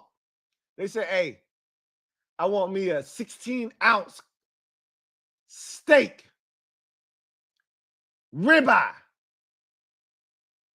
I said, I got that. Mashed potatoes with a side of corn. I said, corn? You don't want no beans? Nah. I said, corn. Bet. I got your last meal. Anything else? Whatever you drinking, let me get some of that. I said, bet. I got you. Because that's your last meal. Because you ain't going to survive this. You give him another chance, you dead. So let me tell you, let me ask you what you want for your last meal. Because you dead. Dead, I tell you. What you want for your last meal? Whatever you want, I'm going to give it to you. I'm going to bring it to you. Because you dead. And I served up. And JD5 served up the Falcons. Good and nice. I love it. He says, the house chores, I ain't leaving a game to do no house chores, but I know you being facetious when you say that. But that's your confidence in 5. Cheers to the confidence you got in 5. Because we all got that same confidence in 5. Cheers to having one of them ones.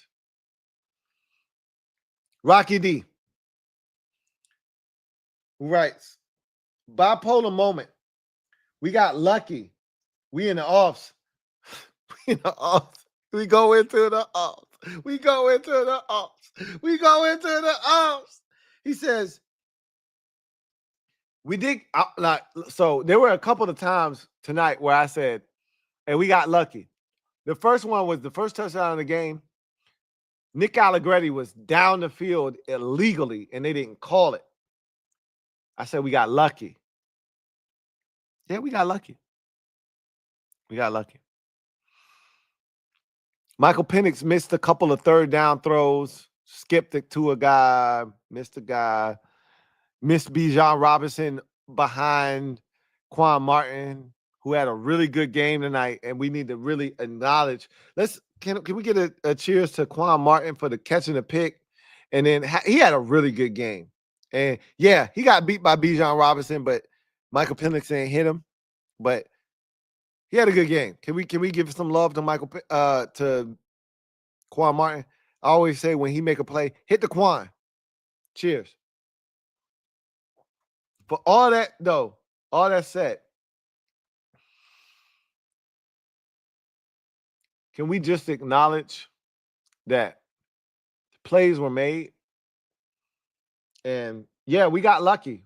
Michael Penix missed some throws, but we got 5. And that changes everything. I got 5 on it.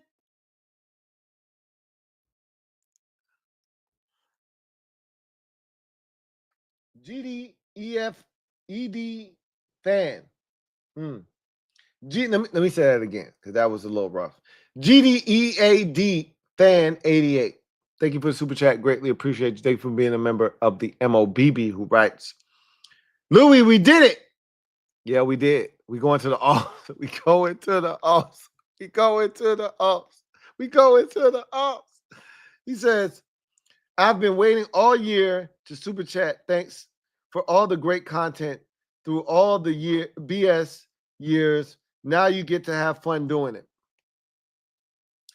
So every year I do an end of the year quick little live stream where I really tell y'all how I feel. I try not to be too dramatic, too overly emotional, but in that year in review, live stream where we celebrate New Year's Eve coming up, I get a little sentimental, and I always really, and I'm gonna do that again this year. I'm gonna have a live stream, quick little 5 to 7 minute joint where I just hey, really appreciate y'all, and I do all of that whole song and dance. But to your point, we've been through a lot together. I've been here since 2012. I don't think there's many other Washington content creators. Matter of fact, I know I can say this with 100% certainty. Ain't no other Washington content creator been here since 2012, rocking with y'all, going through the shit like I've been through with y'all since 2012. Ain't no other Washington content creator been here longer than me, going through this shit with y'all, saying, hey, we gonna come out on the other side of this shit, because if you just be patient. Cheers. We gonna be all right. Ain't nobody else been saying that to y'all. I remember singing this to y'all. It's been a long time coming, but I know change gonna come. Oh, yes, it is. I remember singing that to y'all. And I said, when we finally get there, it's going to be that much sweeter, because we went through all of this shit. We went through 2019. We went through 2023. And we went through this together. I was there for 2024. I was there for 2023. A lot of people weren't there for 2023. I was there in 2023 when we had the Kansas City Chiefs in a half-empty stadium with snow on the ground because we was ass. And Mike Shanahan was going through it with Robert Griffin III, and it was back and forth bickering before the games every week. I was there for that. And I said, when we finally get there, it's going to be that. Cheers. It's going to be that much sweeter. I've been here since 2012. Find another content creator that's been there with you since 2012. You can't. So yeah, this shit is sweet for me. Yeah, it's sweet for me. I don't feel bad. I don't give a damn about this penalty or that penalty. Yeah, I got one of them ones now. Shit's different.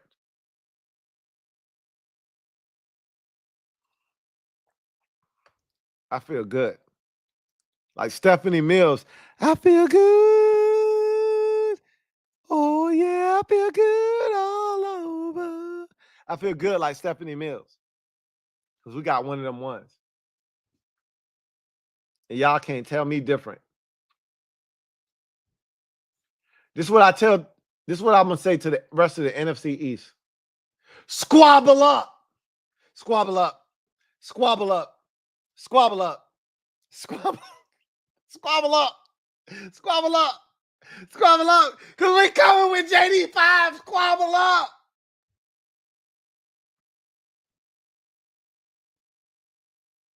Squabble up. Because we got one of them ones. And don't nobody else in the division got one of them ones. Squabble up.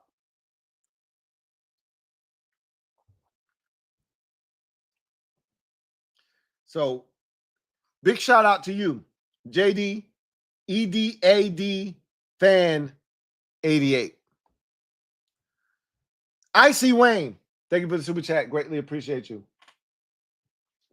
Thank you for being a member of the MOBB who writes. Was at the game today. Lou Falcons fans ran out of the stadium, nowhere to be found. Hashtag HTTC. Well, we already said from the jump, it won't gonna be a lot of like this wasn't Eagles fan, this wasn't Giants fan, this wasn't Cowboys fans. So we knew they weren't gonna come in and take over. This wasn't Steelers fans. They weren't gonna take over our stadium. This wasn't Packers fans. But that said, I still wanted to see Commander fans show up and show out for a big Sunday night football. It was our first Sunday night football game of the season. And I want to see them show up and show out. And they did. And I was so proud to see that. Excuse me. So, Icy Wayne, glad you were at the game. Glad you did what you needed to do. Shout out to you, Icy Wayne, and the rest of the fans that went to the game and brought home the dub. Cheers to y'all. But I knew that we were going to outnumber the Falcon fans and outnumber them by a lot. And what I didn't expect was us to be that boisterous and aggressive. And we were there. The Commander fan was there tonight. And it reminded me of 2012, circa 2012, Cowboys week 17, circa 2017 against the Cowboys. Rob Jackson pick late in that game to preserve the victory. Alfred Morris, 200 yards rushing, 3 touchdowns. Like, it reminded me of that. That's the kind of energy we had at the stadium. And that was so great to see. It was so great to see. And I can talk about the fans at the game. Because every week that we have a home game, I'm providing 2 tickets to fans. So I can talk shit. I can say, hey, y'all ain't show up and y'all ain't do y'all job. Because I'm providing 2 asses in seats. And I provided another 2 asses in seats. And I was proud to see that not only was my 2 asses in seats helpful, but they had the shit. They had it. Without me, they had it. I love that shit. Cheers to everybody at the stadium. Rio and Ed both were at the game. Shout out to both of them. Shout out to everyone that was at the game. I gave away 2 tickets. Shout out to the people that were there in attendance that held it down and made it a home field advantage. I gave away 2 tickets to Rico L. And Rico L went there and held it down and brought home the dub. And there were so many of y'all in attendance that brought home the dub. Cheers to y'all.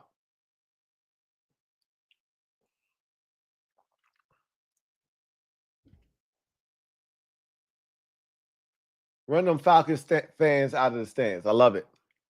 Joshua Ferris. Double up. Thank you for doubling up. Who writes? That JD5 sack with his leg bent back was scary. Scary? Who you telling? I literally turned to my son. I was screaming like a little bitch. And my son asked me, Dad, what's wrong? And I had to explain to him why I was screaming like a little bitch. And that's not fun. It's, explaining to your 6-year-old son why you acting like a little bitch ass N-word. And I had to explain to my son, like, son, that's our franchise quarterback. And if he don't get up, we don't get up. This is over. Y'all saw my son. I celebrated with the mob, with my wife. Y'all saw me. We had a good time. We celebrated a win. My son was dressed in, so just to give y'all a little bit of background, since we being sentimental, like Deborah Cox. This is the only time I get sentimental. I'm going Deborah Cox on y'all. When I was a youth back in 91, my parents got me a Hutch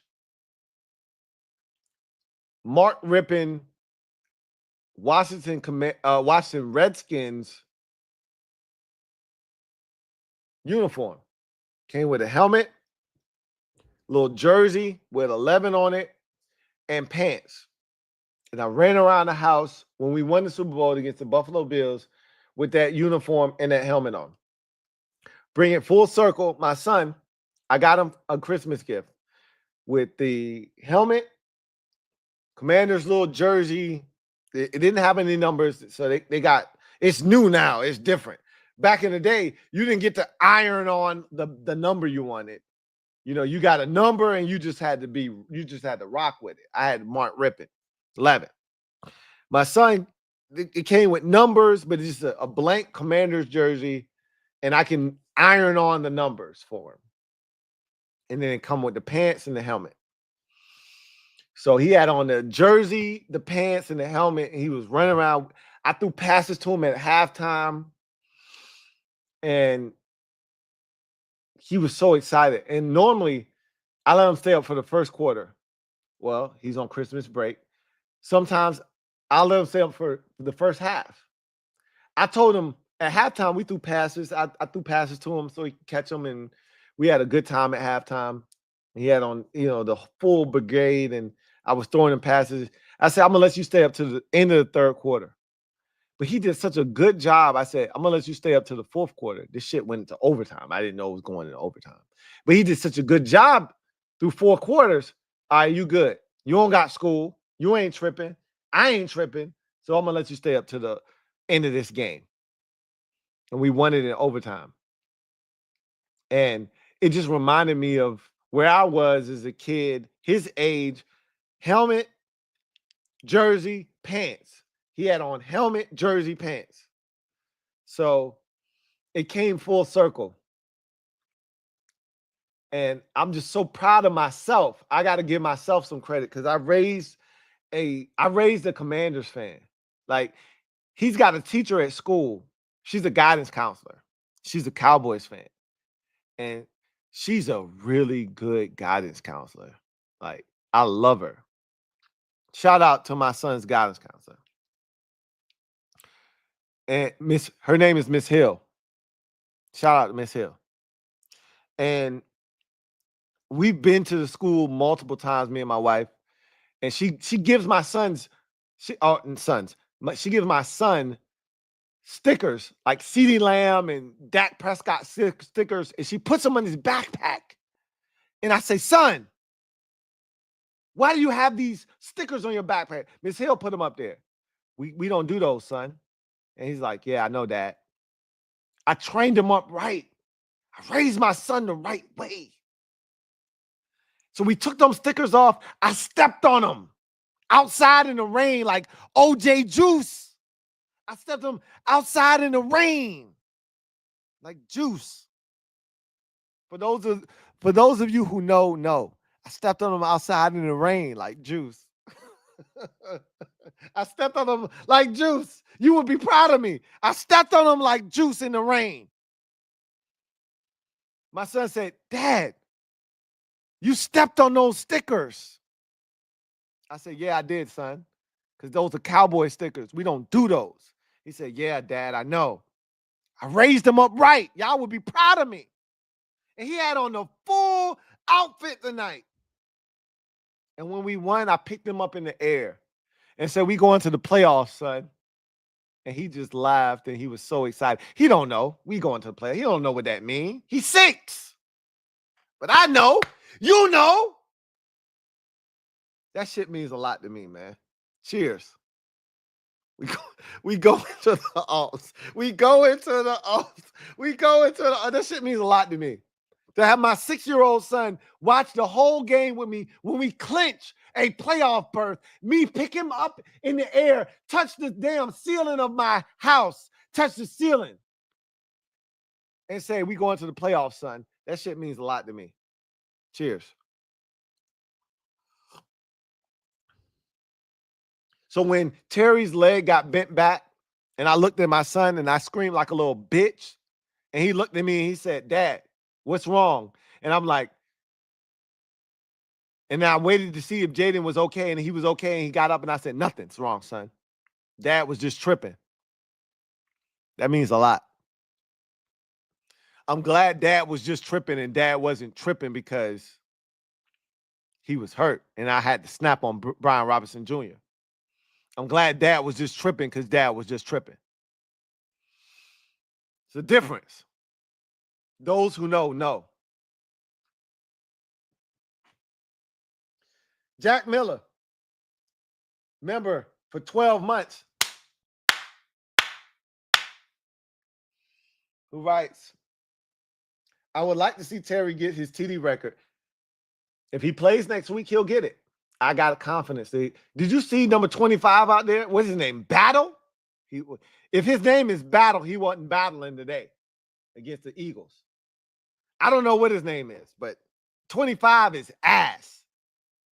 And I'm pretty sure that they're going to put Deron Bland on Terry. I don't give a shit. If we get down there and we got a chance for Terry to set the record, we're going to set the record. But if Terry don't play, I ain't tripping about that either. I already told y'all. Whatever DQ says, I'm rocking with that.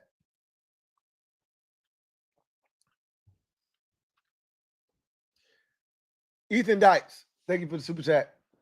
Greatly appreciate you. Ethan Dykes writes,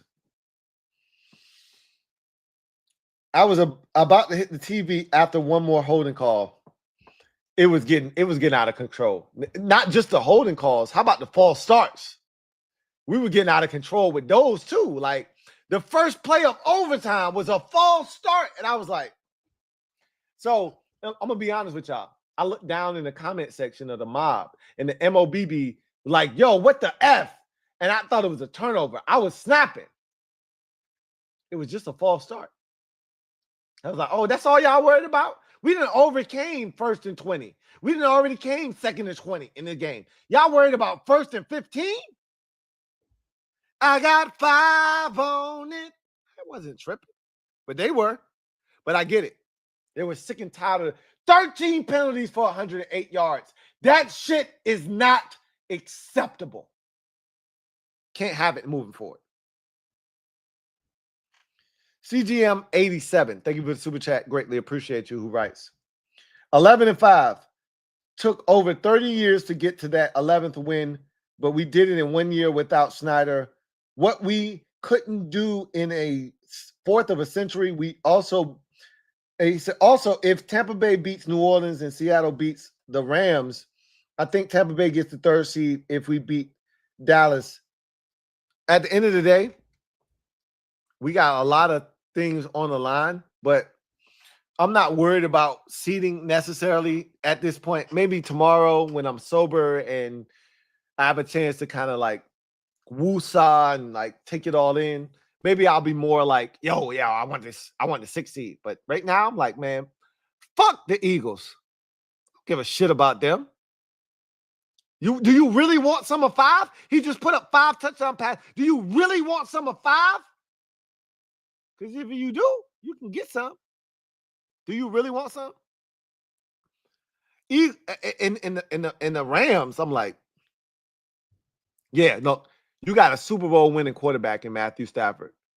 You got a Triple Crown winner in Cooper Kupp, and then you got Puka Nacua, who's your number 1 receiver right now. Yeah, that worries me, especially if Marshawn Lattimore isn't healthy. But if Lattimore is healthy, I'm not afraid. Give me some. I'm not afraid. And I'm ready and willing and able to bless you. Ha-choo! I'm ready to bless you. But right now, we can't talk that talk. We got the Cowboys in week 18. Let's talk about that. But hey, celebrate! We go into the O's. We go into the O's. We go into the O's. And I got a big announcement for you tomorrow. Big announcement for you tomorrow. Big announcement. So make sure y'all tune in tomorrow.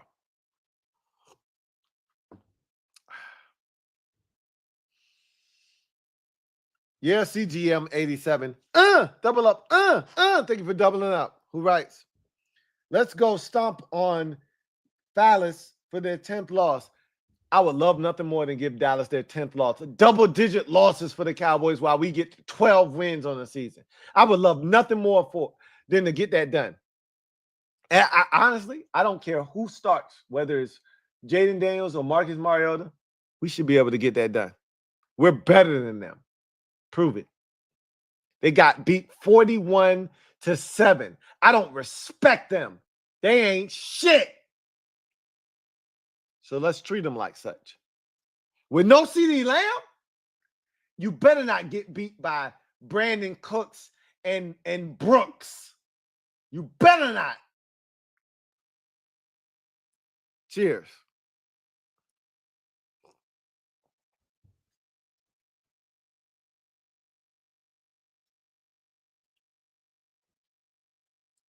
Tony P56. My guy, Tony P56. Thank you for the super chat. Greatly appreciate you. Who writes, Lou, my son and I brought back a dub. See, I went to the game. Y'all was out there in the element. You know what? This was a nice night. It was like 60 degrees. And the rain came before the game started and it stopped like basically midway through the first quarter. The rain stopped. So this was a great night to be at the game. It's late December and it's 60 degrees outside. Talk to me. Tony P, come on now, talk to me.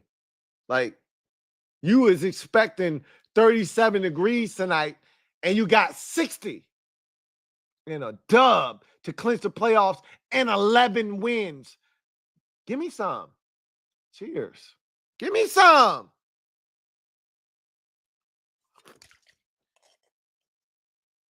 Give me some.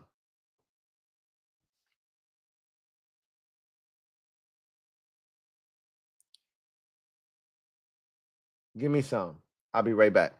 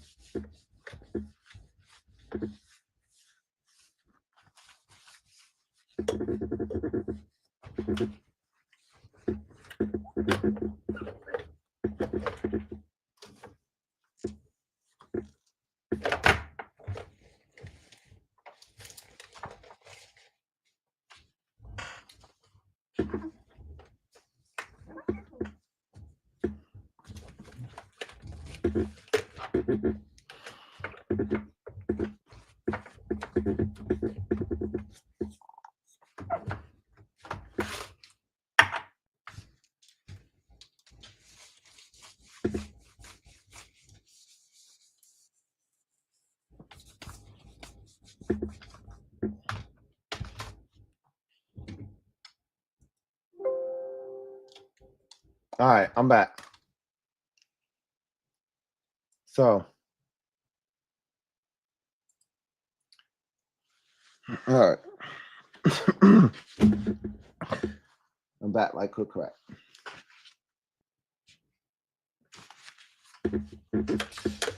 I did some stupid shit, but like Maya Angelou, still I rise. Unlike the Falcons, who rise up, still I rise. Right? We back. Right? It's all good. All right. So let's get it. Oh. Had to keep wiping. I spilled. But nothing deters us from our ultimate goal.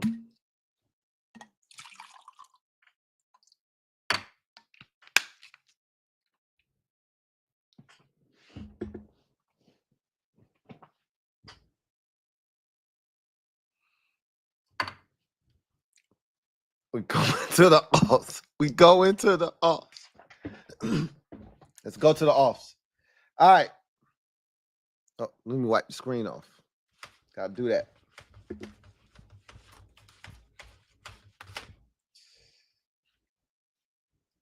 All right, let's do this.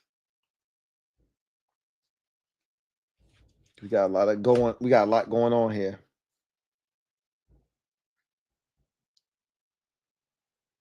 All right, we back like cook right. Look, I hear your jokes. Lou's toasted. I see y'all. Oh, Louis lit. I'm good. I'm good. I'm lit. You're not wrong if you say I'm lit. I'm not toasted yet. I'm on the way to being toasted, though. But we already knew that's what it was going to be when we made the playoffs. We already knew that. So I'm not upset for that. But I'm definitely lit. But we're going to keep the party going. Because that's what we do. All right. Now, the question is, where we at? Where we at?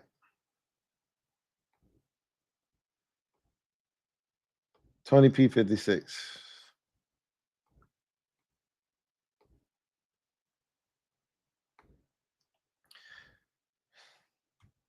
No. My son and I brought back the dub. Let me find out where we at.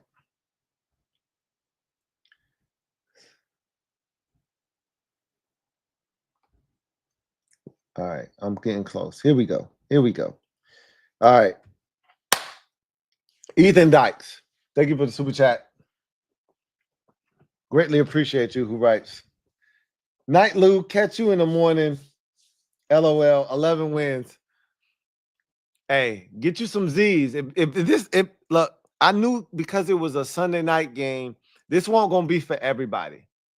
This was gonna be, some people was gonna be like, yo, I'm gonna catch you in the AM. I'm gonna go ahead and get some Z's, catch you in the morning and play this back. And you gonna trip. You be like, yo, Louis T was tripping. Hell yeah, I was tripping. We go into the offs. We went to overtime for the first time this season and went and got a dub. What did you expect? Cheers. What did you expect? For me to be just nonchalant? For me to be just like, oh yeah, we won the game. I'm excited. Great job, Jaden Daniels. Hell no. We going to the offs. This is a big deal. And I'm going to make a big deal of it. So I hope you wake up in the AM, you see this video and you say, hey, Louis T was tripping. But when you say that, you go, and damn right, rightfully so, he should be tripping. Because this was one of those times that it was worth it. Dominique Brown, thank you for the super chat. Greatly appreciate you. Thank you for being a member of the MOBB. Or not in this case, just thank you for the super chat. I got the hiccups. Let me get some water. Get a little agua in my system.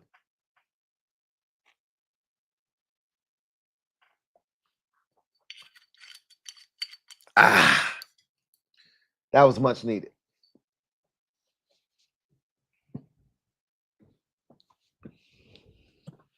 All right. Going Commando, thank you for the super chat. Greatly appreciate you. Going Commando writes, but wait, Lou. Thought we didn't beat winning teams back to back. First, it wasn't we didn't beat winning teams at all. Forget about back to back. We don't beat winning teams. That's not what we do. And so the narrative, have we not beaten these winning teams? I was watching the Colts game today. Hold on a second.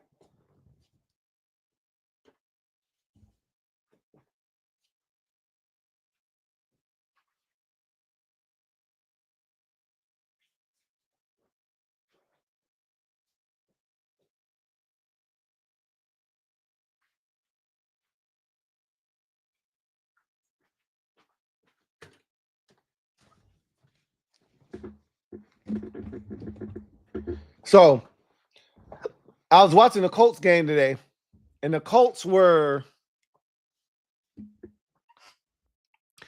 like 6-2 versus 9 500 teams, and they were 1-7 versus teams over at or above 500. And I said, that's no way to live. But that's a good job of taking care of business against the teams you're supposed to beat. But if you're going to lose to that many teams that are above 500 that you need to beat to prove that you belong, you don't need to, you don't belong. And I started thinking about us in our situation.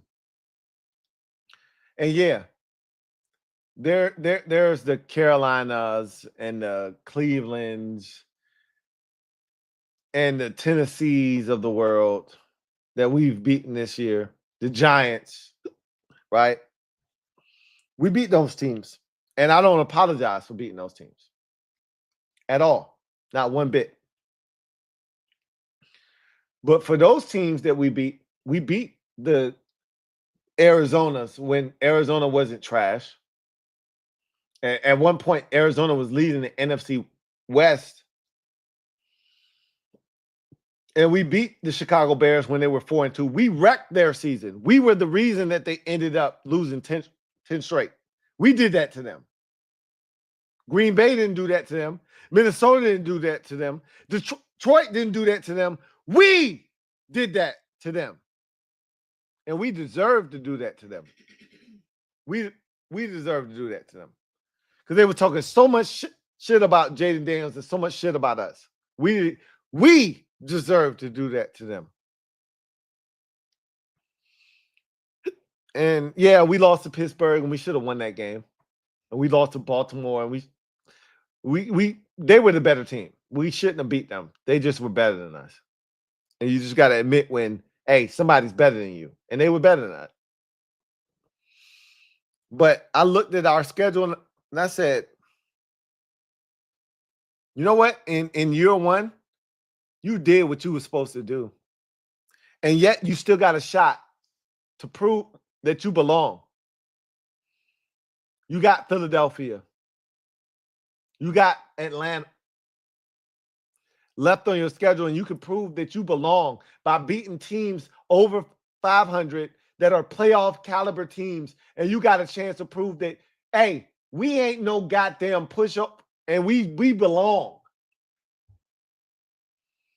And you know what we did? We ended Philadelphia's 10-game win streak and said, hey, you ain't no number one seed in the NFC. You ain't no number one seed. You a number 2 seed, bitch. Get comfortable. You a number 1 seed. Or number 2 seed. You ain't no number 1 seed. You ain't Minnesota and you ain't Detroit.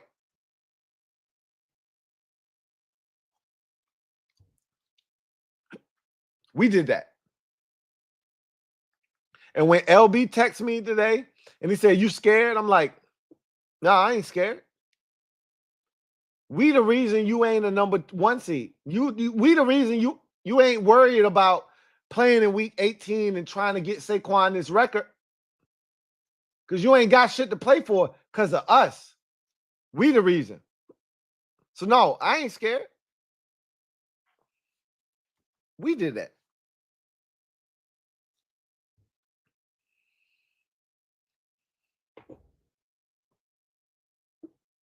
So when people say we don't beat winning teams, when the Bears were 4-2, we beat them. We did it. When the Eagles were going for the number 1 seed and they were 12-2, we beat them. When the Falcons were chasing after their division crown and they were 8-7, we said, nah, we got the playoffs. We got a date with the playoffs. If y'all make it, y'all got to make it on y'all own. Y'all ain't making it off of us, though. That was us.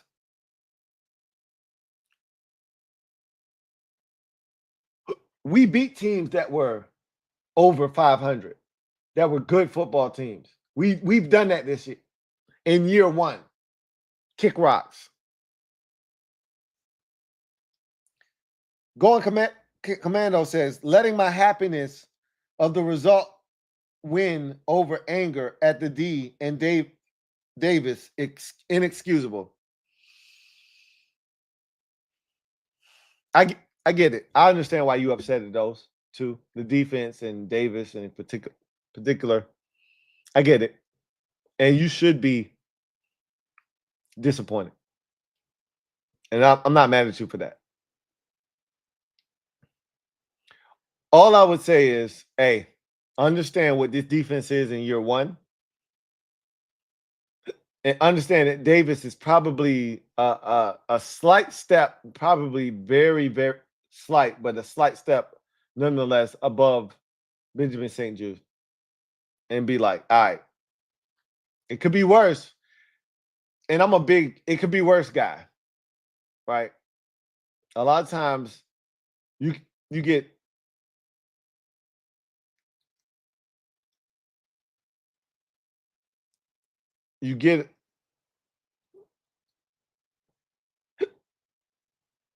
it could be worse. And you look at what's in front of you and you go, could it really be worse? And then you look at what's there in front of you and you go, yeah, it could be worse. Think about the offensive line. We went into the game tonight with 4 out of the 5 starters. No Andrew Wiley, but I would tell you that Cornelius Lucas is better than Andrew Wiley. So to me, that wasn't a downgrade. But then Tyler Biadasz goes down and Michael Dieter has to come in and you're like, yo, Michael Dieter was in against the Saints and we were ass against the Saints. And Michael Dieter was a huge part of why we were ass against the Saints in the run game. Jaden Daniels was sacked, what, 8 times? And again, 3 or 4 of those sacks were Jayden Daniels running out of bounds behind the line of scrimmage, whatever. But there was enough sacks there where you go, yo, between Michael Dieter and this inability of offensive line to get it done, this shit was trash. And Michael Dieter comes in the game and you're like, oh shit, here we go again. And we still got it done. So I don't feel bad.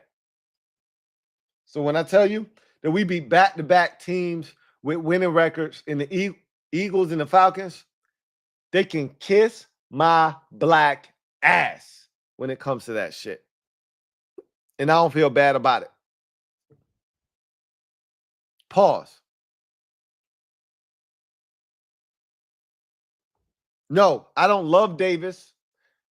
And no, I totally understand what we got when we got Davis and or Benjamin St. Juste on the field. But guess what? That's what we got. So what we going to do? We can't address that until the offseason. So live with it. Deal with it. Find a way to get it done with that shit being what it is. Joe Rockhead. Thank you for the super chat. Greatly appreciate you. Thank you for being a member of the MOBB. My guy, Joe Rockhead, writes. It was hashtag December to remember. Celebrate. I talked about that. I said, flush this. I said, flush November and make December a month to remember. Make December a month to remember. And they did. 4-0 in December. I got nothing else for them. They did everything I asked them to do. And then some. Clinched the playoff spot, won 11 games. Still got a chance to win 12. I got nothing for them. You got me. I love it. J Block. Let me get you on the big screen in front of me so I don't mess it up. J Block. Thank you for the super chat. Greatly appreciate you. J Block writes, bro, I feel you. Keep up the good work. Let's effing go. We go into the offs. We go into the offs. We go into the offs. We go into the offs. Hell yeah. J Block, we going to the offs. And that's what matters the most. Man, I got a mean case of the hiccups. Matter of fact, let me go get some water. I'll be right back. Let me go get some water.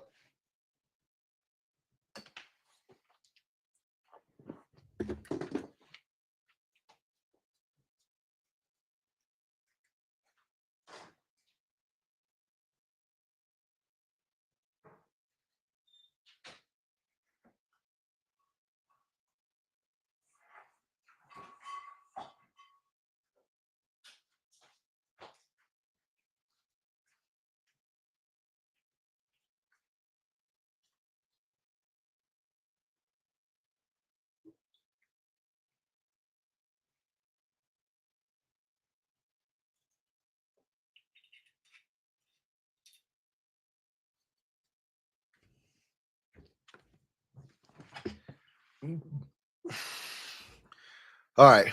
That water was much necessary. That was needed. I think that might have solved my hiccups. Because them hiccups was getting out of control. I think I'm good now. Glizzy McGuire, you said pray he makes it back. Come on, man. You really thought I was going? We just made it to the offs. We made it to the offs. We made it to, and you really thought I was going to sell out on you? Like, come on, man. That's what you think of me?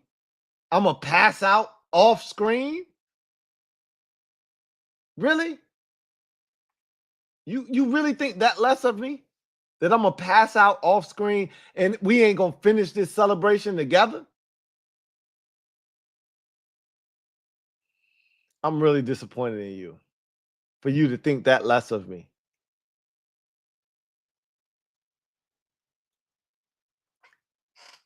Do you think I'm a Cowboys content creator that shall remain unnamed?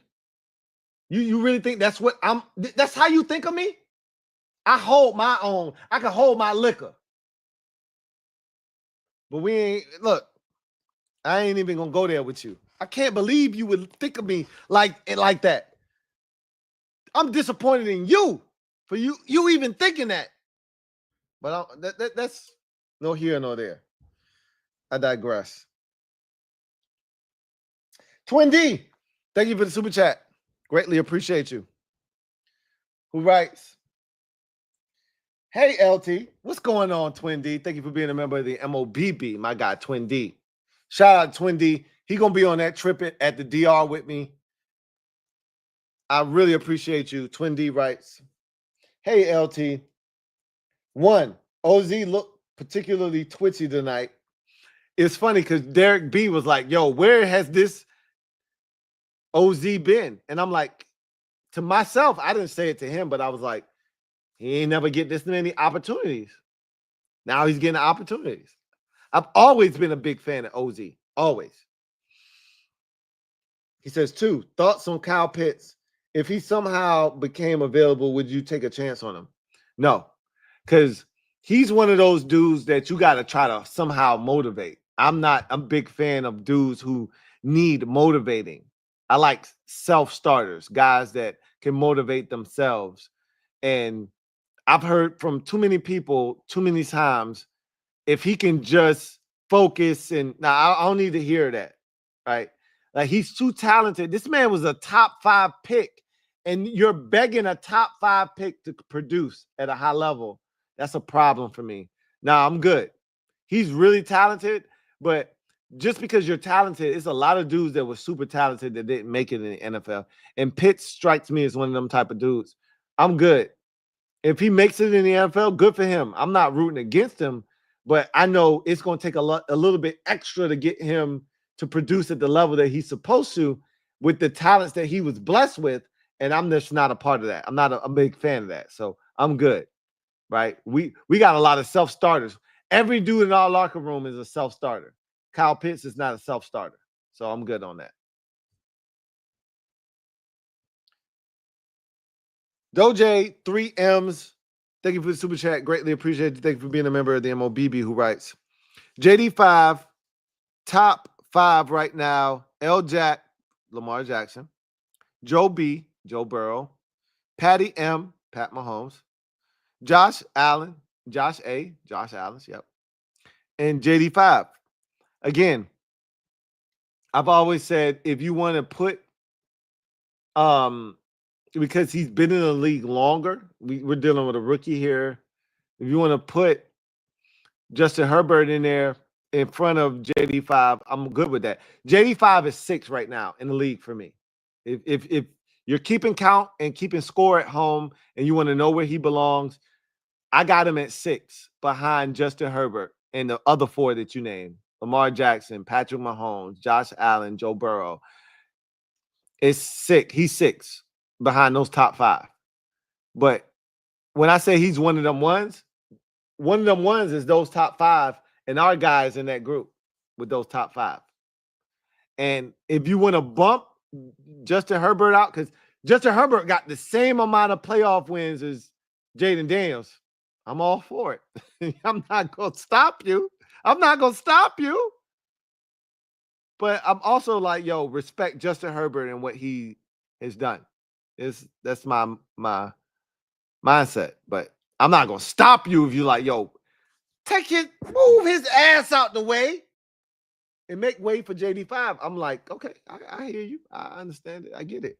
I'm not tripping. Joe Rockhead, thank you for the super chat. Greatly appreciate you. Joe Rockhead, thank you for the being a member of the MOBB. My guy, Joe Rockhead writes, Jayden Daniels, offensive rookie of the century, Jetty 5. He's the best rookie quarterback in the NFL history. I'm not afraid to say that. I'll repeat it multiple times if I need to. Somebody tell me different. CJ Stroud was good last year. He wasn't JD5. CJ Stroud didn't rush for 850 yards and set the NFL record for most rushing yards in a rookie season by a rookie quarterback. He didn't do that while still throwing for damn near 4,000 yards, which, you know, Jayden Daniels is currently, you know, close to wherever he is. He probably in the mid 3,000s, but that's not the point. The point is, yeah, CJ Stroud went over 4,000, but he don't got the rushing yards to make up for the extra passing yards that he has. It's not close. Our guy's different. He's different. And he's tougher to deal with. So, for as good as CJ Stroud was last year, he ain't JD5. So, yeah, I'm not mad at you for that. Joe Rockhead, thank you for the super chat. Greatly appreciate you. Double up. Thank you for doubling up. Who writes, we're battle tested, Lou. One with all field goals. Giants game week 2. Won a shootout. We've done that. Cincinnati game week 3. Won a blowout. We've done that multiple times this year. Cleveland, Carolina, etc. Arizona. One with a Hail Mary, Chicago, obviously. One in final seconds of regulation, Eagles game, week 16. One in overtime tonight, obviously, against the Atlanta Falcons. Only thing left to do is win with a defensive stop in 2025. Well, obviously, it can't come in 2024, which is why you said in 2025. But I'm not going to look for a defensive stop in 2025. Not in the 2024-2025 season. Maybe in the 2025-2026 season, we might be able to get a defensive stop to win us a game and secure victory. But I'm not looking for it in the 2024-2025 season because our defense hasn't done it not once this season. So, you know, even the games that we won week 2 against the Giants, drop. You know, week 16 against the Eagles, drop. We haven't done it where the defense actually made a play to get a stop. We had help. So, yeah, that's a next season thing. But I'm not tripping about that because you can't have it all, right? You can't have it all in 1 year. We don't have it all. So I ain't tripping.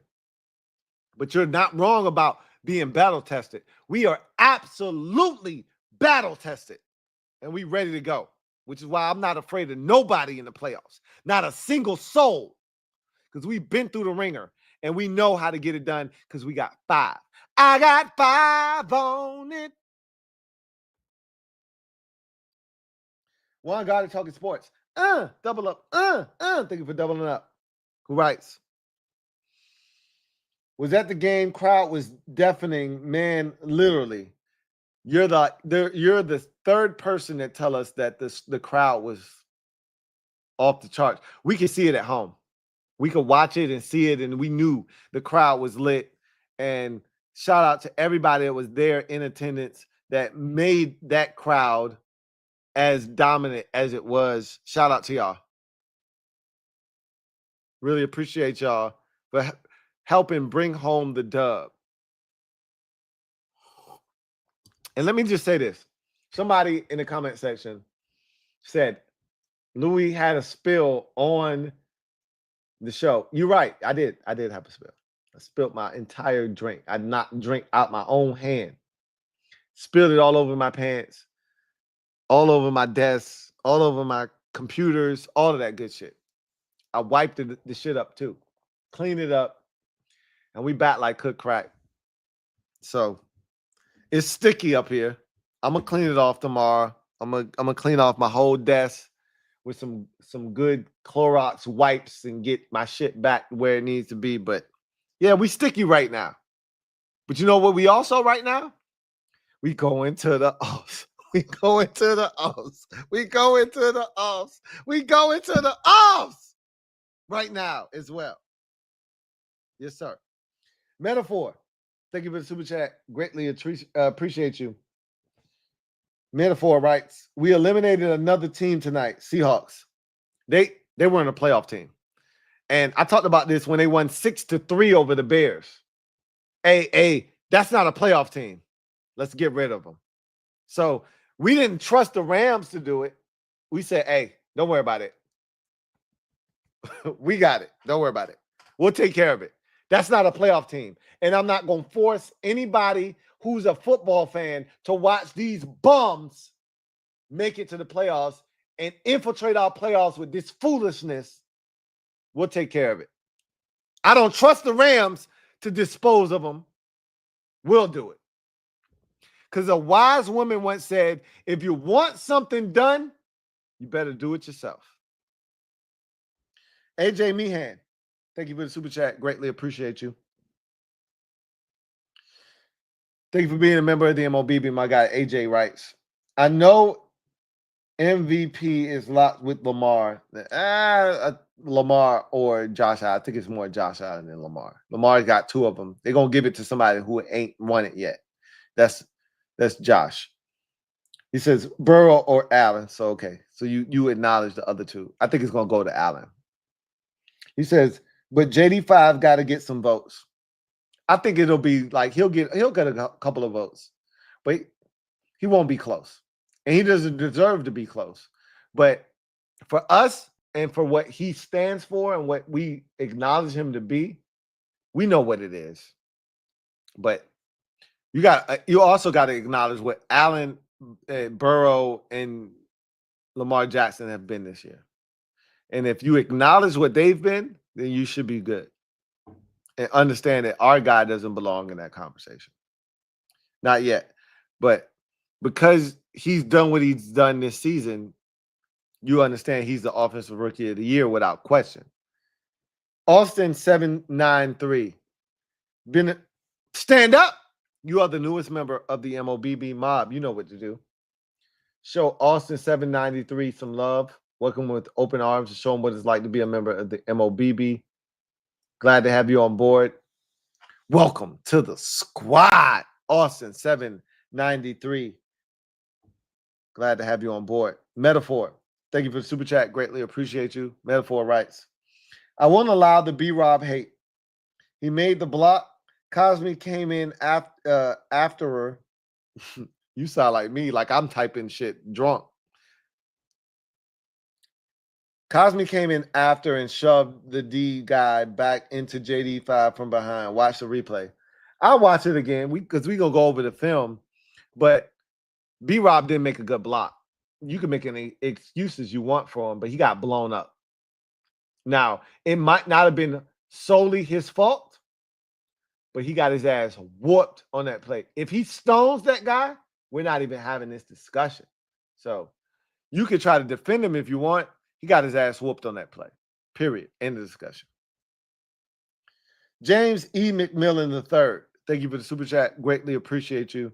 James E. McMillan III writes, can we sign anybody to replace CB24? No. We have what we have. We are what we are at the cornerback position. It's either 25 or 24. You pick. Whichever one you are more comfortable with, put them out there. Until we get 23 back, we're screwed. And it doesn't matter if it's 24 or 25, you're screwed. So you can pick between 24 and 25, but you really need 23 back. And until you get them back, you stuck. So it is what it is. Jamal Hamlin, thank you for the super chat. Greatly appreciate you. Jamal, thank you for being a member of the MOBB who writes, up till 400 in the morning, so 4 o'clock in the morning, for this one, now smiling, just Sim for me to get for, we got 5 on it, and let's just go there. No more talk. A wise man said, don't talk, just listen. Stay.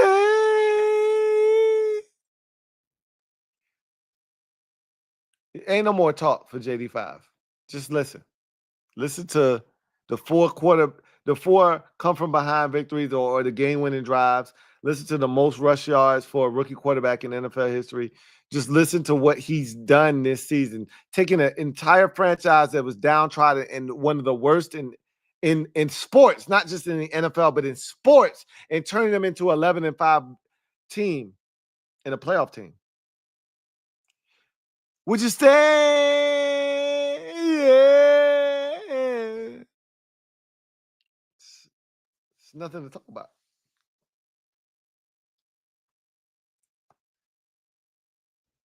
Steve Taylor, thank you for the super chat. Greatly appreciate you. Thank you for being a member of the MOBB who writes, my first game, Lou, people were crying unreal. I'm not surprised because I've heard enough members of the MOBB say, hey, I'm 22 years old. I'm 21 years old. I'm 26 years old. I'm 25 years old. I ain't never seen nothing like this. I ain't never won 11 games. This is unreal for me. I'm crying. I almost brought to tears, which if you almost brought to tears, you cried. There was a tear that dropped from your eye. Don't cry, dry your eyes. It happened. And I'm okay with that because I get it. I understand what this means for a lot of people. We won 11 games tonight. 11th game. Like, we haven't done it since 1991. Like, don't trip. You know what it is. Gear Cell 1. Thank you for the super chat. Greatly appreciate you. Thank you for being a member of the MOBB. Gear Cell 1 writes, going wild for JD5 out here in Lefty Nation. You know what it is. If you left-handed, stand up. We in the building. JD5, like Kobe in the 4th, ice water for blood. This man is smiling. This man is running for first downs. He's talking with other guys on the opposite side of the field. He does it all. But most importantly, when the game's on the line, he wins. That's all I care about. Would you stay?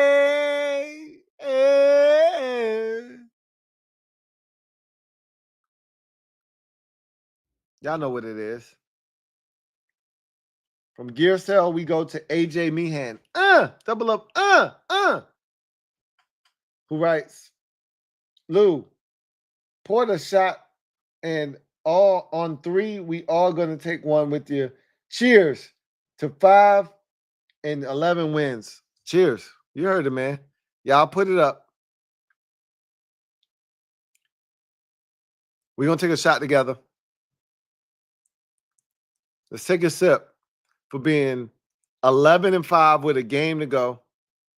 First time since 1991 we got 11 wins. Clinch a playoff spot, and we got one of them ones. If that ain't enough to get you to cheers with me, I don't know what will be. AJ Meehan and everybody else out there, cheers.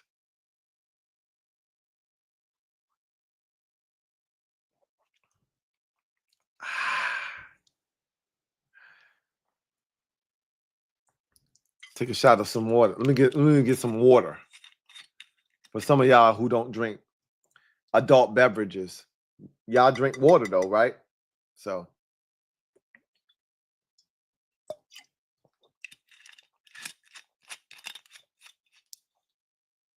we took care of both crowds. Those who don't drink adult beverages and those who do. We took care of both crowds just now. Sean Roberts gifted a membership. Stand up. We got one new member to the MOBB, courtesy of Sean Roberts.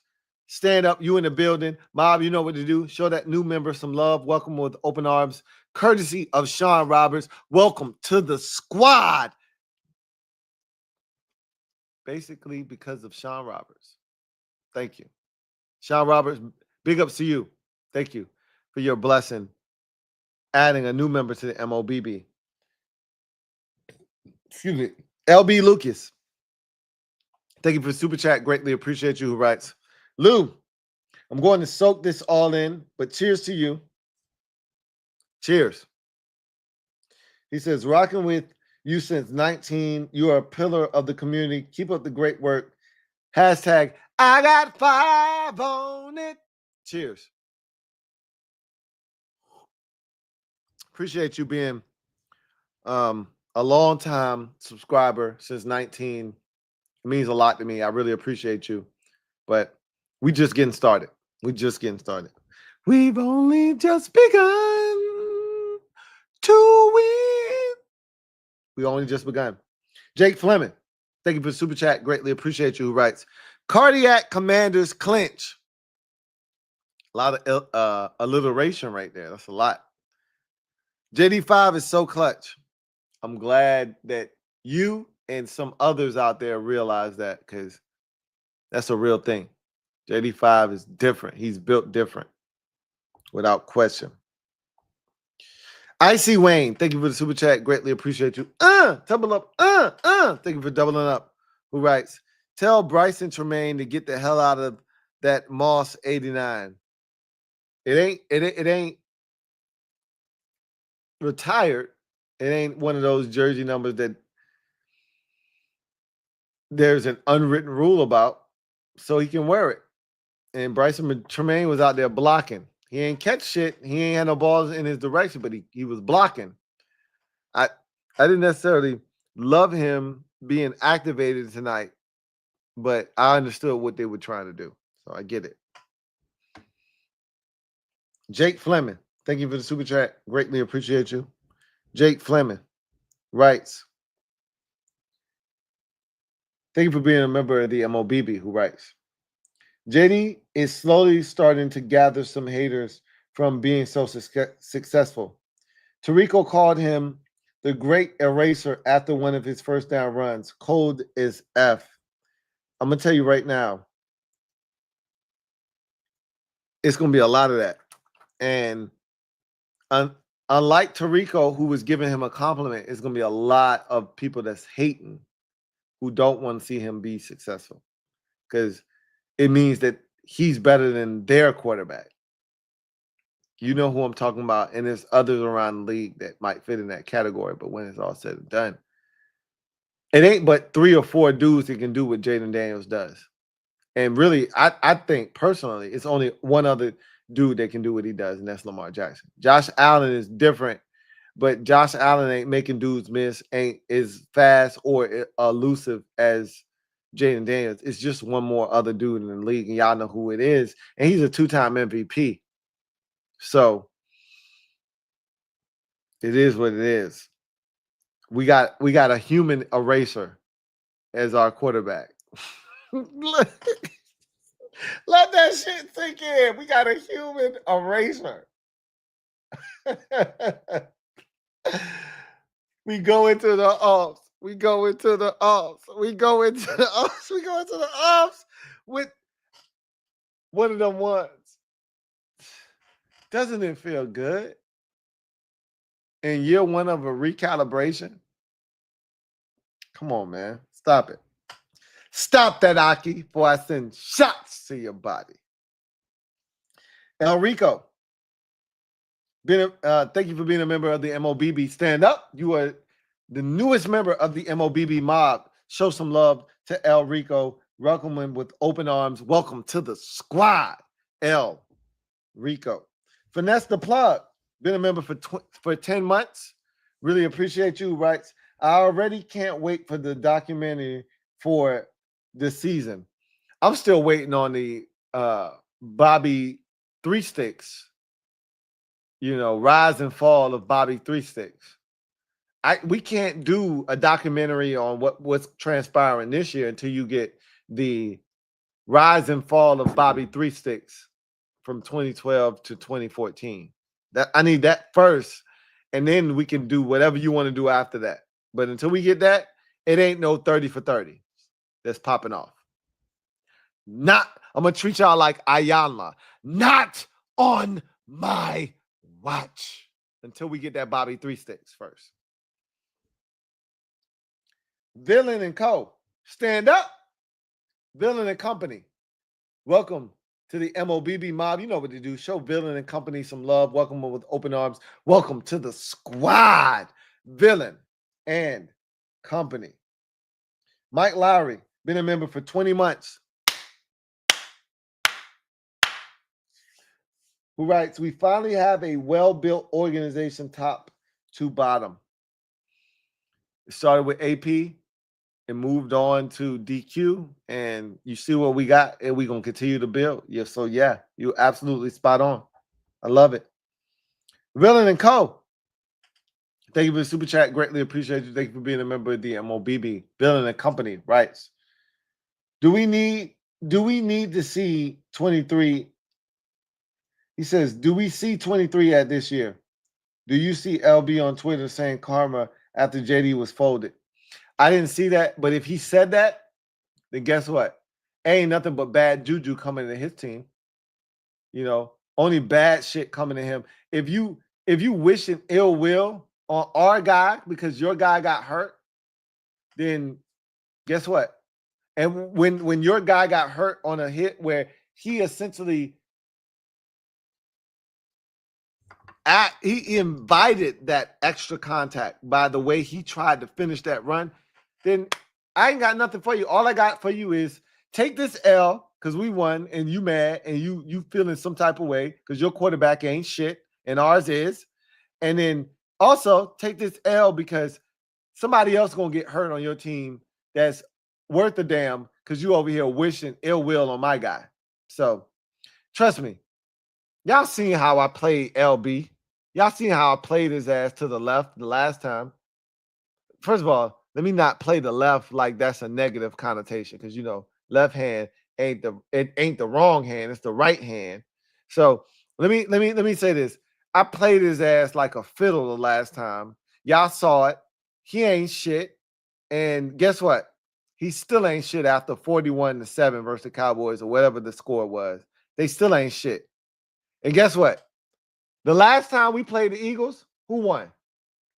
Anytime an Eagles fans try to bring up, hey, we'll see y'all in the playoffs. No. We beat y'all the last time. Shut your bitch ass up. We beat y'all the last time. We played y'all. Shut your bitch ass up. Cheers to that. Shut your bitch ass up. We won the last game. My quarterback put 36 points on your head with 5 turnovers. Shut up and open up the restaurant. Yes, we know the way things are supposed to go. Good eats, comfortable seats. Come on into Denny's. Come on in. Try our new delicious skillets. Only $1.99.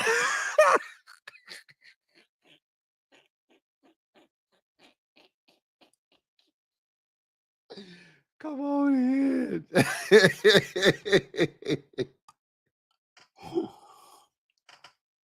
Good eats, comfortable seats.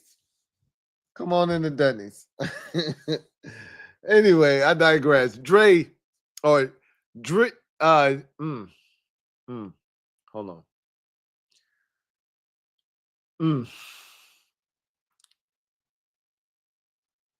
Dre, true statement. I used to call him Drew, true statement.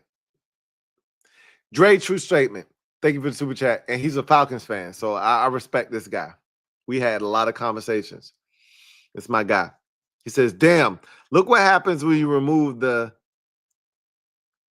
Snyder cancer from the inside. And yes, Lou Falcons really feel like we got a baller in Penix. That throw. Y'all got a guy. Like, I respect the hell out of Penix after tonight. I looked at Penix and I said, damn, add him to the list of ballers from this draft class at the quarterback position. That throw to Kyle Pitts, what? I wasn't even mad. I was like, damn, that was a good-ass throw. That was low, only where his guy could get it.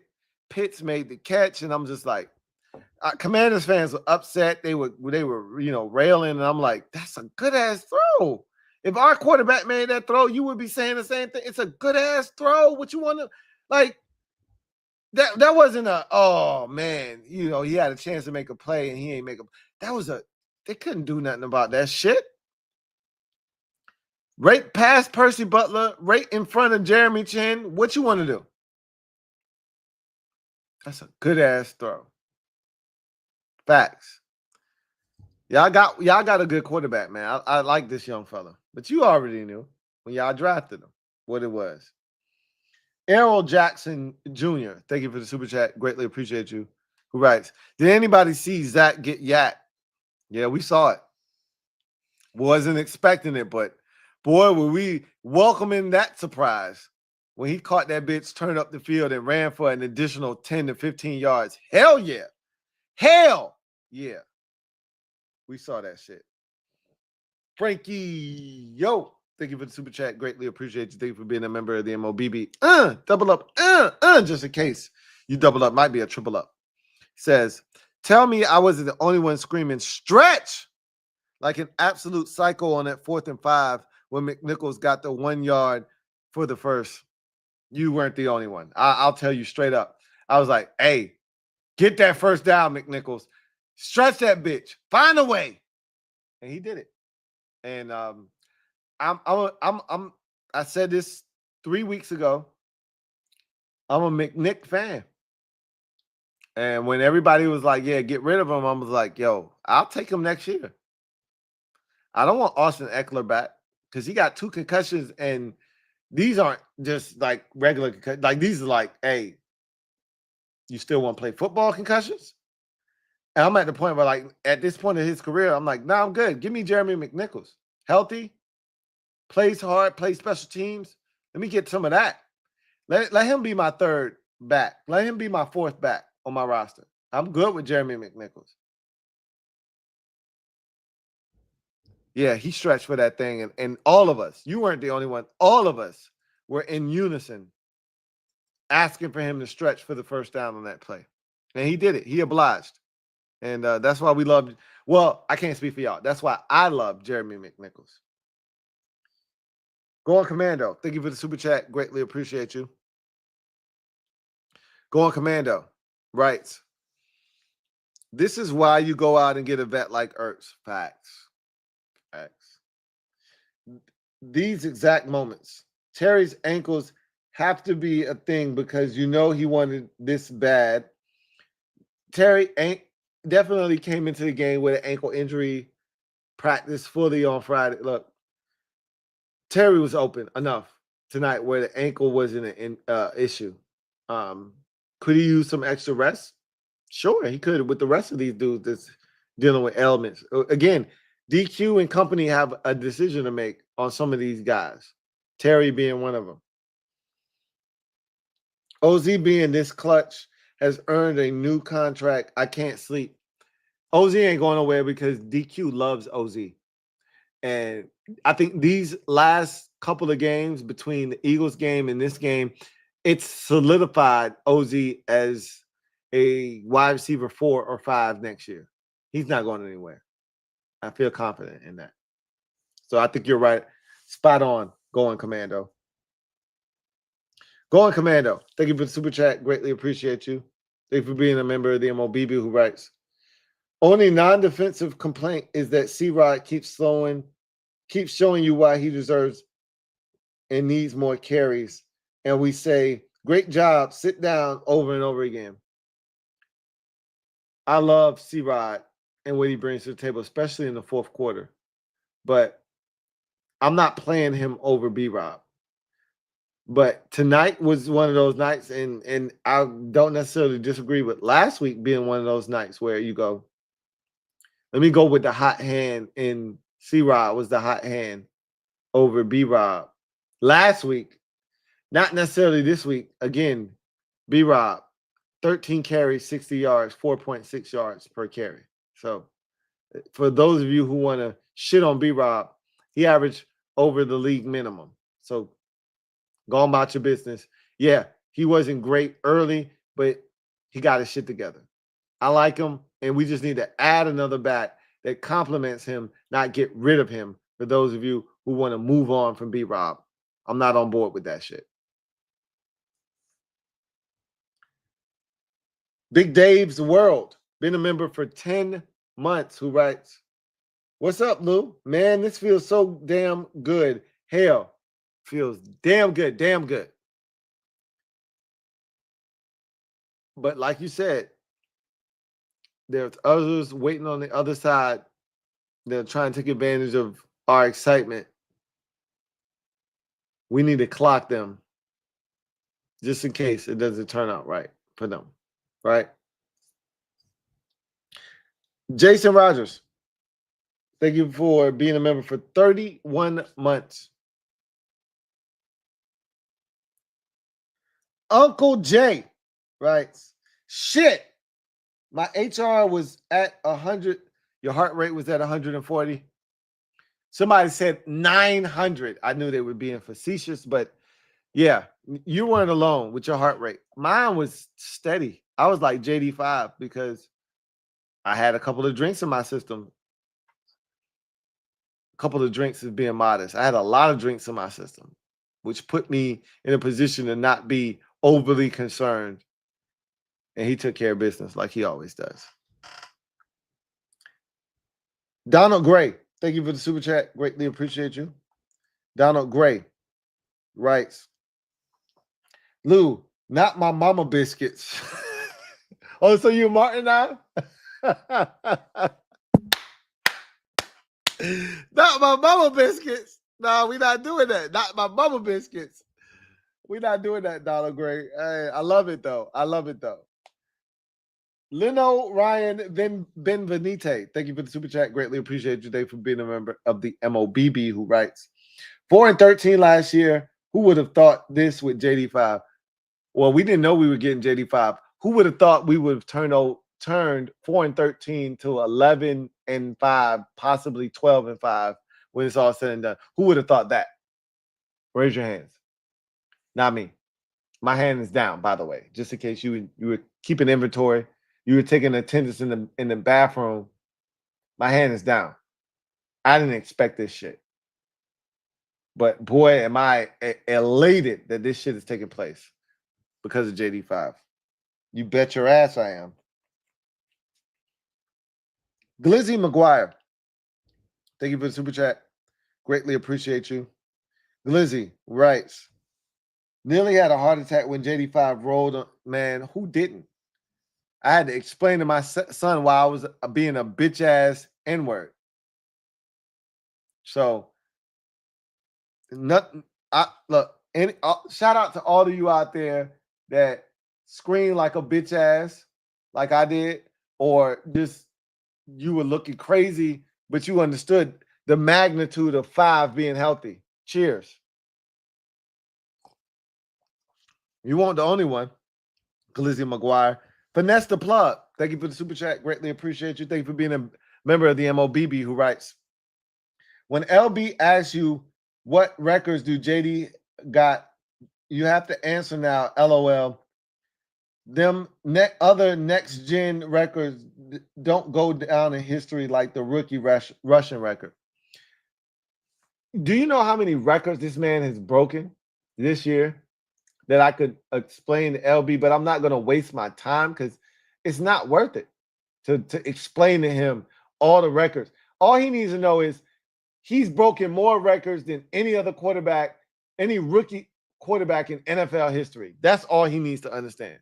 And if you don't understand that, then just take in the 5 touchdown passes, or excuse me, the 5 touchdowns that we scored on your head and the 3 that he threw last week. Just take that shit in. And if that should be good enough, right? The 36 we put on your skull in a losing effort for you. Take that in. We don't got Cooper Rush over here. We got one of them ones. So if you think the shit you just did is okay, just think back to a week prior and what we bust you with 5 turnovers.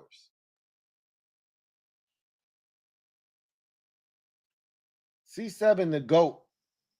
Thank you for the super chat. Greatly appreciate you. Thank you for being a member of the MOBB. Who writes, damn, this is a late ass stream. All right, well, look, we already knew it was going to be 4, 5, 6 in the morning. I was prepared. So ain't nothing changed. You know what it is. Glizzy McGuire, thank you for the super chat. Greatly appreciate you. Glizzy writes, Bad Dog, you play to win the game. Goodbye to Cam Ward. Bad Dog, I watched that stream. Much like most of you have. I watched that stream. And Bad Dog behaved himself. He didn't snap. He didn't go crazy. He had a couple, 1 or 2 moments where he got super loud, but he maintained his composure. He understood that it is what it is. Look, they're fourth. They're still within striking distance of getting a quarterback. They probably got to trade up though, because they're going to be in a bidding war, and that's not what you wanted to do. You didn't want to have to give up future assets when you were already in the driver's seat. Well, now they got to give up future assets to get back into that driver's seat, because New England is the number 1 pick. Somebody's going to land at number 1, and it won't be the New England Patriots, because somebody's going to need a quarterback. And so the question is not if New England is going to trade, but who are they going to trade to? Well, that's going to come later on in the spring. But if things stay the way that they are, it's funny because people are like, well, only the it's only 2 teams in the top 4, the Titans and the Browns, that need a quarterback, so we should be straight. But have you lost your mind? You really think the Patriots are making the number 1 overall pick? They're not. They're going to trade to somebody that needs a quarterback, and they're going to rape them in the process. Just don't let it be you. But unfortunately for the Giants, it might be you. So that's the problem. Leno Ryan Benvenite. Double up. Thank you for doubling up. Who writes, celebrating here in the 808. Aloha to the squad. Aloha. You know what it is. We celebrating 808 because we doing great. We go into the offs. We go into the offs. We go into the offs. Come on, man. Come on, Leno. Ryan Benvenite. We go into the offs. We go into the offs.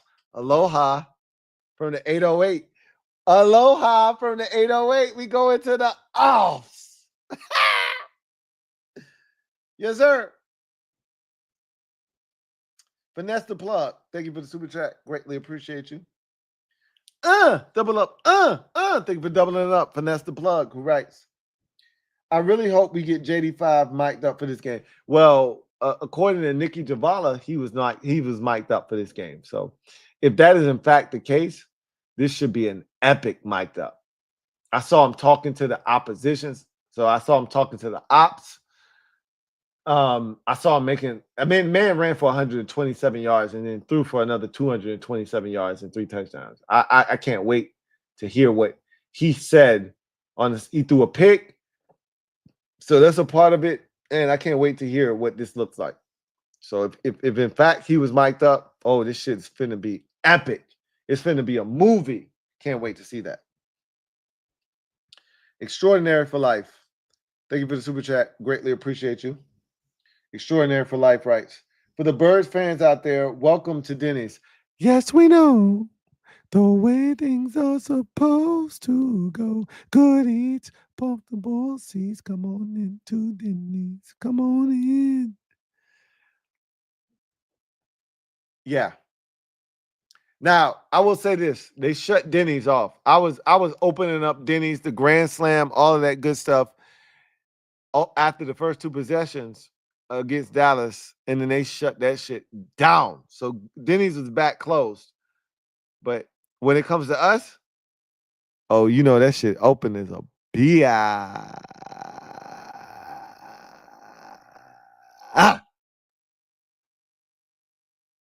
Joe Rockhead, thank you for the super chat. Greatly appreciate you. Joe Rockhead writes, singing like Camp Low. This is it. What? House money falling from the sky. Let's get rich. What? One of them ones, JD5. Let's get lit. What? This is it. What? Hey, sing it again. Let's do it again. Let's do it again. This is it. What? House money falling from the sky. Let's get rich. What? One of them ones, JD5. Let's get lit. What? This is it. What? Dum dum dum dum dum dum dum dum dum dum dum dum. Hey, you know what it is? hey. We go into the alts. We go into the alts. You know what it is? Get it, Joe Rockhead. I love it. Sean Roberts gifted one membership to the MOBB mob. You know what to do. Open your arms wide.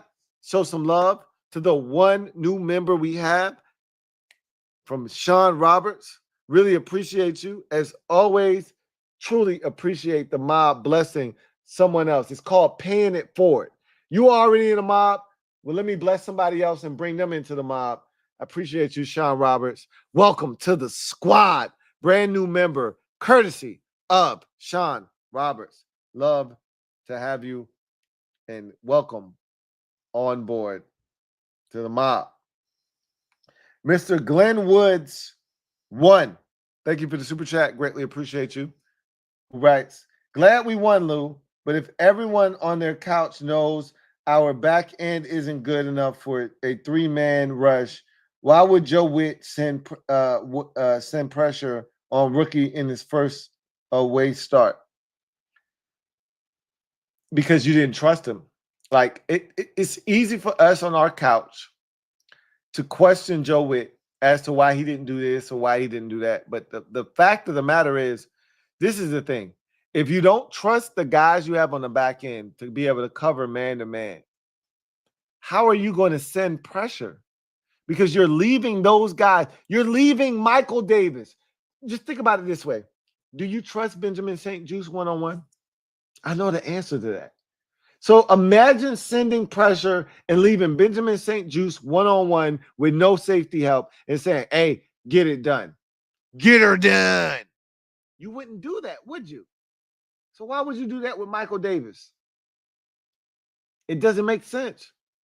He's the same guy without the PIs, without the hands to the face, without the stupid shit. But Benjamin St-Juste actually is a better tackler than Michael Davis. So you trade off one thing for the other thing, but whatever, it's all the same. It stinks. So again, can you really beat up somebody in a secondary who says, nah, I'm not betting on Benjamin St-Juste or Michael Davis. I'm going to bet on me. And that's linebacker. That's a linebacker betting on himself and having to go through the process of an incomplete pass or this happening or this not happening to say, yeah, I achieved my goal. Come on, man. You can't ask Joe Witt Jr. to be aggressive when you got Michael Davis on the outside opposite of Mikey Samer still, who's playing 10 yards off to begin with. Stop it. Stop it, Aki, before I send shots to your body. Stop it. I understand why y'all want to be more aggressive, but if you be more aggressive, Michael Penix Jr. more likely to light you up. more than you already were laid up in this game. Sean Roberts, thank you for the super chat. Greatly appreciate you. Sean Robert writes, thank you for being a member of the MOBB, who writes, Bobby Murphy. What the F is a Bobby Murphy? I don't know about Bobby Murphy. I can't speak for Bobby Murphy. I know what Bobby is. 3 sticks. Bobby 3 sticks is. I don't know who Murphy qualifies as in this fan base. I wish I could tell you, but I can't. Who the hell is Bobby Murphy? It's the question. But I'm not gonna ask that question because you could be Luck for all I know. I told y'all a long time ago, Luck will never get me again. I'm on high alert. So even when I'm lit and I'm feeling good and I'm feeling nice, I'm still on high alert for Luck. Shout out to Luck, man. Hope you doing well out there. Hope everything is going well for you. But you'll never get me. You'll never get me. Sean Roberts. Stand up, Sean Roberts, for gifting another membership to the MOBB. Mob, you know what to do. Show Sean Roberts some love. Welcome him with open arms. And whomever he's bringing along with him, whoever that new member is, stand up. You in the building, courtesy of Sean Roberts. Mob, welcome this new member with open arms. And also, give a big ups to Sean Roberts while you at it. Thank you for helping a new member join the MOBB, Sean Roberts. Nas, thank you for the super chat. Or thank you for becoming a new member. MOBB, we back again. Welcome Nas with open arms to the MOBB. Show them what it's like to be a new member of the best squad in the land, the MOBB. Welcome to the squad. Nas. Glad to have you on board. Tony P56. Thank you for the super chat. Greatly appreciate you.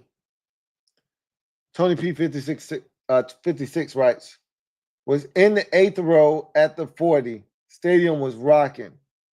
Was it as loud on TV? Yeah, it was. We could hear it. And Mike Tirico brought it up multiple times. Also won a full-size signed JD5 Commander's helmet at the USO playoff bound.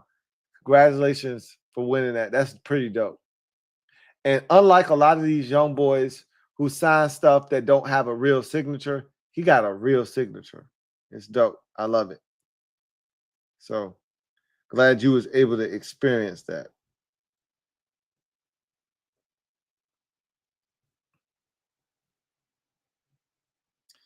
Ebad Shameen, been a member for 3 months, who writes, the team see Coleman as a left tackle, but I don't agree. Neither do I. I don't know. Look, he's a left tackle for this year, and I'm not tripping about it because I understand what his role is this year. But I've said this multiple times. He's a guard in this league, and I would love to give him an opportunity to compete to be a guard. There's only one guard spot that's open. Cosme isn't getting, sat down, and nor should he be, right? He's been outstanding, and clearly Cosme is a hallmark of this offensive line right now. He's an example of what we want this offensive line to be if he's playing at his best, which he hasn't been over the last 3 weeks or so. But some people would say this entire year, but whatever the case may be, it's good enough. And I still think he's one of the better guards in the NFL. But sharing that position, I would love to see Brandon Coleman getting a shot to compete at left guard with Nick Allegretti. And then may the winner, be the guy. But we are a long ways away from that. And I don't know if they're going to do that or not. Because Andrew Wiley still has 1 more year left on his contract. So we'll see if that turns into something or not. But I love the fact that you went out of your way to hold it down. I appreciate that. Extraordinary for life. Thank you for the super chat. Greatly appreciate you. Thank you for being a member of the MOBB. Extraordinary for Life Rights. Double up for that jingle, Lou. And yes, you know, I'm assuming the jingle that you're referring to is I got 5 on it. Got a quarterback we can keep. I got 5 on it. There go Terry running deep. I got 5 on it. He stay avoiding all those sacks. I got 5 on it. Don't you wish he was your quarterback? I'm assuming that's what you're referring to. That's what I'm assuming. I could be wrong.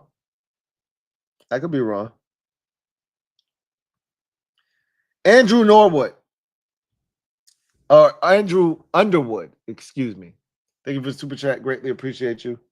Andrew writes, I got 5 on it. Yeah. Talk about it, Andrew. Talk about it. We go into the offs. We go into the offs. We go into the offs. Talk about it, Andrew. Yes, sir.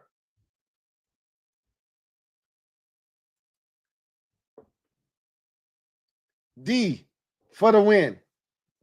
Thank you for the super chat. Greatly appreciate you. D for the win. Right. Last one. We go into the off. We go into the offs. We go into the offs. We go into the offs. Yeah. Talk about it. Thank God for Harris, AP, DQ, and obviously 5. I got 5 on it. That's one of the hashtags. Great show, Lou. No. Great season, Commanders. I'm just a fan, enjoying the ride. Lay back, kick it, and enjoy the ride. Just like the rest of y'all. I'm enjoying the ride. But thank you for supporting the Louis T Network, because without you, this doesn't exist. So thank every one of you out there for your love and support. That's the last super chat. So with that said, let me give a quick shout out to BetUS for sponsoring this stream. We knew this was going to be a 4.5, 5, 6 hour stream. We didn't know how long it was going to be, but we knew it was going to be somewhere in that neighborhood. But BetUS blessed us, as they always do. Make sure you head over to betus.com, use the promo code YouTube150 to get you a 150% sign-up bonus on your first deposit up to $2,000 and 125% sign-up bonus on your next 2 deposits up to $2,000 when you use the promo code YouTube150. We go into the offs. We go into the offs. We go into the offs. We go into the offs because we got 5 on it. We got one of them ones. Man, the job that DQ and his staff have done, AP acquiring guys. AP didn't sit and rest on his hands and his laurels when he saw that Cade York was ass. We saw Cade York try to sell the Bengals on a playoff spot, but they said, nah, we're going to let Joe Burrow handle this in overtime because Cade York can't get it done. He was here in week 1, missed 2 kicks. We moved on from his ass. And that was all AP. Chef P was cooking up. And he's done nothing but bring us guys that can get the job done. We got a lesser roster, and here we are with 11 wins. Talk about it. Who else is doing that in year 1? The Broncos ain't in year 1 with a rookie quarterback. They in year 2. The Chargers ain't in year 1 with a new staff. They got Justin Herbert. That shit counts for something. Justin Herbert is in year like 5. That shit don't count for him. We in year 1 with a rookie quarterback, with a new staff, with a new coach, with a new GM, with new everything, with a roster that is clearly incomplete, and we got 11 wins with a game to spare. Cheers. We about to get out of here. I just want y'all to know that we did this shit. We go into the offs. We go into the offs. We go into the offs. We go into the offs. I got a major announcement tomorrow. Make sure you tune in tomorrow. Tomorrow, I got an announcement. Tomorrow is only one sleep away. Go ahead, go to sleep. Wake up tomorrow. Check out the show. I got an announcement for y'all. But just know that we got JD5, who's one of them ones. And nothing is impossible when you got one of them ones. We're going to the playoffs, everybody. Cheers. All of the suffering, all of the hard work that you've put in as a fan, I watched Bad Dog today. I felt bad for him, but I didn't. You know why? Because we was just there last year, where he said, you know what? I text Bad Dog after they beat the Colts today, and I said, hey, man, I'm just wellness check. I'm just checking in on you just to make sure you're good. And he said, you know what Bad Dog said to me? Bad Dog said, I'm done with football for this year.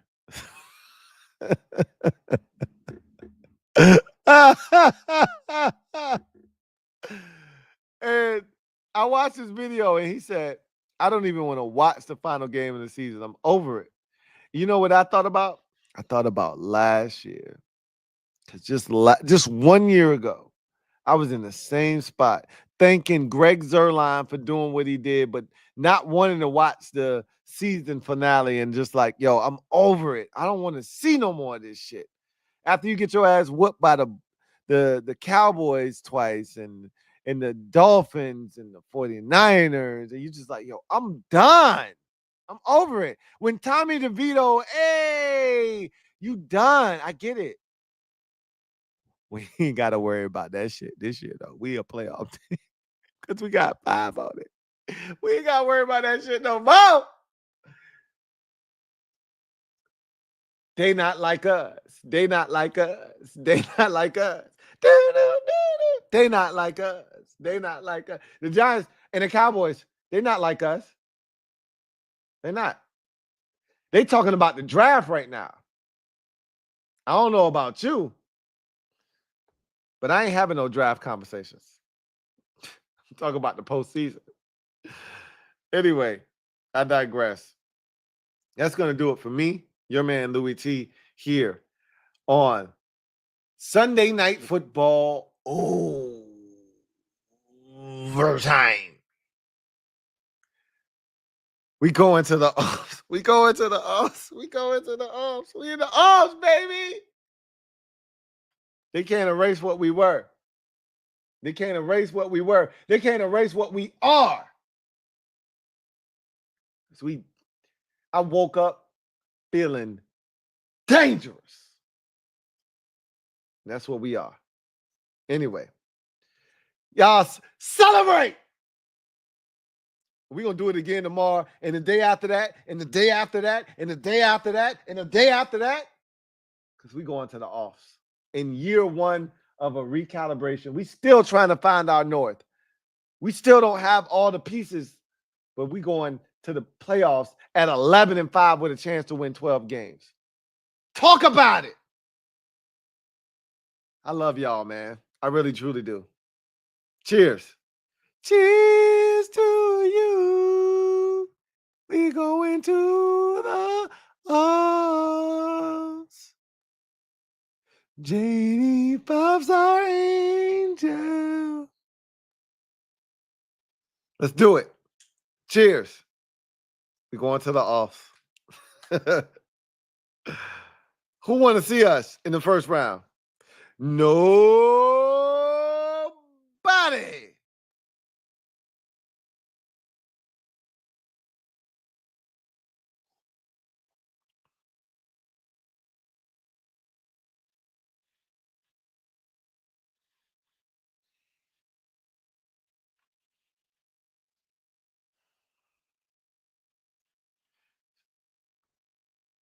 Sean Roberts, you asked me to finish this drink. I got a corner left. You see what I got left right there. I'm going to finish it. You asked me to finish it. Let's finish it.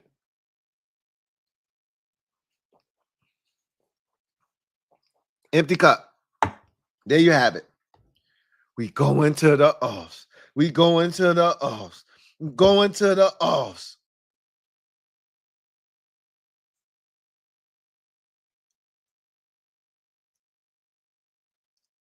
Andrew Underwood. Oh, we read that one already. Read that one already. And we read that one already. So it's time to go. Y'all have a good one. God bless. And we go into the offs. Good night.